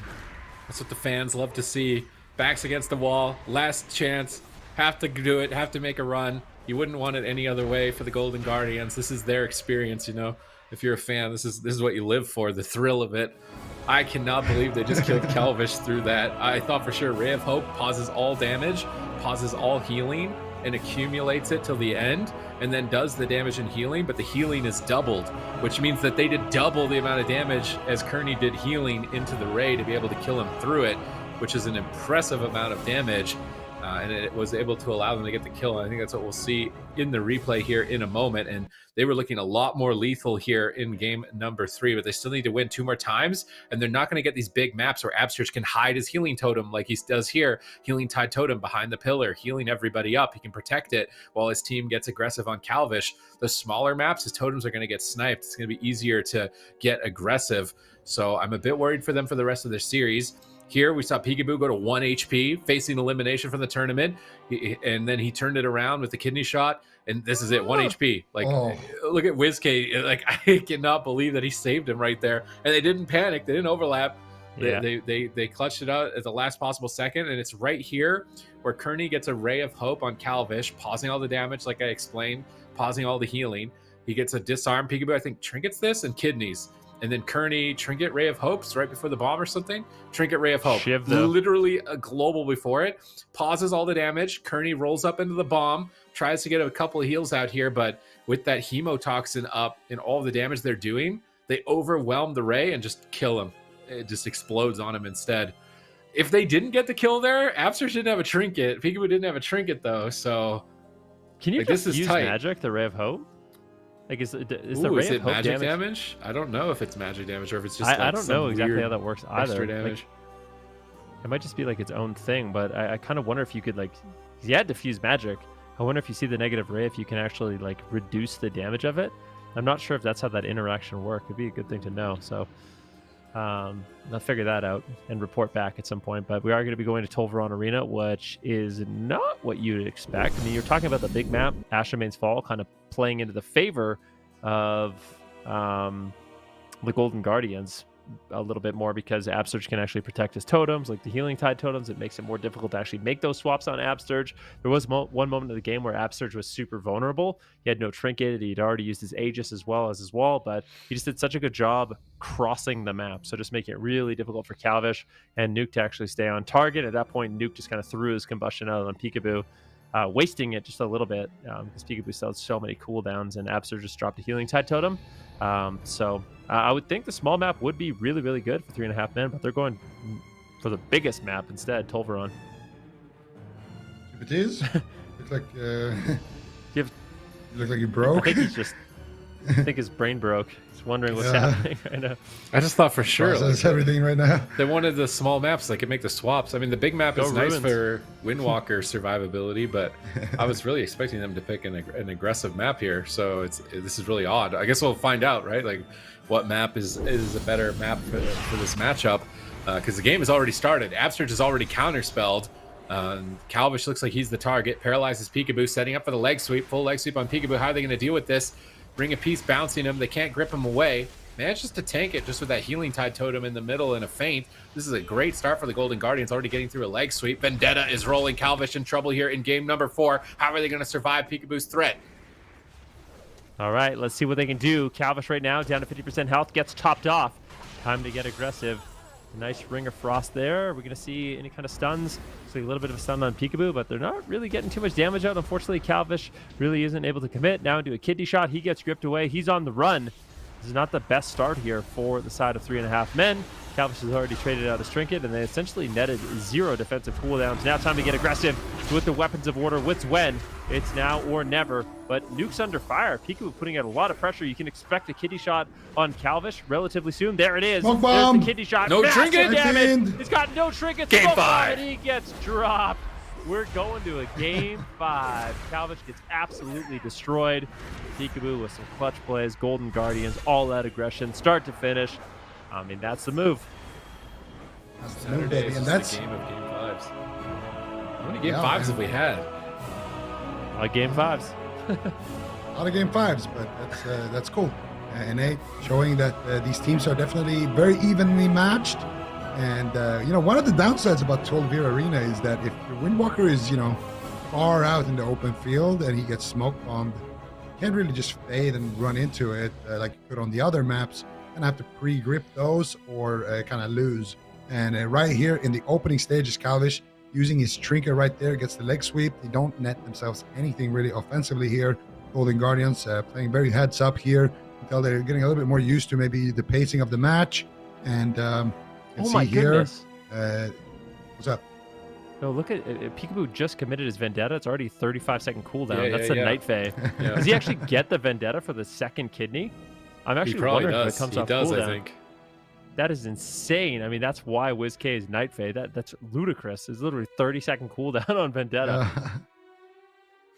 That's very insane. Look at it. It just jumped yeah, again it's- because of his energy spending. So, like, he already has it now. He just Oh used my Vendetta on the first God. kidney, got Trinket. And his second kidney, he's got Vendetta again. Here it is. So Goodbye. step, kidney, bomb, Vendetta, dead. Easy clap. Yeah, right here. and they There's no way. Nothing is saving him. Siphon's on him. The Kearney can't get there in time. No way. And That's they it. silence Kearney there as well, so he can't grip the bomb. Very, very heads up there. And yeah, that's the Golden Guardians. That's the move. Now all of a sudden, what do you do if you're 3.5 men? Big You nap pull again. you put your faith in the Windwalker mage. Go for the rogue mage action, maybe. What do you do Cleave. here? Yeah, maybe. I mean, do they have a Let's see cleave? fuse. Feral Windwalker, or like Just- what's up? Feral Warrior. Actually, Warrior might Feral just Warrior? die. I feel like Warrior would just die. No, I think feel Fuse like plays some other classes as well. I don't think. I I- think if Sure. they change it to Rogue Mage, I don't think Fuse is gonna play here. Yeah, I think. Yeah, it's there we okay, go. yeah. Yeah. Calvish is like, you're I- gonna kill me in a smoke bomb? All right, well. Rogue now. who's the better rogue? We get to decide here. There's a lot of challengers now for Peekaboo in North America. So many teams running with rogues. So we're gonna get to end this the old El Clasico way, a showdown between rogues. Who's gonna come out on top? Golden Guardians have put so much pressure that 3.5 men have changed their composition. They're backing down. Even though Windwalker has been kind of trouncing WizK for a long time, they're switching off of the spec that has been giving Golden Guardians a run for their money. So relying on the bread and butter, relying on their main comp here in game number 5. Can Golden Guardians do it? Pull off the reverse sweep? I feel like we saw so many reverse sweeps today. Like this isn't even the first one, if I'm mistaken. Yeah. KAWHI in game number 1 or in match number 1. Yeah. and so quickly too, right? Like Golden Guardians are just rushing to the game 5. Like they're not taking their time. They're just devouring 3.5 men on their way back here, trying to make it into Championship Sunday. If they don't make it through here, they lose out on a good opportunity to earn a lot of points to qualify for the circuit. I believe the circuit right now, depending on if things go according to plan, right, would be top 4 from NA. So you really need some top placements, assuming that all goes to plan. And you really don't want to be dropping out of the top 6. Like you got to be getting into the top 4 every week if you really want to make sure you got a spot for that. Yeah, it's going to be, I mean, it's going to be really important. And that's why all of these games, they matter so much for these teams. Calvish going to be logging off the Windwalker Monk and going back to his rogue. We're all tied up 2-2. Golden Guardians have a lot of momentum right now, picking up 2 wins in a row. That last one was incredible. You have to look out for the Vendetta. I hope Peekaboo, I almost hope that Peekaboo just doesn't use Sefus and just plays the short Vendetta, and we see another really aggressive Golden Guardians in this game number 5. Yeah, and that's the Golden Guardian. That's when they're at their peak, to be honest. When Golden Guardians just have a lot of pressure, they're swapping around, and they're the one kind of dictating the pace of the match. That's, I feel like, when we see them do extremely well. But it's hard to do against Rogue Mage Priest, Dragon Breath Commander on the Absters, full sheep secured. You're going after WizK. Peekaboo now out of stealth, into fear, into a kidney shot. Peekaboo's going to trinket into another stun, and he will be able to survive with that trinket cloak vanish. So all the personal cooldowns from Peekaboo has been used. The Aegis of WizK was used, but not his trinket. So trading just Peekaboo's spell book for Combust and Shadow Blades. Not the worst situation here if you're GG, but now they need to get something going here. They got a fear onto Ernie. Another kidney shot now onto Peekaboo. What are they going to do here? WizK is in a sheep to get the Earthen Wall Totem to deflect it. Abster's now in a sheep, but it looks like they will be able to survive that one. Calvish already piecing out here to the other side of the map, but that means Nuke is by himself, and Nuke taking huge amounts of damage. Silence, and that will proc the Cauterize and the Ice Block here for Nuke. And that is going to be GG striking back, finding a big cooldown. So they baited WizK to use Life Grip there with the Resonator. They don't want him to be able to Life Grip a Smoke Bomb from Calvish. So I'm curious to see if they can get this on Peekaboo, if they can bait him off the pillar away from his team. Nuke just blinking in with no caught, no block on game 5 match point. This is risky, but he's got to do it. Crowd controls the whole team. Can they stabilize? WizK void shifts Peekaboo's health back to himself and keeps Peekaboo alive during this crowd control chain. Now Calvish is shadow stepping away from the fight. Still has that smoke bomb threat, still has combustion. If Peekaboo or Abster go into a bad position here, could be game over. Peekaboo's going to re-stealth. Calvish in stealth with Holy Ward getting ready for the setup. They could go after Abster. He's just out in the open right now if they want to stun lock bust him. Peekaboo's going to open up on Nuked in the back line. Calvish gets rooted by Abster's totem. Abster's pre-flesh crafting immunity to go, but here's the smoke bomb. Oh, that was game over if he didn't get gripped right there.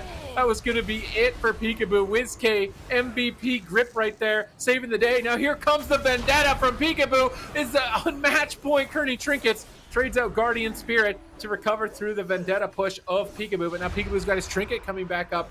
He's going to have an option to trade. and silence is available for WizK. They get a big chain. They got 2 good targets, Calvish and Nuked. No block, no trinket on either player. Calvish stepping in, setting up the team, stunlocking Absterge, going after Absterge. It looks like Mind Game's getting fished out here. Resonator doesn't do anything. That setup for 3.5 men did nothing. Golden Guardians are in a good position. They definitely are. I mean, Peekaboo wants to push forward. He's got Vendetta coming up in about 15 seconds. There's a few open targets here that could go after Nuked. Calvish still no trinket, no Cloak of Shadows, but it looks like 3.5 men want to do a setup once again. Polymorph on Absurge, kidney shot on Peekaboo, but the damage just isn't there. The free Aegis there by Peekaboo. Now big kidney shot on Calvish. Is he going to commit? No, he's not going to commit. The Vendetta. Calvish actually vanishes out, which is one of his last lines of defense. Vendetta's available for Peekaboo. They could put that on Kearney. He's got no Guardian. He's got no Trinket. Some options here for the Golden Guardians. How are 3.5 men going to set up? Ring of Frost on Peekaboo. They actually get the Trinket from Absurge. Decent setup there. Nicely done. Now Absurge has no Trinket. Full blind for Calvish. And 3.5 men sets themselves up in a good situation. Beautiful double fear, double ring. Hex gets casted out here, and now Nuked. What are you gonna do? He's got nothing. You might just take him down. He's spotted. That's it. That's it. They Guardian the pod. Guardians it. No way. Can they keep it alive? It doesn't look like it. Golden Guardians. Look at Absterge. Beautiful stuff coming out from these guys. They pull off the reverse sweep, and they stay alive for Championship Sunday. 3.5 men gonna be eliminated. Really, I mean, this is just a beautiful series all around. Kind of just the evolution of it. Golden Guardians going down 0-2 really quick to the Windwalker, Fire Mage Priest, but kind of battle it back, really testing Calvish on that Monk. Fortunately for them, they had to switch over to the Rogue, and Golden Guardians, they play it cool. WizK with some really beautiful moves. I mean, he saved the day multiple times in this last game, kind of coming in as an MVP, I would say, with that smoke bomb drip, you know, being in position for the life swap so he doesn't get cross CC'd, and he keeps them alive. Peekaboo with his massive Vendetta damage, and yeah, Golden Guardians will live to fight another day. This is insane. Let's look at the end of the game here. Like, WizK carries the game by saving Peekaboo, gets his team in a position where they have all their medallions, puts them in a strong position, blocks down, cauterizes down. They sit through another stun lock here. Like, Golden Guardians are just popping off here in this game at number 5, and they know they want to go after the mage with no block. They can get crowd control on Kearney. I think Absterge sneaks behind the pillar here and starts fishing for hexes. I think the plan was to stun Nuked and hex Kearney at the same time at that moment, but they swapped to Absterge. He's like, I'm not going down. There's no way. I'm trinket walling this. Even though it wasn't a bust, they actually had a good setup later on, potentially if they didn't die here, but this is where the plan was. I think stop Polymorph and CC the mage, and then get a hex here on Kearney. So they kick Nuked, they get a hex, and they lob out tons of damage. They silence over top of the Dispel, and just all 3 of them. Just Lava Bursts, Void Eruption, and Vendetta. All 3 players of Golden Guardians just synergize right at that moment and KO Nuked. Wow. I mean, you really have to give it up to 3.5 men as well, though. I mean, I feel like they played this last game really well. Their setups were really clean. But it just goes to show you Golden Guardians with really key defense, WizK especially, Absterge on the Shaman. Just it was great to see. And unfortunately for 3.5 men, they will be eliminated. But another good showing by them, being very consistent in this top 8.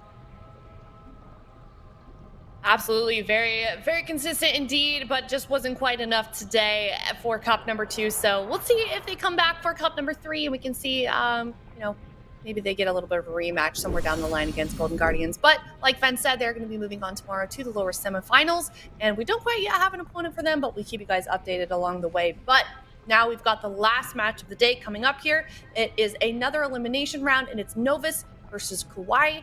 KAWHI, kind of weird that they started the day in the lower bracket. Definitely not a place that we're used to seeing these guys. And then Novus, a bit of a newer team. They, of course, got knocked down here by Power Men. What's your take on this series, Supertees?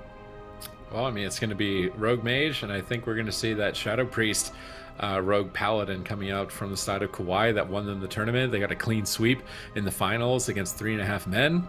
And I think we're all kind of agreeing 3.5 men a little bit ahead in the Rogue Mage race in terms of competence, I think, here in the tournament. So I'm imagining that's their plan.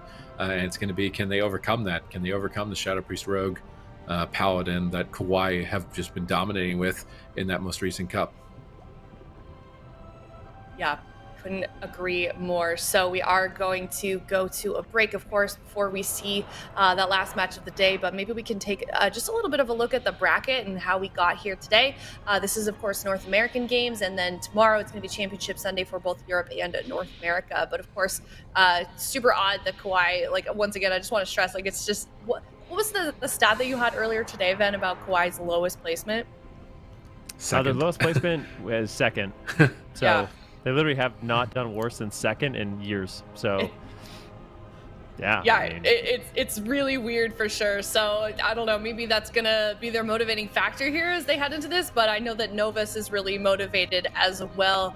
I was talking with him just a little bit behind the scenes. Dopamine, he said they've spent countless hours wargaming KAWHI over the last couple of weeks, so they think they understood their comps and win conditions, but they're gonna try their absolute hardest to pull it through. So we will have to see if they can pull that off. But like I said, we're going to go to a break. Novus versus KAWHI, an elimination round coming up next. We'll be right back.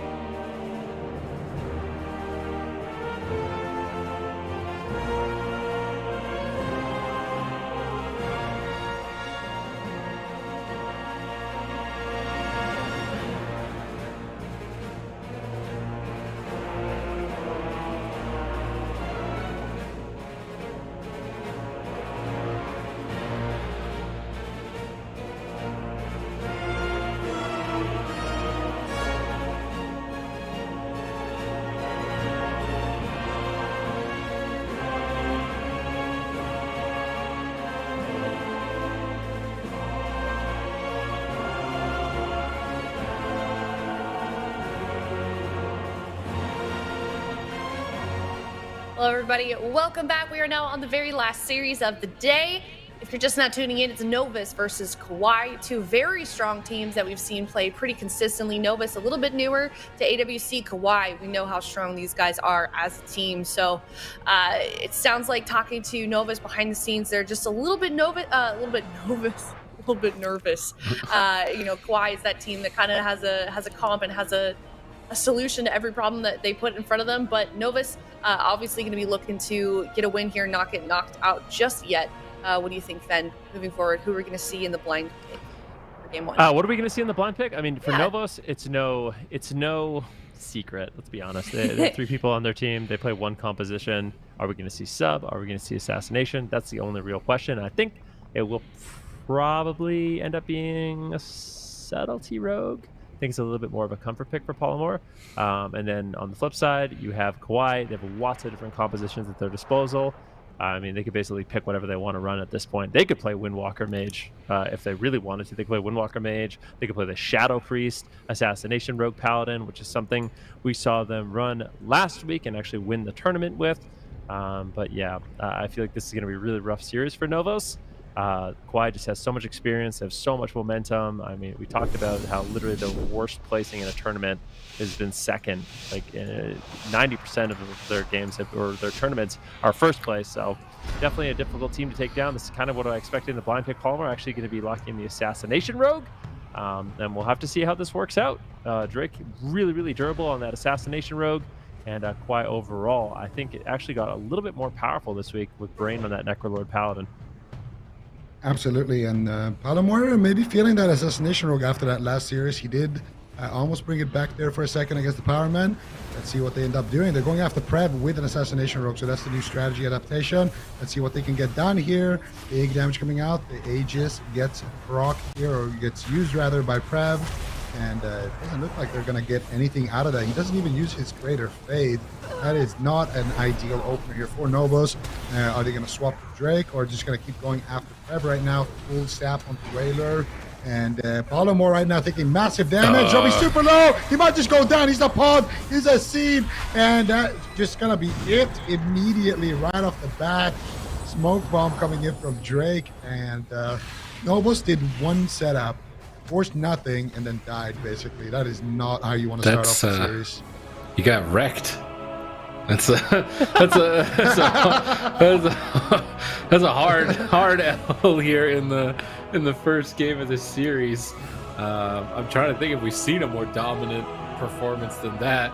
Specifically, KAWHI definitely not holding any punches here.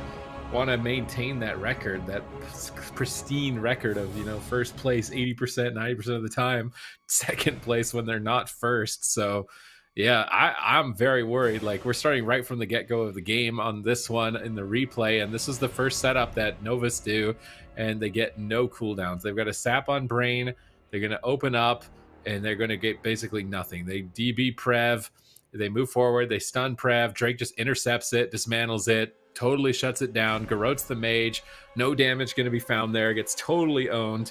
And then just Palomar, just endless damage on Palomar for the first, the next 30 seconds. Like, he's got evasion up, but this is before Vendetta. And I think Drake pops Vendetta and somehow gets behind him here on a lot of this damage. Prev's tearing in. Cloak of Shadows goes down. Evasion goes down. And he's just dying to dots. Oh. He's legit just dying to dots. I feel like he doesn't even get stunned. Like, he doesn't actually. So I'm kind of blown away he died like that, in all honesty. That was remarkable. Whaler got Hammer of Justice into Blinding Light, into Full Sap, into Fear. Then he willed the Fear and got silenced on his trinket instantly before he could press anything. So Whaler basically just wasn't at his keyboard pretty much the whole game. The only thing he did was just try to cast the mind games in the opener. So he didn't really get any heals out. So only defense they had was that Cloak of Shadows. And yeah, that's just KAWHI. They're looking hungry. They almost got eliminated in the first match of the day. They had to reverse sweep to come back from that one. And they just want to be making it to Championship Sunday right now. And actually, is this our last RMP? Yeah, this is the final RMP of the tournament. After that, every single one has been eliminated. 3.5 men just got sent home. UNITAS got sent home. And now they're looking to send home the final team here, Novus. And then it's going to be just, Shadow Priest Rogue. This cup is looking like Liquid's cup, man. Yeah. If the RMP is eliminated here, Liquid is just RMP. Perfect. They're just going to be cleaving some Shadow Priest Rogue teams and walking home with it. So. Don't forget about the power. Hey, Power Man. You got Thugonomics on the Destro Warlock. It's not no Shadow Priest Rogue. It's not Rogue. Yeah, that's true. There's a Mage Lock potentially as well, actually, that they have to get through. So, yeah, the Power Man Powerman could just come in out of nowhere as well. This is very interesting. And of course, KAWHI, you can never count them out either. So a lot of great teams going to be remaining, but no RMPs though. What needs to happen for the Powermen to win this, because I actually think they'll have rough matchups against like KAWHI and Golden Guardians, is Powermen need to win in the upper bracket and send Team Liquid to just go cleave everybody, take them down, chop them up, and they got a rematch in the finals. That's what needs to happen for Powermen. That's their path to victory. Just send the CD and the gang down there to clean up and get rid of all the Shadow Priest Rogue gamers, and then just beat them again in the grand finals. So yeah, that could be. We're getting a little bit ahead of ourselves though. Novus definitely still could be bringing this one back. It's only 1-0. They're going to go to Tolivir Arena, the sunniest map that we have, actually. If you didn't know. Also happens to be the largest one. And they're going to stick with the Assassination Rogue here. Let's see what they can do. All right, I'm excited to see. But the big map, looking for resets as Assassination, is it really that big of a deal to try and be looking for these resets? Was Prev playing Night Fae also? I feel like Prev was playing Necrolord last week, but that was prior to the double Lego. I think the double Legendary has kind of changed Shadow Priest a bit here, to where now they're going for Night Fae. I don't remember what he's playing in game 1, but we'll see in game number 2. The short cooldown Vendetta seems so deadly. He wasn't playing Night Fae? We can't tell, I don't think. Nope. Yeah, he's playing Night Fae. You could tell. He's playing Night Fae, and he was playing Sephuz. Yeah, Sephuz plus cooldown reduction. So that seems like the really good combo right now that players are experimenting with double Lego is like Holy Priest Fury Warrior for cooldown reduction on Enrage Regen. This cooldown reduction on Vendetta seems nasty. If you can get Vendetta seems like a better cooldown than yeah. It reminds me of like Symbiosis, when you would get like Divine Shield from a Feral Druid or something from a Feral on a Paladin, but then you get like Ice Block. Yeah, you get Ice Block, but then some classes would get like Battle Res, which I mean, maybe that was good in PvE, but like in PvP, you couldn't even press it. It's kind of the same thing here with like Night Fae Priest synergies with some specs. You get 20-second cooldown Vendetta, or you get like Disengage or something random. Actually, Hunter gets True Shot. Hunter's pretty good. I'm trying to think of the worst one for a Priest. I can't think off the top of my head. Might be Boomkin, might be the worst one, because I don't even know what it is. Whaler in a sap right now. We haven't seen them find a target just yet. They're all in stealth at the moment. They're waiting for the push. Palomar, Dopamine. Whaler's mounted up, rolling up, getting close to Brain, chasing down the starting room as well, fishing to find Drake in stealth. No one getting found. Combat's been engaged, so Sap's not going to be an option here unless they get a reset. Mind Flay through the pillar, holding Combat. Whaler dispelling dots, trying to drop Combat potentially, but they're starting to push on top of Whaler here. And remember how much crowd control they got onto him last game. He was just CC'd forever, so I am curious to see if they can get that same chain as they got last time. Fear on the Prev, stun on the Brain, going after the Holy Paladin this time around, which can be really difficult to deal with as Necrolord. Recovering yourself if you're getting tunneled down without that Divine Toll from Kyrian can be a bit of a struggle, but Brain's just going to walk it off easily. Palomar and Whaler are trying to evacuate, but they're going to get intercepted. Here comes massive damage from Drake on the Palomar. Can they kill through the Ray of Hope and Guardian Spirit? They're trying to. They actually just evened it out. They're getting Cloak of Shadows. Palomar getting overwhelmed, getting bullied again by KAWHI.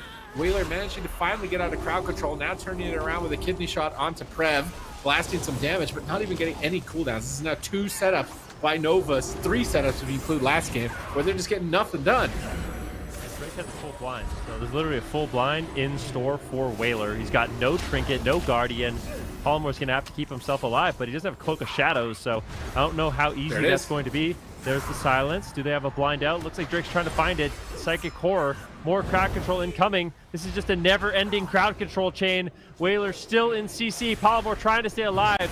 Kidney shot on Drake defensively. Whaler, is there any way you get out of crowd control? Blinding light. It frees the dots, though, from Palomar. Bit of a misplay there by Brain, potentially. I feel like that was a waste of blinding light, and it allowed Palomar to easily survive. Maybe they should have just waited with that blind trigger until they actually had the Vendetta to go with it there. They didn't get Palomar's Trinket. And I mean, it's a long time until he has that Cloak of Shadows. He already popped the Eternal Aegis as well very early on. So potentially a little bit of a misplay there, but still in a good spot here. If you are KAWHI, Rain in a stun, Palomar in a stun, Drake, offensive blessing of protection, silence onto Wailor. What else can he get? Disarm, Palomar. He gets proc there on the Guardian Spirit. Do they have any more crowd control? Do they have any interrupt to that flash heal? Doesn't look like it. Brain's still in the full sheet. Drake's all over him. They got the Side Fiend rolling as well. Now finally, kidney shot, smoke bomb here onto Drake, but they won't get too much with it. Mind games connect. Brain still sitting through crowd control. Doesn't want to use any of his breakers right there. Still has that mind shield to work with. And Drake will get popped off there. Now, Palomar going for that re-step, using that big map here to get away. And they're going to swap their attention over to Dopamine here. Big damage potentially here onto Dopamine. Wailor has his job cut out for him. What are they going to get? Cheap shot onto Brain, cheap shot onto Prev, kidney shot onto Drake, cheap onto Prev. Full mind control into Ring of Frost. Clean setup. Ring of Fire coming out as well here. Dopamine and company doing a great job here to get the Eternal Aegis as well for that setup. And now Drake gonna go after Wailor here, who has no trinket. Actually does have his trinket back, but no Guardian Spirits. Full silence. He might need to trinket. He's trinketing the Hammer of Justice on 1 HP, and he gets the fade. Survives, but that was so greedy. He could have easily just gotten stunned on his trinket and just died right there.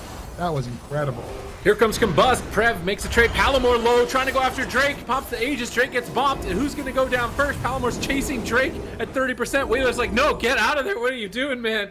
I'm not losing this game. Gripping Palomar out from the clutches of KAWHI, but Drake should now get time to recover as well, as both teams look to reset. Brain's mana in a way healthier position than that of Wailor at this moment in time. Cooldowns in favor of KAWHI. They've got a bomb, they got a Vendetta, they got Silence, they got Side Fiend, they got big threats on the side of KAWHI. They could just go after Wailor again if they can get on top of him. There's the kidney shot. Are they going for the swap? They commit the Vendetta. They're going for the kill onto Wailor. Palomar shadow steps in, dismantles him to buy time. Wailor gets the greater fade out of the stun lock. Now setting up pressure over onto Prev, but Brain is ready for it.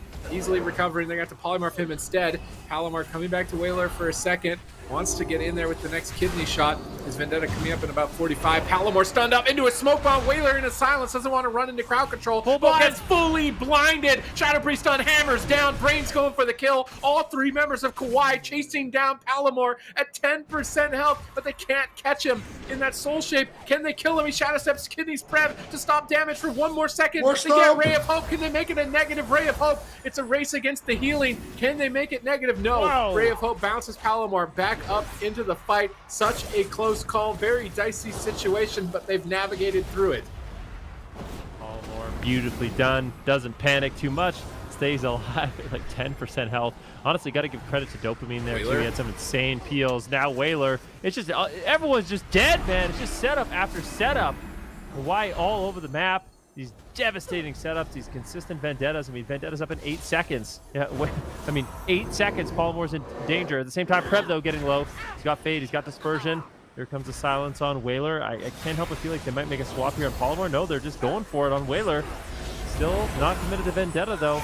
Oh, they get Wailor's trinket, and that wasn't Vendetta. Now Palomar, no trinket. Wailor, no trinket. There's no Guardian. I fear Palomar's going to be the one that ultimately dies here, but a big setup here onto Drake. Can he live? He manages to get away. On the pillar right now, taking huge amounts of damage, but this kidney shot, any CC on Wailor, Hammer of Justice, anything, Blinding Light, and a kidney shot on Palomar with Vendetta, and I think that's the game. They realize that there's a Hammer of Justice, beautiful peels, Cloak of Shadows, all in here from KAWHI, and that's an overkill. That's it. Ray of Hope on Ray of Hope on the seed. No way. And they keep it alive. Actually going to Last survive. shield coming out. There's no way they're going to keep the seed alive. Yep. And they will. Unbelievable. They get a full silence on the Wailor, though. They're trying to swap over to him. It looks like he's completely tapped on mana. Goes for Symbols of Hope. 1 tick. Drake making his way back over, and they keep the seed alive. They stay in the match here. Palomar has his trinket and his Vendetta still available here. Prev dropping dangerously low, reading that Dispersion. Gonna use the Eternal Aegis again, and Wailor now in a kidney shot. There's no way he survived this one. 3 seconds, there 3 with the seconds, War 2 Stop. seconds, 1 second second left on that Guardian Spirit, and he gets it off. Can they proc it? Doesn't even look like they will be able to proc it. The Wailor has no mana left here. How is he going to stay alive? How is he going to keep his team in the fight?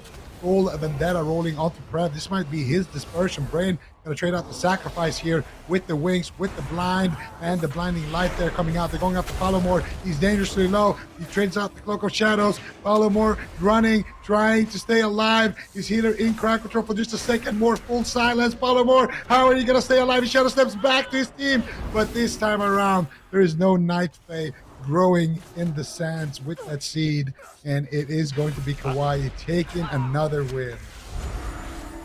Dude, I have seen these games.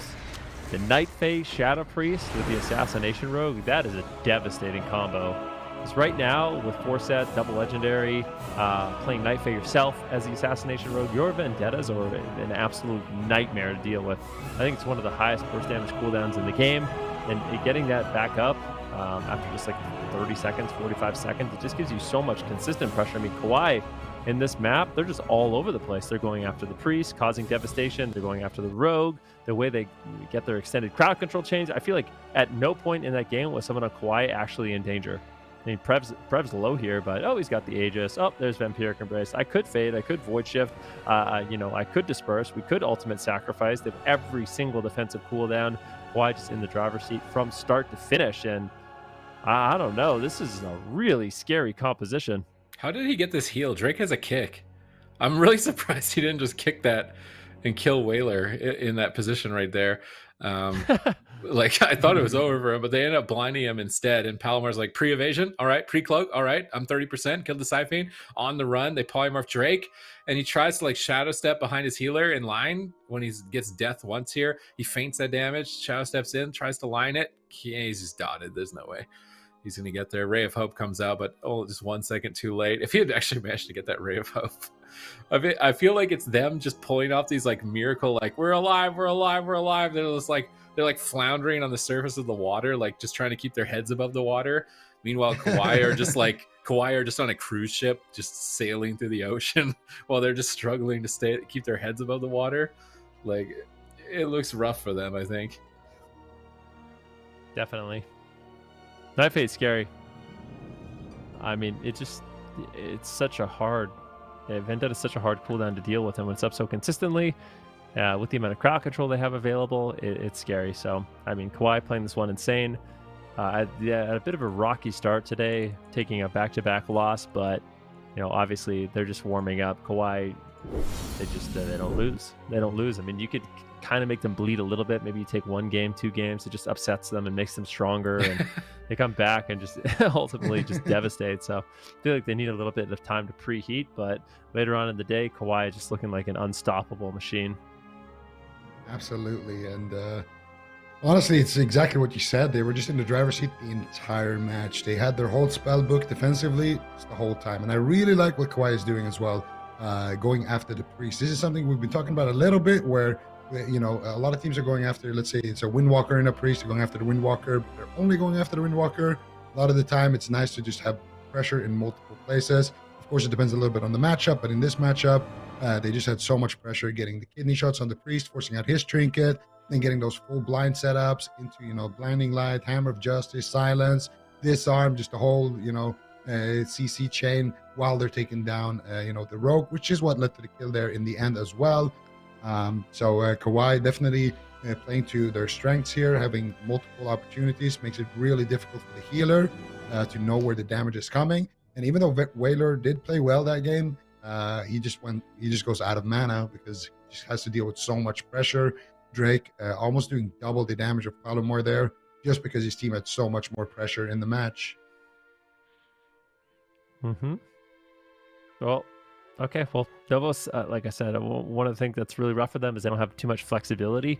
So they're going to kind of ride or die RMP. They have no other choice, and they're going to stick with the Assassination Rogue as well. And I don't really blame them. I think getting the setups is going to be difficult, but I kind of wonder what they need to do, because it seems like all 3 members of KAWHI are super difficult for them to actually set up on.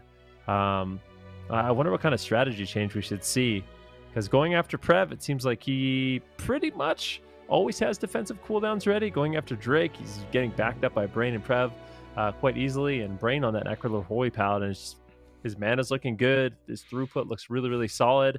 I don't know where the openings are in this match. I think it's got to be Brain or Drake. They've tried to go after Drake. They've tried to go after Prev. So, what's left?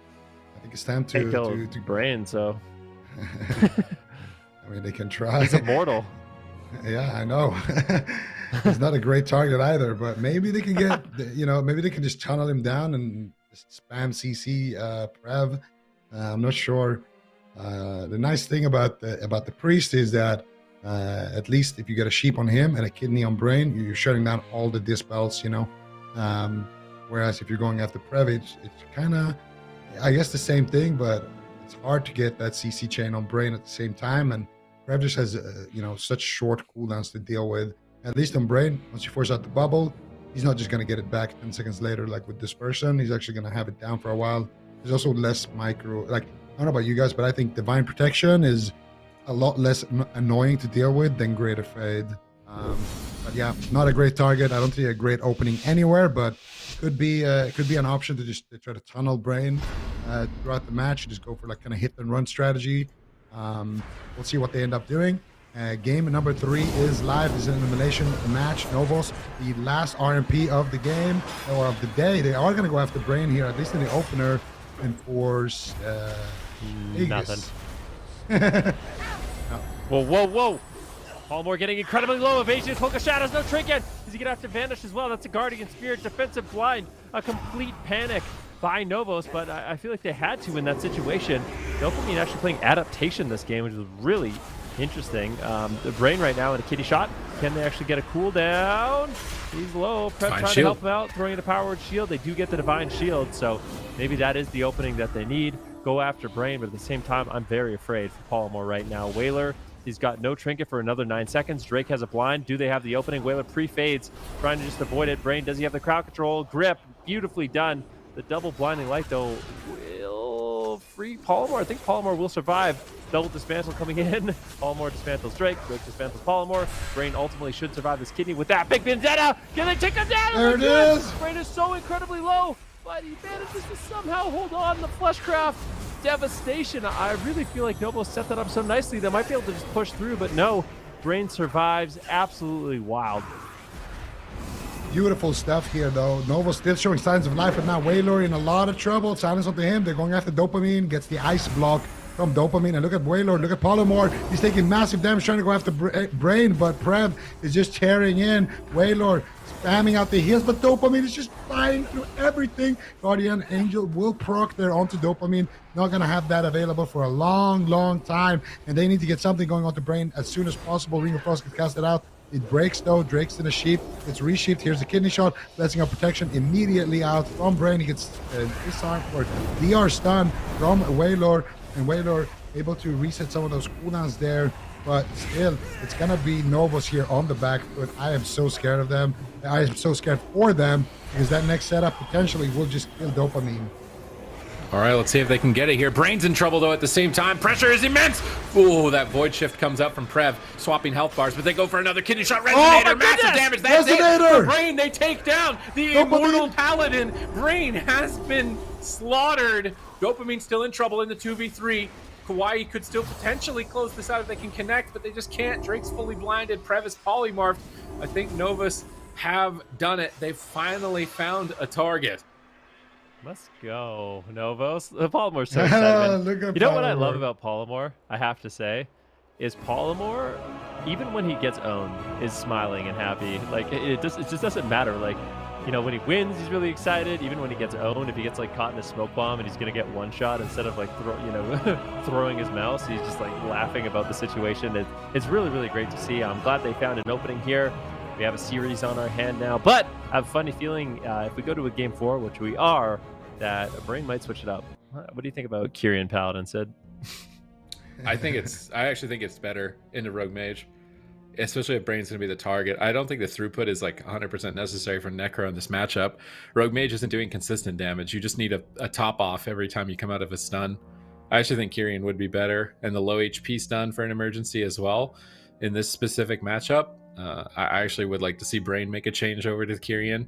Have to wait and see. It was really well done from Novus throughout this, just getting cooldown after cooldown. Was he on for Barons here? I think does he bop it? Yeah, he instantly bops it. He just gets purged on it. Chastise stunned after the purge. Look at Polymore, he's having so just much laughing. fun. Yeah, he's just laughing the whole replay. He's down 2-0, about to get eliminated. Look at him. Look at him. He's actually just laughing the whole time, having so much fun. What are they talking these about? guys, I don't know. It sounds like somebody's telling a funny story or something on their team because it doesn't even seem like they're talking about the game. They're just like, oh, yeah, let's go. Look, we got Void shift, cooldown. giggle, He's giggle, dead, kidney. That's amazing. You know, Novus. I've never seen anyone have this much fun. And like, the thing about Novus is you can tell all of these players, they're just new to the AWC, and you can tell they're just happy to be making kind of the gods bleed right now. They're just happy to be taking some games and just, you know, doing it into the best. And yeah, that's great. It's great. And, you know, it just shows as well how much the attitude can matter. Even when you're down 2-0, just try to keep having fun, try to keep looking for openings, try a new strategy that you haven't tried before. Like, what do you have to lose, right? If you lose, you go out against KAWHI, great. So did the rest of the region, you know, for the last how many years. So just try to take it one game at a time, and they're gonna find the win here. Now all of a sudden the ball is kind of in KAWHI's court. What are they gonna do? Because this is their answer against Rogue Mage. I don't think we're gonna see a comp swap. It's gonna be maybe like what you guys are talking about, a Covenant swap here. You know, maybe gear changing, things like that. And Brain actually was playing the Aegis as well, so he was respecting the possibility of getting absolutely blasted like that. yeah. Still got blasted either way. He's like, oh, I just imagine Paul. I'm training him, dude. I'm getting him. I'm gonna kidney shot him. He trinketed. Oh my goodness. So like, dude, he voice shifted before my kidney shot. He's finished. Like, just so excited. But I think the Kyrian will be big. This is actually something we saw. I do believe, correct me if I'm wrong, but Brain last week was actually switching between Necrolord and Kyrian, and any matchups where it felt like he could actually get trained, he was switching. So I think ultimately we are going to see the Covenant change in this game number 4. Kind of thinking about the map, like, do we want to go to a big map? Do we want to go to a small map? What do you think is actually best for Brain to survive? It's weird. We died now on a big map, but I think a big map is better. Oh, never mind. All right. What if this is just a healer race? Yeah. I mean, Brain's got way more stun breaks than Waylor. Like, if every kidney's going into the healer, Brain gets ahead on that trade, like 100%. I want to see this be a healer race. If they only go after the rogue and the healer, hook point does make sense. If they go after the mage again, a larger map kind of makes sense because they have more time, you know, to go through those big cooldowns. But I kind of agree with Sid. Just go after Waylor, maybe utilize the blind and go after the rogue, you know, with a blind on the healer. Try to get his trinket out of the way that way, or blind him when he has no trinket and get the rogue trinket out of the way that way, and then they can set up, try to get a smoke bomb kill or just kill the healer with CC on the rogue. Just the most important thing is to get the rogue out of the equation when you're going for the healer, so he doesn't disarm Drake. If Drake gets a vendetta on Waylor with no trinket and there's no disarm in play, Drake wins. So I would imagine we're gonna see that strategy, and we're gonna see game number 4 here live. Zap onto Waylor. Still Necro. Oh, he's still Necro. They're gonna go after Brain. Palomar gets blinded. Defensive smoke bomb by Drake here, so they're gonna just use everything defensively here to save Brain. And Brain still maybe has to use his trinket. Big damage coming out here from the combustion. Ooh, that's risky by Brain. Oh, actually, Dopamine didn't have his counter spell, so not. Is he playing the tank legendary? He is the tank legendary now. Brain's wearing the prop power legendary. So when he gets low HP, he's going to get an extra wall effect. That's going to be the change here. Double blinding light, triple blinding light. Drake still has Vendetta. Palomar's going to pre-evasion. He might regret that. Are they going to go after Waylor, though? No, kidney shot onto Palomar. They're going to commit Vendetta here. Here it comes, Vendetta. Match point for Palomar. Massive damage incoming. Oh, my goodness, 1%. And they trade everything to stay alive. Trinket, Cloak. They're going for the kill on Brain. They're dropping Resonators down, but they're all stacked up. I don't think they take any damage from that. Brain's going to walk off that kidney. Line of sight Waylor and trying to avoid those holy fires as well as Dopamine's damage out in the midfield. Drake is pushing for the win at this point. They've got a Siphene kidney shot on Palomar. You see a pre-fade by Waylor. Now stuns Brain, trying to stall the crowd control, but hammers are down. Is Palomar going to be able to survive on match point here? He's dismantled. He can't peel anyone. He's popping his shields. He's shadow melding. He's trying to restart, but they're all over him, and they're going to proc the pod. And I think this time it is not coming back to life. KAWHI take it 3-1. Goodness gracious, what a crazy game. It's the same thing. Palomar, win or lose, it's the same reaction. He's clapping, he's excited. He's like, you're going to see him clap. He's like, yay, go KAWHI. That's awesome. Nah. Good to see. But I think he's just bowing down, you know? He's like, all right, good game, I think. Yeah. I mean, KAWHI, they stepped up in a big way. This was a really impressive series for them. They were looking basically bulletproof until they went after Brain, and then Brain said, you know what, I got a few tricks up my sleeve as well. And he throws on a Protection Paladin Legendary, where basically anytime he drops, every 45 seconds, he can drop below 20% health and get an extra wall effect. It's really, really potent. And at that point, at NOVUS, what do? You've tried all the targets. Brain is literally a tank, and it's hard. It's hard to be in that spot. And the pressure and setups from KAWHI onto Palomar were so devastating, as we'll see here. We got a silence on Whaler. Palomar just getting rotted down. Look at his health. He just gets cheap shot, forced straight out the trinket. His feint, his Cloak of Shadows, every single cooldown, as well as trinket from Whaler and Guardian Spirit. And at this point, if you're NOVUS, you're horrified because, you have no trinkets, you have no cooldowns, you have no real response to the next setup whatsoever. This is even the Aegis from Palomar. So NOVUS tries to try to find some momentum by going after Whaler, but unfortunately they're not able to find it. Whaler actually gets Hammer of Justice here by Brain, and this is where the crowd control is just never ending. It's a Hammer of Justice. Palomar's down to low health. A full fear from Prev. Palomar, how on earth are you going to survive this one? Surprise, you're not. And ultimately, the seed gets scrambled. Beautiful series by KAWHI. They stay alive. They make it to the top 4. But another nice run from NOVUS. You know, one of these newer RMPs to the scene, really making a statement, getting far once again, earning themselves some points. So cool to see them continue this consistency. And curious to see if we see him next week. Yeah, I'm curious as well, and I'm hoping for that. So make sure you guys are tuning in for cup number 3. Maybe we'll see them make a comeback. But that's going to be a victory for KAWHI. They had a bit of a weird day for this team. They got dropped down to that lower bracket, early on in those offline games. I believe it was from actually Team Liquid. Sending them down there. So maybe we see them face off against each other tomorrow on Championship Sunday for North America. That's going to be in the second half of the day. But either way, well done by them. And did that look like a kind of a difficult victory for them, Zico? How did you think that they played overall in that series?